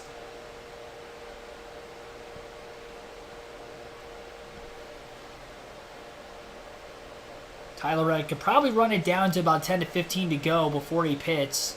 He does try to run it as far as he can. Streets of Nashville. That's Sunday, August 6th. Coverage on NBC and Peacock. Coming off a very successful weekend, the doubleheader in Iowa. Out in front, still Reddick, but we know he will have to come to pit road. Larson has made his way up to 7th now, but he's getting a lot of pressure from the 11 of Denny Hamlin. 19-2 closing in on this battle. Consistently running just a little bit quicker, that 19 car Truex. But now he moves down low, and that tells me he's struggling in traffic. He's struggling running that same groove as the 5 and the 11. He's having to look around to find some clean air for the nose of that car. This is going to be really, really hard to do in terms of any of these guys making a pass, and I love it. It's a challenge, and they're the best, and I want to see them in some of the toughest situations, and this is one of them. So did him a little bit quicker. He got real close to the 5. Now he's backed off a little bit, maybe giving himself an opportunity to cool his tires. Can he make another run? When he does, he'll only have a few corners to pull something off before he cooks the front tires and has to back off again. Well, you mentioned tires, just a reminder, right? Larson is on 2 tires. Hamlin is on 2 tires. That's how they leapfrogged in front of Truex. Truex, who was the leader before the cycle, took 4 tires, filled it up with fuel. So he does have a tire advantage and 23 laps. But I agree, Dale, it's still a tall task to get in front of these 2 cars in front of him. Denny looking like he can't get back to this 5, and it's giving Truex this opportunity here. See the 45, the 45 ready coming to the road. The leader of the race, Parker. Right, they finally said mercy on this one as far as they could on that fuel tank. Maybe they could have got a yellow, or maybe had some cars in the back pit and have them restart in the top 20, but that's not going to be the case.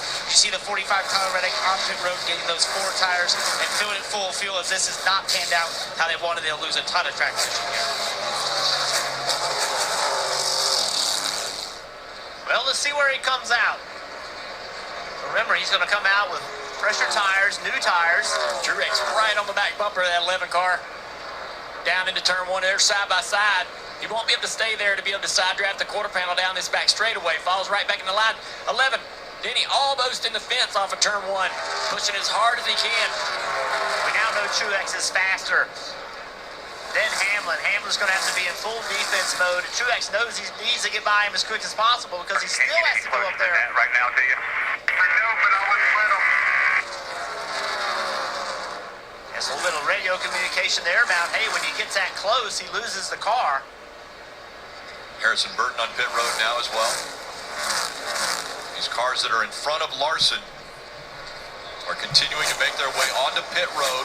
So now it's LaJoy, Almirola, and Gilliland, the only 3 cars that are in front of Larson. To your point, Rick, and what Jeff was saying earlier, you had Stenhouse, who's now at 17th. He'll move up to 16th. Eric Jones will move up to 18th. Those are cars that they ran long. They're going to put some fresh tires on and try to improve their position. I mean, they have 21 laps of racing still in front of them. Those fresher tires are going to, definitely make work for them. Here's Larson working by slower traffic. Dale, you and I had this conversation after the Xfinity Series race.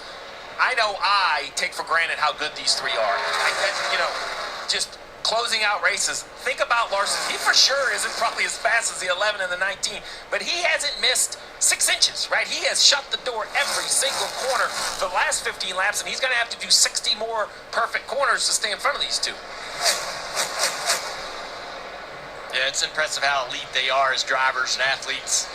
To see the lap car pointing by Denny Hamlin down to the inside of turn 1. Truex is going to want that same opportunity here for corner exit. But, you see the same guys finish these races out week in and week out. It's racecraft. Understanding throughout the entire event where you are, who you're racing. We heard some great commentary from the 12-car Blaney. Do I race hard? Do I pass this car? Do I sit here? He's in tune with his crew chief, trying to figure out how hard to push his car and take care of it to get it to the finish line. And now we see these three guys here trying to battle it out for the win. Kim? Kyle Larson currently running in that 4th position with word from the team that the 3 cars in front of you have to pit. And we went over in our through the field the fact that Cliff Daniels did the math, told his driver they were going to be in the prime position to be out front after green flag stops. And that plays exactly into what Cliff Daniels told me this morning. He said it does not matter what happens to you throughout the race. This is a track where you always have a chance. You are never out of it. Proving it here today. He got into an early incident and now finds himself after the first 3 cars pit at the point, Parker.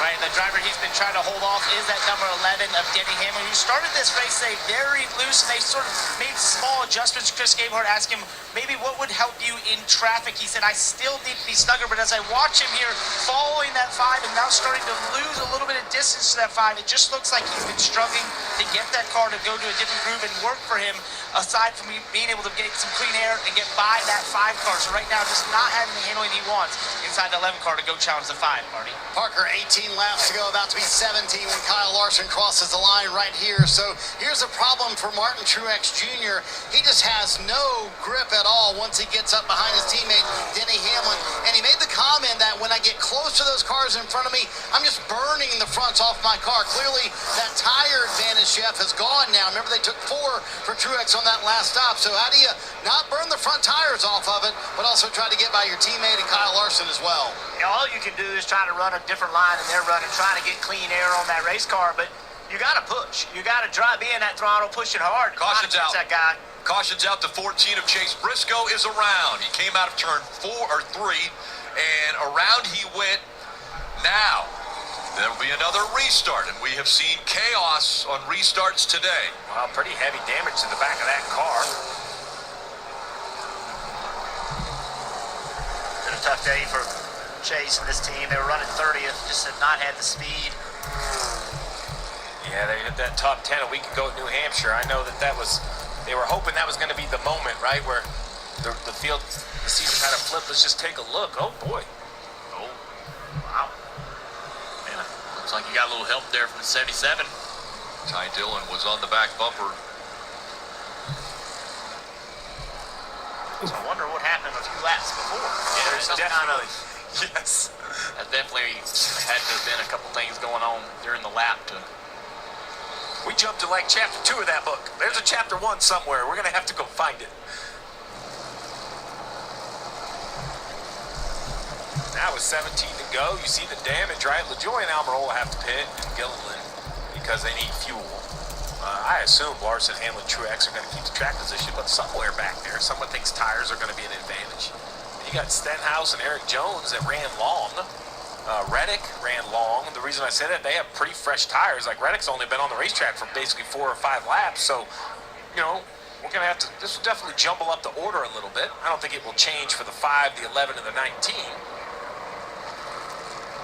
And then I have 0 predictions on the restart because I've seen Byron lose the lead twice on restarts, and we couldn't even get stage 2 going because they kept wrecking. Remember, Kyle Larson was running second when he spun on a restart and slid up the racetrack in turn number 1.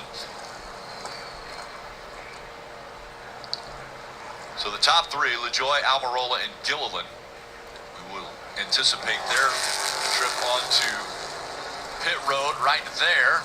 And that now puts the lead back in the hands of Kyle Larson as they get ready for the restart. Kim. You see Corey LaJoy in that 7 car. He was complaining of a tight condition. You see the chassis adjustment going to happen. That wrench going in. They'll change 4 tires, take Sunoco fuel as they make that quick adjustment.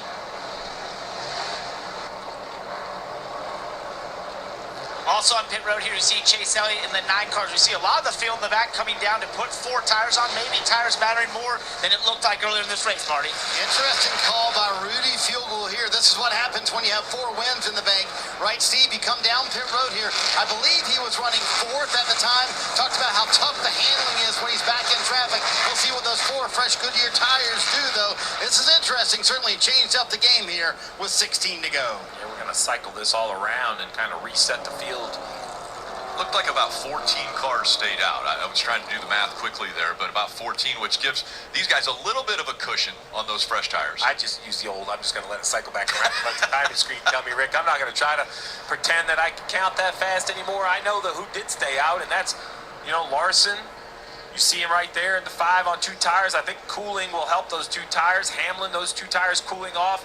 Truex is hoping to get a good start and find some space. He's been trapped behind him. And don't sleep on Bowman, right? This is a driver who had missed a couple races due to injury, and his lap times looked pretty good on 4 tires as well. So Kevin Harvick, he's on 2 tires, right? This is a guy looking for a win in his, you said it right, on the walk of the grid, Jeff, right? He's looking for a win in his final year. Yeah, and you know how bad he wants it. He's super competitive. I mean, in his last year, he still has that same competitive fire. He wants to make some stuff happen. You know he's going to be pushing the buttons. All right, while we have a break in the action, let's check in on the Peacock pit box with Kyle Petty. Okay, Kyle Larson is going to be up front, KP. Are we going to see Kyle Larson get to victory lane, or is he going to have a little trouble maybe with the 2 guys that have been battling the tightest behind him? It's all about the restarts. We're back to the restarts again. Can he get that? We've seen William Byron lose the lead on a couple of restarts, so that's going to be critical. But listen, Kyle Larson's day, he's already a winner. Remember, he's setting backwards in the wall earlier in the race. We just got up against it where he got respun right there. You look at that. I applaud Cliff Daniels. Cliff Daniels has done a tremendous job on numerous times throughout the career of Kyle Larson on having an early spin, having an early accident, keeping his nose down, picking up a different strategy, playing that strategy out, and beating these other guys. This has been the perfect day for these guys to be able to be off kilter just a little bit and put themselves in position to win, Marty. KP, let's chat with James Small, trying to win back-to-back races for Martin Truex Jr. Does this caution help or hurt you? I actually think it helps us. It's obviously we drove up to the back of him there and just you can't get anywhere. So at least this kind of lets us reset here and maybe get a run on out of turn 1. And we started to get a little bit tight there, so just following so much. So I think allow the fronts to cool back down and maybe go at it again. This is a good time to remind Martin it took 3 restarts at the end of the race last week, or on Monday, I should say, to win it. Yeah, actually it is, so I might well do that. There you go, James Small, going to remind his driver only a few days ago, Parker, that he made it happen at New Hampshire. Can they get back-to-back wins? We'll find out. And the crew chief for Denny Hamlin, Chris Gabehart here. You guys got off strategy a little bit by going too early in one of the stops, so you covered here to be in 2nd place. Great recovery for you guys. Yeah, I don't know if we ever got off strategy. There were stage points out there and a stage win to go get, and we pit on the number that we wanted to pit on, so we had this option for later. I mean, it was all laying there, fortunately. The tough thing about Pocono is sometimes you get whammied on something you weren't expecting, but honestly, this played out right like we hoped. And do you guys have the car to pass the 5? Whoever's got the clean air is king, man. Hopefully we can get it. We'll see, Kim. And Cliff Daniels calls the shots for Kyle Larson at the beginning of the day. You said you're never out of it at Pocono. You guys proving it here today. What are you telling your driver on this restart? Yeah, I mean, certainly we had a more eventful day than what we would have liked, but the HinderCars.com Chevrolet team, they've done a great job battling through it. Obviously, Kyle's done a great job on the track, and yeah, we'll see where it goes. We'll be taking the green with 13 to go here. I think our car's okay. Obviously, us and the 11 are on rights, and we got a bunch of guys on the floor, but nobody else you'd rather have in your seat right now than Kyle Larson, and we're just going to go for it. Well, lot of confidence from Cliff Daniels in his driver and what he's able to do on this restart. Interesting right here. Yeah, I thought so too. Watching the choose, Rick, the teammates, Joe Gibbs' teammates split up. Denny goes to the bottom, Truex to the top. The pushers in lane 2, and even in lane 3 we've seen today, are critical. If you can connect 3 cars, it's better than 2. Which lane can do that and stay connected all the way down into turn 1? So how selfish are you going to be? Because that's ultimately what ends up happening here. When you have Larson with a Truex behind him and Hamlin with a Bowman behind him, those 2 guys are wanting to win this race. Well, you also have 13 laps to go. We take the green, and I'm not, I do agree that clean air is king, but let's not forget that you got the group right here, Reddick, down to Harrison. They have fresher tires. Then behind them you have Gregson, Bell, Gilliland, Almirola, Chastain. All these guys have fresher tires. I don't know if they can just pull right up there, but those pushes, Dale, can really affect us. Let's listen into the 11. Look at how rough, by the way, that tunnel turn is. Man. Awful. For the last 2 restarts, the bottom front row has cleared for P2. FYI. Don't forget, just get the 19, not to push the 5. That's what we were thinking about.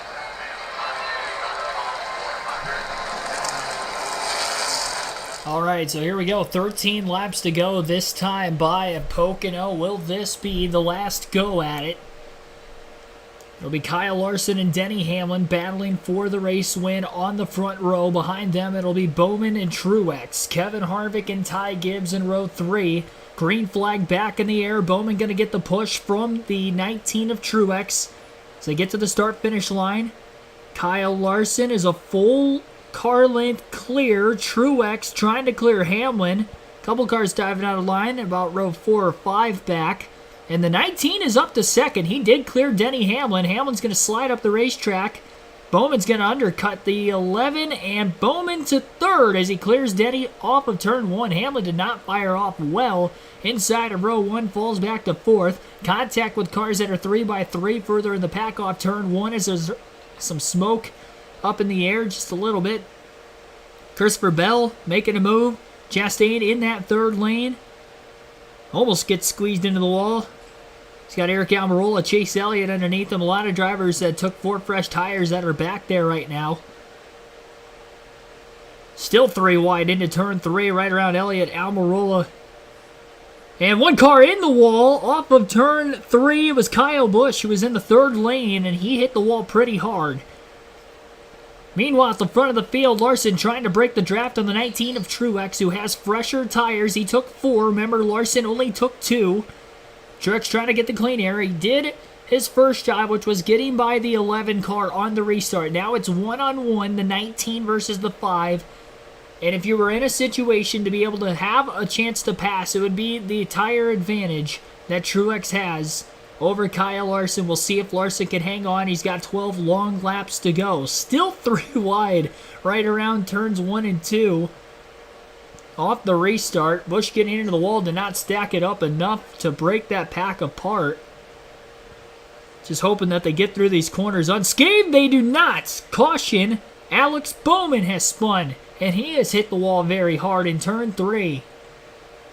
Not sure if he had contact or just pushed it too hard, but Bowman is around. He was in 3rd place, and that is not going to be the case anymore. Top 5 was all the way back at Coda in March. He has not had a top 5 since returning from injury. He was in position today to get one. Let's see what happens. Looks like he's chasing the back of the car. Yeah, he just got loose. Denny's giving him some time, trying to allow him to gather the car up. And you can see Denny's allowing other cars to get underneath him. So 11 Denny checks never up, hit him. trying to help the 48. But I don't know if there was an issue, a flat tire, whatever was going on there. But the 48 goes into the corner and loses it. Do you remember what Martin Truex Jr. said when the late caution came out, when his teammate spun? He said there needs to be a company policy. Teammates shouldn't spin when we're out front. The 48 sideways. I just was making sure we didn't have contact there, but usually we've heard that these cars don't get too affected by cars being right behind them, but certainly the 48 losing rear traction. Bowman on the radio said Denny wrecked him. Yeah, I mean, he probably Well, look at that. I mean, there's no contact, so... Yeah, I'm pretty sure he just got loose. By the way, yeah, they're showing on TV. You were 6 inches on this bumper. Yeah, what happens from the seat is that you feel like you're under control. You know somebody's right underneath you. Then all of a sudden the thing turns around, and you're like, "There's no way wasn't contacted. There's no way it just came around so quickly." So Alex believes that there's contact here because it just got away from him so rapidly, and he just can't believe it didn't happen without it because somebody hit him. But we clearly could see that there was no contact. Well, that's why I like it in real time, because in slow-mo, you can kind of break it down. But you just heard both drivers have a very, an opinion on what happened, and they don't honestly know, right? If Bowman thinks that the 11 wrecked him, I'm confident to say there was gap the whole time.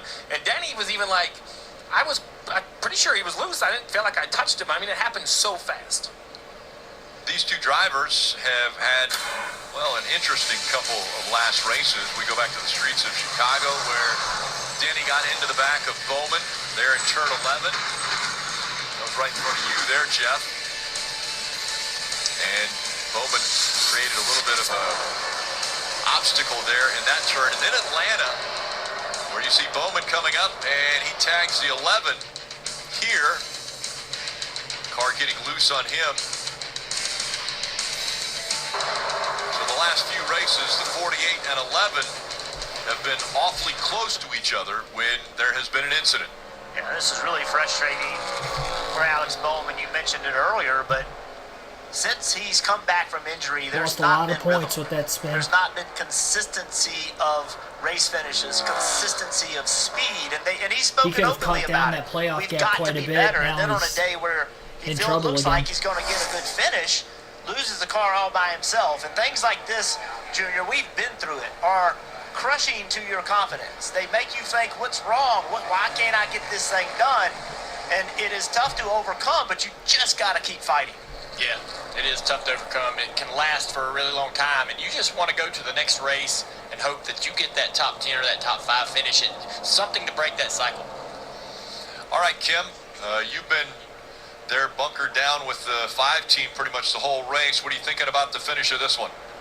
I don't know, we're going to have to wait and see, but you heard the confidence from crew chief Cliff Daniels on what his driver can do. We saw what Kyle could do on the restart. His crew chief telling him, just do what you did again and again. There might be more restarts, and with that, they've told Kyle to save fuel. He was the first one on pit road during green flag stops last time, 120. They feel good about their fuel situation, but if we see a flurry of green and white checkers at the end here, they are close to being out on fuel, Marty.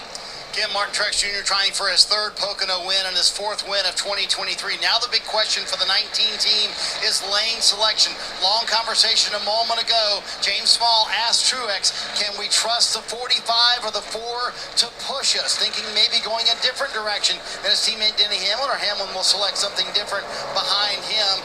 And then they said, you know what, Martin, we're leaving it up to you. This is all on you. Your call on what lane you want to pick. I wouldn't trust the 45 already because of the new tires he has. Parker. Hey, guys, I just want to chime in on Tyler Reddick, who at lap 138, when he pitted under green for 4 tires, I thought he was finished. He went outside the top 15, but now lining up in the top 5 with the newest tires of anyone in the top 5, it shows that I know. I think he's got a great shot and has the speed in that 45 car to go challenge those front 3.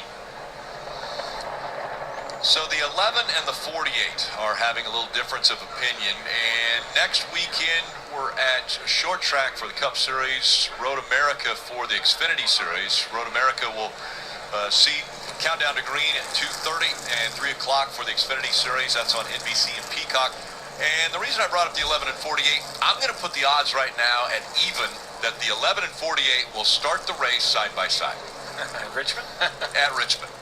When they have a difference, it seems like they are right next to each other. Every time you're in a disagreement with somebody, you end up being in the same truck during driver's intros. And you're like, you're the last person I want to talk to. I'm in proximity, and I'm going to have to. You hate it. The fans love it. All right, I'm going to put you all on the spot here, guys. I want to know. They left it up to Truex. Truex lined up on the outside behind Larson, pushed his way to second without a problem. Are you front row? Well, or are you second on the outside? About to find out. Yeah. I'm not going to give you an answer.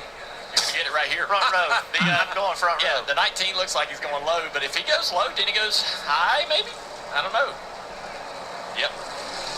That was the challenge, right? Is if Truex takes the top, then he goes to the front row, and it's all over again, right? And the best Truex can get is second place, right? Coming off turn 2. He wants a shot at trying to beat this 5-car squared up here. The danger in picking the bottom is that Tyler Reddick is lining up behind you. You know how aggressive he is. He's got a little newer tire that may allow him to launch a little better, get some momentum on Truex, and then make it 3. We still haven't taken our final break of the race, so we're going to do that now as we're still under caution. They'll be back to racing here in about another 30 to 45 seconds, so appreciate everybody tuning in. Be sure to hit the like button. Trying to get up to 200 likes for the end of the stream, even though we've already eclipsed our goal of 150. And subscribe, of course, for more daily NASCAR content. I'll bring you to the end of this one. Listening live on KRC. It's been a good race so far today, and hopefully we see a pretty good finish out of this. We'll have 7 laps to go in the restart. Martin Truex Jr. will be on the inside lane of the front row on 4 fresh tires versus what Kyle Larson has, which is right sides only. Now, Tyler Reddick has even fresher tires than Truex, so he'll be the push car in the inside lane. So you're going to have the 2 cars, really 3 cars, because Harvick in the third lane also on right side tires only. So the top 3 cars on the outside lane have 2 tires. Everybody on the inside lane has 4 tires, so you'd imagine their takeoff is going to be a lot better, which in return, you would think that Martin Truex Jr. as a result is going to end up being stuck on the outside. We'll see. Pace car will be headed to pit road this time. Field is about to enter the Geico restart zone. Who will get the launch? Who will get the push? Will Reddick try to go 3 wide underneath both of them? Who knows? He hasn't won since Coda earlier this season. Green flag back in the air. Pretty good push for Kyle Larson. Reddick was not on the back bumper of the 19, and that allows Denny Hamlin to stay connected to the 5. Truex is going to get freight trained. He's losing 2 or 3 positions here down into turn 1. Hamlin is going to be able to clear the 19. He gets underneath Kyle Larson as they go up the racetrack. Now on turn 1, Hamlin forces Larson into the wall. Hamlin puts the 5 in the wall. It's a drag race. Headed towards the line. Truex is on the apron. Harvick's in the mix. Hamlin to the lead. Larson back to 4th. Harvick to 2nd. Truex now to the inside of the 4. 1 car hard into the wall in turn 2. It's Justin Haley, and the caution flag is going to come out. Denny Hamlin is out in front. Harvick, I believe, is 2nd. Truex 3rd. Larson 4th. And Justin Haley has crashed further back in the pack. Truex was on the apron between 1 and 2 trying to get by Harvick. Larson was losing time, and he may have may have significant damage after he got forced into the wall by Hamlin. Yeah, then he gassed it up in the middle of the corner. This is right after coming to the yellow. Yeah, this is after the yellow. Look at that. Wow. He is angry. So we'd like to see... Remember, Hamlin ended up doing a similar thing to Kyle Larson at Kansas this year, where he took him out of a shot to win on the final lap, making contact, battling for the win, and now he does it again here at Pocono. Yeah, the 5 hard into the wall. Literally almost the same exact scenario. He comes down the racetrack trying to slow Denny down. And you don't mind getting run up the racetrack a little bit, but when you get run up the racetrack this much to where now there's contact and it pushes you out of the groove, you have no choice but to lift out of the throttle, and you're still going to hit the wall. So, yeah, I don't blame him. I'd be mad too. We saw it out of Ross Chastain, or with Ross Chastain last year. Hamlin did the same move, and now you see the frustration from Larson running into the side of the 11. Take a look at this wreck, though, for Haley. Already around backwards. That's a hard hit. That's a scary impact. Left side, driver first into the wall.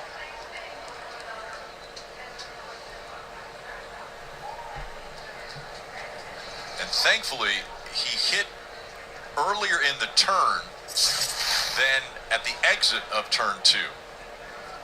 He was riding the wall through turn 2. But a lot of damage and heavy contact for the 31 of Haley. So now less than 5 laps to go. And we mentioned Ross and Denny, and you're going to say deja vu because take a look at how this one ended up.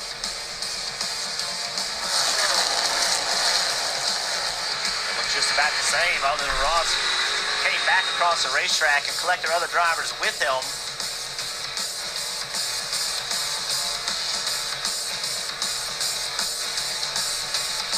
It ended Ross Chastain's day, and this was just moments ago. He said it worked last year. Let's do it again. Yeah, they get together and up the racetrack. Denny and him both now are out of the gas. Big Run's coming behind them. They're going to both drive down the racetrack to try to block that run. The 5 knows he got used up a little bit there, and he's frustrated and mad about it. Yeah, a lot of speed scrubbed off of the 5 after he hit the wall. Allowed the 4 to get by, and then this was, again, out under caution. The 5 comes over, bumps into the side of the 11 of Denny Hamlin, showing the displeasure. Harvick's vantage point. Yeah. Harvick said, I've seen this before. He was the poor guy that hit Chastain. He was. I bet. So let's listen in to the radio, and we're going to start with the 11 of Denny Hamlin. I know he's your buddy and all, but good grief, man. Have we seen the stuff he does to people? He got a lane. There was more than a lane. Yeah. His choice to stay in it. I don't know about Well, we that. didn't say a word on our radio, but wait till you hear they talk on their radio. I'll just leave it at that. And that's why this place is sold out. Yes. I mean, right? I mean, Next week's will be a good crowd, too. Yes. As I mentioned, the 48, that issue, where he was going to line up, well, the 5 might line up right there as well. Truex going to take another stab at the inside here. 4 car of Harvick in that outside groove. And Larson probably still fuming over that last restart. Going to take the inside behind Truex. Kim. And Kevin Harvick looking for a win in his final season. So let's talk to crew chief Rodney Childers. How are you guys feeling about your chances here in these last laps at Pocono? Yeah, we've had a great race car all weekend long, and kind of made a bad call there at the beginning and put us in a bad spot. It seemed like people didn't do what I thought they were going to do, but overall everybody's done a good job of fighting back and putting us in a position here. We'll just have to see how this restart goes. Our car hasn't went very good on every restart, but it's been a little bit better on scuffed tires, so hopefully we can hang in there. With it being Kevin's last season, what would a win mean for this team? Well, it would mean everything, just to get a win with him in his last season, but also lock us into those playoffs and make it where we can just go race these next few. All right, we'll see what Kevin Harvick can do on this restart. Thanks, Kim. All right, you guys, make sure you join me. NBC Sports on SiriusXM on Wednesday, 9 a.m. Eastern. I will join the Morning Drive. That's NASCAR Radio Channel 90, NBC Sports on SiriusXM, and I know what we're going to be talking about as we get ready for the restart. Yeah, so I have to wonder how much damage there is to Larson's car. All right. Once again, everybody, be sure to hit that like button, subscribe for more daily NASCAR content if you haven't already. We're about to come to the restart, a little green-white checker here. Not quite in overtime yet, but 3 laps to go ensuing. Both the Joe Gibbs Toyotas of Denny Hamlin and Martin Truex Jr. will be on the front row this time. Truex going to try the inside lane. He lost a couple spots the last time. We'll see if Larson can give him a good push. And I can probably imagine Larson's not going to want that 11 car to go to victory lane today. Green flag is back in the air. Stenhouse did not get a good restart, which is going to hold the 5 car of Kyle Larson back quite a bit. Stenhouse having a block. Looked like Chase Elliott just behind him. Truex not going to have a great push into that first turn. He's going to remain in second, though, just in front of Kevin Harvick. And Kyle Larson's losing some ground on that inside lane as he is going to get passed by about 4 or 5 cars. Truex having a run off turn 1, building it up, looking to the inside of Hamlin, decides to just hop back in line instead. Similar lines through turn 2, down on the bottom, the 11 and the 19 as they stay nose to tail. Headed for turn 3. Everybody going to stay single file for the most part through the top 6 or 7. Martin Truex Jr. losing a little bit of ground again in turn 3 as Denny Hamlin works his way off the exit of the corner. Battle for third between Tyler Reddick and Kevin Harvick as they'll be side by side at the start-finish line. Again, 2 laps to go. If we get to the white flag, the next flag ends the race. Somebody swinging out to make a 3-wide pass inside the top 10. Harvick going to lose the third place position to Reddick. Ty Gibbs is up into the top 5 following the restart. Christopher Bell just behind him. Bell spun earlier in the day. Good comeback for the 20. Truex lost more ground through turn 1 on Denny Hamlin, and even with fresher tires, just doesn't seem like that 19 car is handling well enough in the dirty air to be able to run down the 11. Hamlin hoping that we just stay green to the end. We got a car around. It's Ryan Preece. Will we stay green? Preece is just going to barely keep it off that inside wall. Reddick to the inside of Truex for second place off of turn 3. This is going to help Hamlin out just a little bit. 1 lap to go, sponsored by Credit One Bank. We do continue to stay green. Hamlin's got an 0.8 of a second lead. Tyler Reddick is in second. Ryan Preece is stalled out right now, trying to get his car rolling, but he is struggling. He may have a flat tire. Hamlin working his way off turn 1. Truex still door-to-door for second with Tyler Reddick. It's a drag race for that second place position, and the caution flag is out as Ryan Preece is still stuck. He tried to move. He couldn't do it, and he is beached. And this will end the race under yellow. Denny Hamlin is going to win at Pocono. Redemption from a year ago after being disqualified following a win at this racetrack. And today, assuming he doesn't fail post-race inspection, he will get to keep the win. And it'll be his second win of the season here in 2023.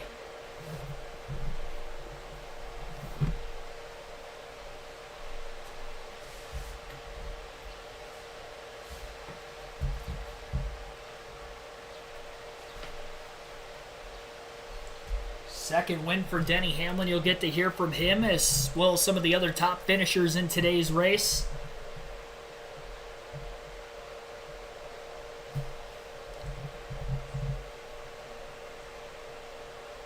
It is the 50th career win for Denny Hamlin in his NASCAR Cup Series career. Same track where he ended up getting his first career win in his rookie season back in 2006, where he in fact won both races at this track. If I'm not mistaken also, I believe this is his 6th career win at Pocono, probably his best track of his career.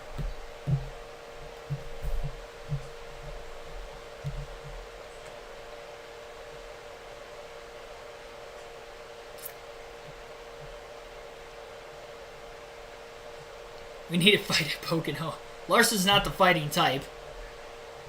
Kind of saw that between him and Bubba Wallace last year, so I'm sure they'll talk about it after the fact. But I would imagine there's going to be a rain of boos on Denny Hamlin here on the front stretch as he's about to go through the burnout. And it's not going to be a 50th career win that people will be cheering for him. I will say that much. Pretty much guarantee what's going to happen here in the post-race.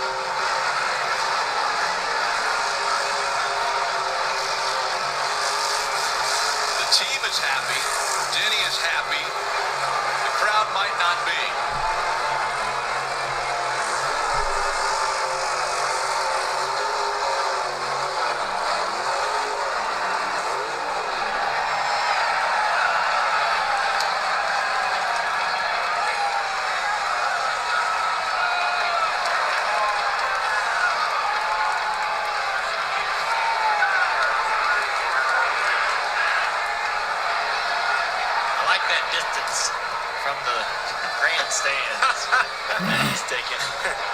There are some fans that are happy, but I think he's lost the majority. It was a couple years ago at Martinsville. He ran Chase Elliott up into the wall, and the crowd let them know they weren't happy about it. And now, well, he's gotten out of the car. Marty is pretty loud. The boos cascading down from the Pocono race fans today. Denny Hamlin got his first win here. Win number 50 in his career here, and win number 600 for Toyota. But the talk will be about the move with Kyle Larson and running him up on that restart. Denny, did he have a right to be mad at you? What, both guys wrecked themselves. There was the lane. He missed the corner first, and evidently he didn't have his right side tires clean. And when he gassed up, he just kept going again. You have an option in those positions to either hold it wide open and hit the fence, or lift and race it out. But those are choices they made. I didn't hit either one of them. Didn't touch them. On a monumental day for you, win number 50, what does it mean to do it, A, here, but B, with all the boos from the fans at one of your favorite places? I love it. They can boo my rock out here in a few years. How improbable at times today, Denny, did this win seem to you? Well, I thought we had the best car, honestly. We had the best car. The strategy worked out well. Chris just kept getting me more towards the front. This Mavis tire and brakes car was just really fast right from the get-go in practice, and just really happy that finally winning these races that we should win. The Rock, he mentions all the winners here at Pocono and all-time greats get a rock here just outside the garage area. He'll probably have that someday. Now it's the all-time winner at Pocono with 7, but this is not a popular win with the fans here in Pocono, Rick. Not at all, and they are voicing their opinion on how they feel like he was able to get this win. Well, it is win number 50, and it comes with an incredible career, a Hall of Fame career for Denny Hamlin, which really may have been thrust into the spotlight at Pocono when he won his rookie season here, swept that year. He's won Daytona 500s, and now 7 times in Pocono. 50 wins on the career for Denny Hamlin. We'll go through the full field finishing order, and again, any other interviews we get on the comeback from the USA Network commercial break, you guys will get to listen to as well during our post-race coverage. For the highpoint.com 400 at Pocono, Denny Hamlin, your race winner, his 2nd of the season and his 50th of his NASCAR Cup Series career. Martin Truex Jr. ends up 2nd, and Tyler Reddick 3rd. So 1, 2, 3 for Toyota, 1, 2 for Joe Gibbs Racing. Kevin Harvick, highest finishing Ford today, finishes in 4th. Ty Gibbs ends up finishing in 5th place. Christopher Bell 6th. Ricky Stenhouse Jr. 7th. Harrison Burton ended up with the top 10, finishing 8th. Great run for him. Eric Jones ends up 9th, and Chase Elliott rounds out the top 10. Eric Almirola ended up in 11th. Bubba Wallace 12th. Ross Chastain 13th. William Byron 14th. Todd Gilliland 15th. Brad Keselowski 16th. AJ Allmendinger 17th. Chris Buescher 18th. Michael McDowell 19th. And Noah Gragson rounds out the top 20. Kyle Larson ended up 21st.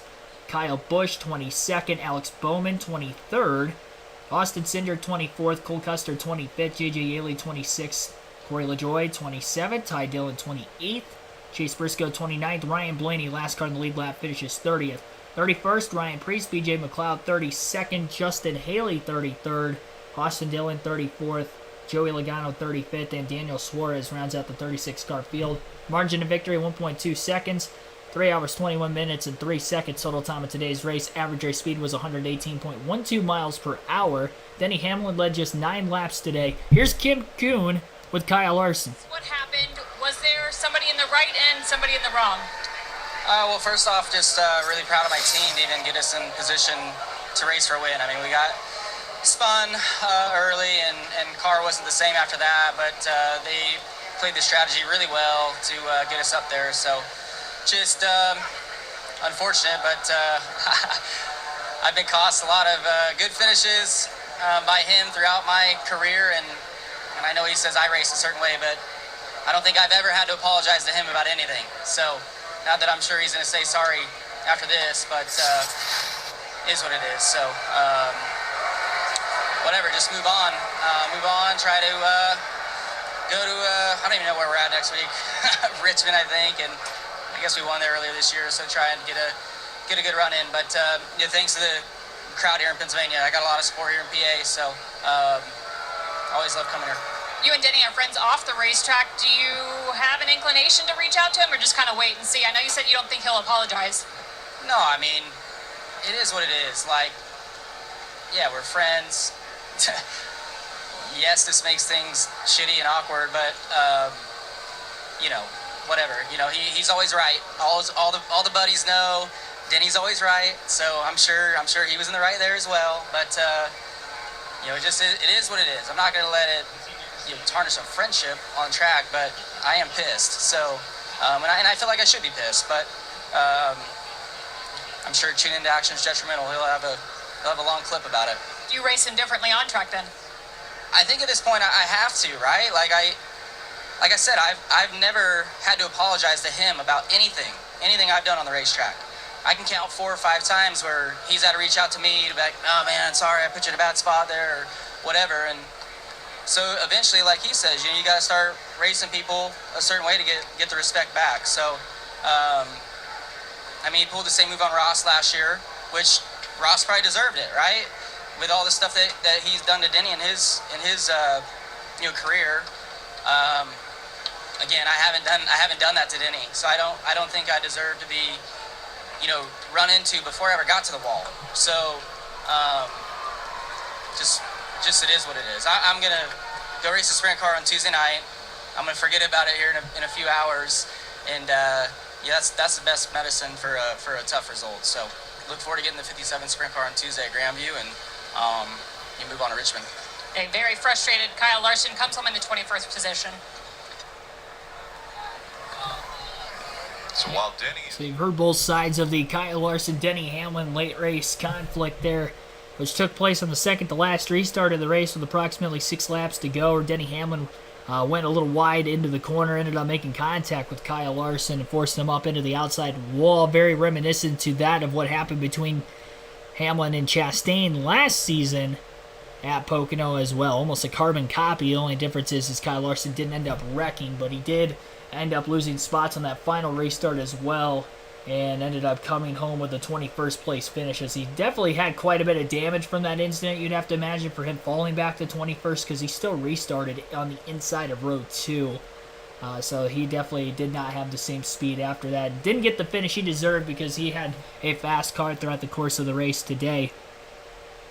So 11 cautions total on the race, ended under yellow with that last caution. Ryan Preece had spun in turn 2 and he was stuck on the racetrack. He didn't hit the inside wall, but I think he ended up flat spotting a tire. It looked like the right rear popped middle of the slide, so he ends up falling back just a little bit, or ends up stopped on the track, and that caused the caution to come out. So the 1.2 seconds margin of victory isn't quite 1.2 seconds. That's just when they cross the line. It was very even between Truex and Reddick at the time of the caution.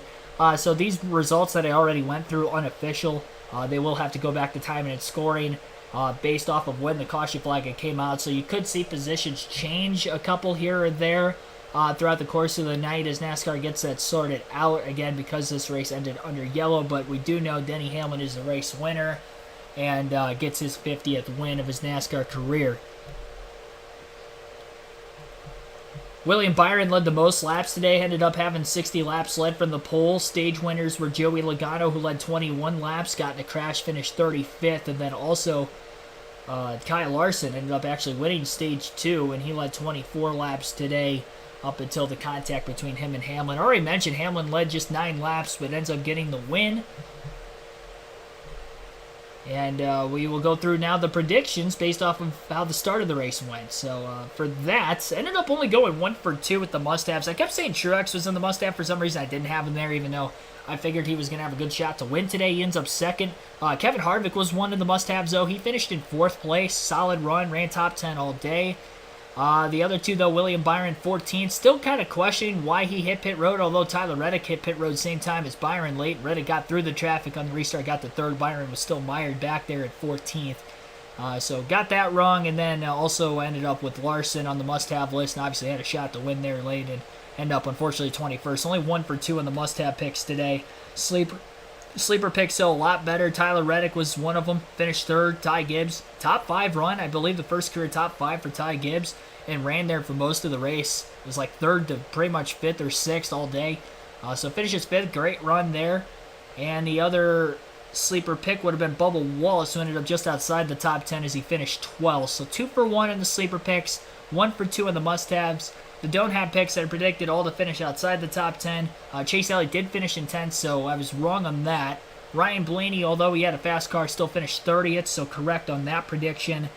And the last don't have would have been Ross Chastain, who finished 13th, which was really about as good as he was all day. He was pretty much outside the top 20 for most of this race.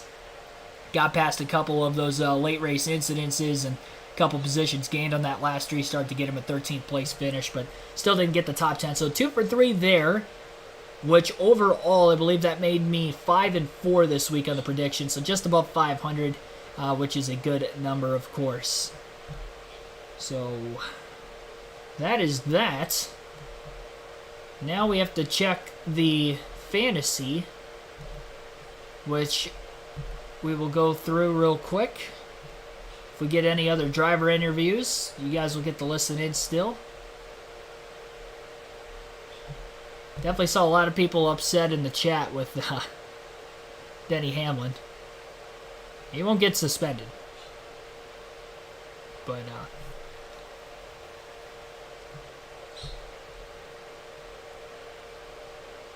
Elliott's 55 points off the cut line. Yeah, he didn't make up much. He only made up 5 points today. It's going to get harder and harder the least amount of points that he ends up gaining on the cutoff line. No fight. No fight between Larson and Hamlin, but definitely a disagreement on what took place there.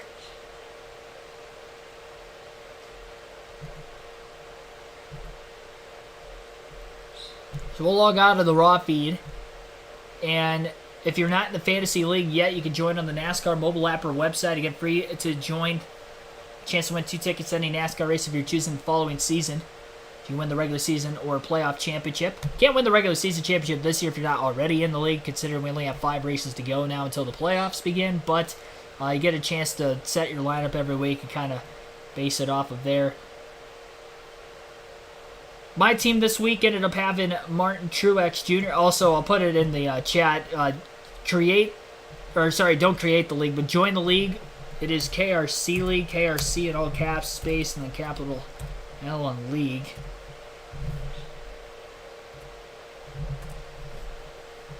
Sign up with your email, create a password. Again, free to join. But search for KRC League. Martin Truex Jr. ended up getting the most points, it looked like. Oh, no, actually, Tyler Reddick scored the most points of anybody on my team. 47. Truex had 44, but second and third place finishes for both of them. Kevin Harvick finished 4th, solid run there. Wallace ended up outpointing Byron. He did finish 1 position ahead of him, too. So, Wallace in the lineup would have been better, but the way Byron was running, I wasn't going to put him in for Byron. Probably would have put him in. I probably would have ended up putting him in for Harvick, which I only would have really lost 1 point out of that. So, here's what it is. He did end up outpointing Kyle Larson,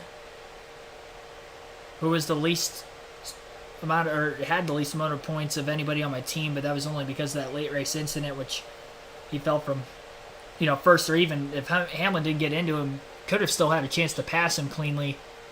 He could have won the race that way. Larson would have ended up second. And either way, that costed Larson about 20 points there at the end. Otherwise, he would have been right there with Reddick for the highest amount of points in the race. If he would have won, he definitely would have had more points than anybody else. As far as the bonus picks go, I had Wallace over Harvick. I was wrong there. Had Bell over Chastain. I was right on that one. I was also right on Keselowski ahead of Blaney. And I was wrong taking Suarez over Bowman. So 20 points in total for the bonus side of things. Hamlin had the most points of any driver today with 55, getting the win. And 15 stage points as well, which I believe was the most stage points that anybody had in the race. Dark Crypto wins our Pocono race on the Fantasy League with 230 points. Inside Uranus finishes with 223 points in second. P-Shat Motorsports tied for second, actually, with Inside Uranus at 223. Not an Elliott fan, 222. Finishes fourth. The Monster Jam X10 rounds out the top 5. Crazy that the top 4 is only separated by 8 points this week. I ended up finishing in 8th. And see who Dark Crypto had on his team this week. He had the 1st, 3rd, 4th, 5th, and 7th highest scorers. He had Reddick in his garage, who had the 2nd most amount of points, so he still left points on the table. As far as the bonus points go, he ended up getting 30 out of the possible 40.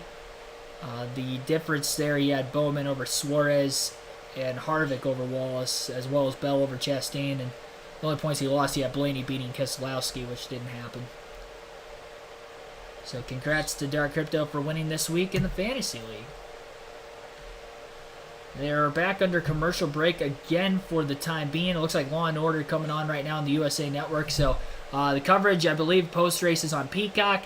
That is going to end our live stream today. We hit our goal of 150 likes. Run that like counter up, though. We're only 10 away from 200. So if you haven't hit the like button yet, you're still watching, be sure to hit that like button. We'll try to get that up to 200 here just shortly after the stream. Thanks for everybody that tuned in and watch the live commentary stream here today. It was a lot of fun. We had a lot of you guys in it this week. See you guys next weekend for Richmond and Road America. Our start times for the Cup Series race next Sunday. We will go live at 2:30 p.m. Eastern Standard Time. Again, 2:30 next Sunday.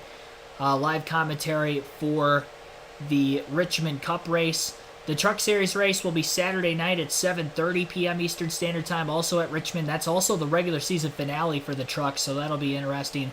And then also, you'll want to tune in for the Xfinity Series race, which they will be on a road course at Road America next week. So our Xfinity coverage will be the first live stream next Saturday, 3 p.m. Eastern Standard Time. Truck race at 7:30 Saturday, right after the Xfinity race. They're going to be really close back-to-back with one another. And then we will go live for the Cup race on Sunday at 2:30. Again, all Eastern time zone times for those. That's a mouthful. Okay, thank you everybody for watching once again. I'll see you guys next weekend.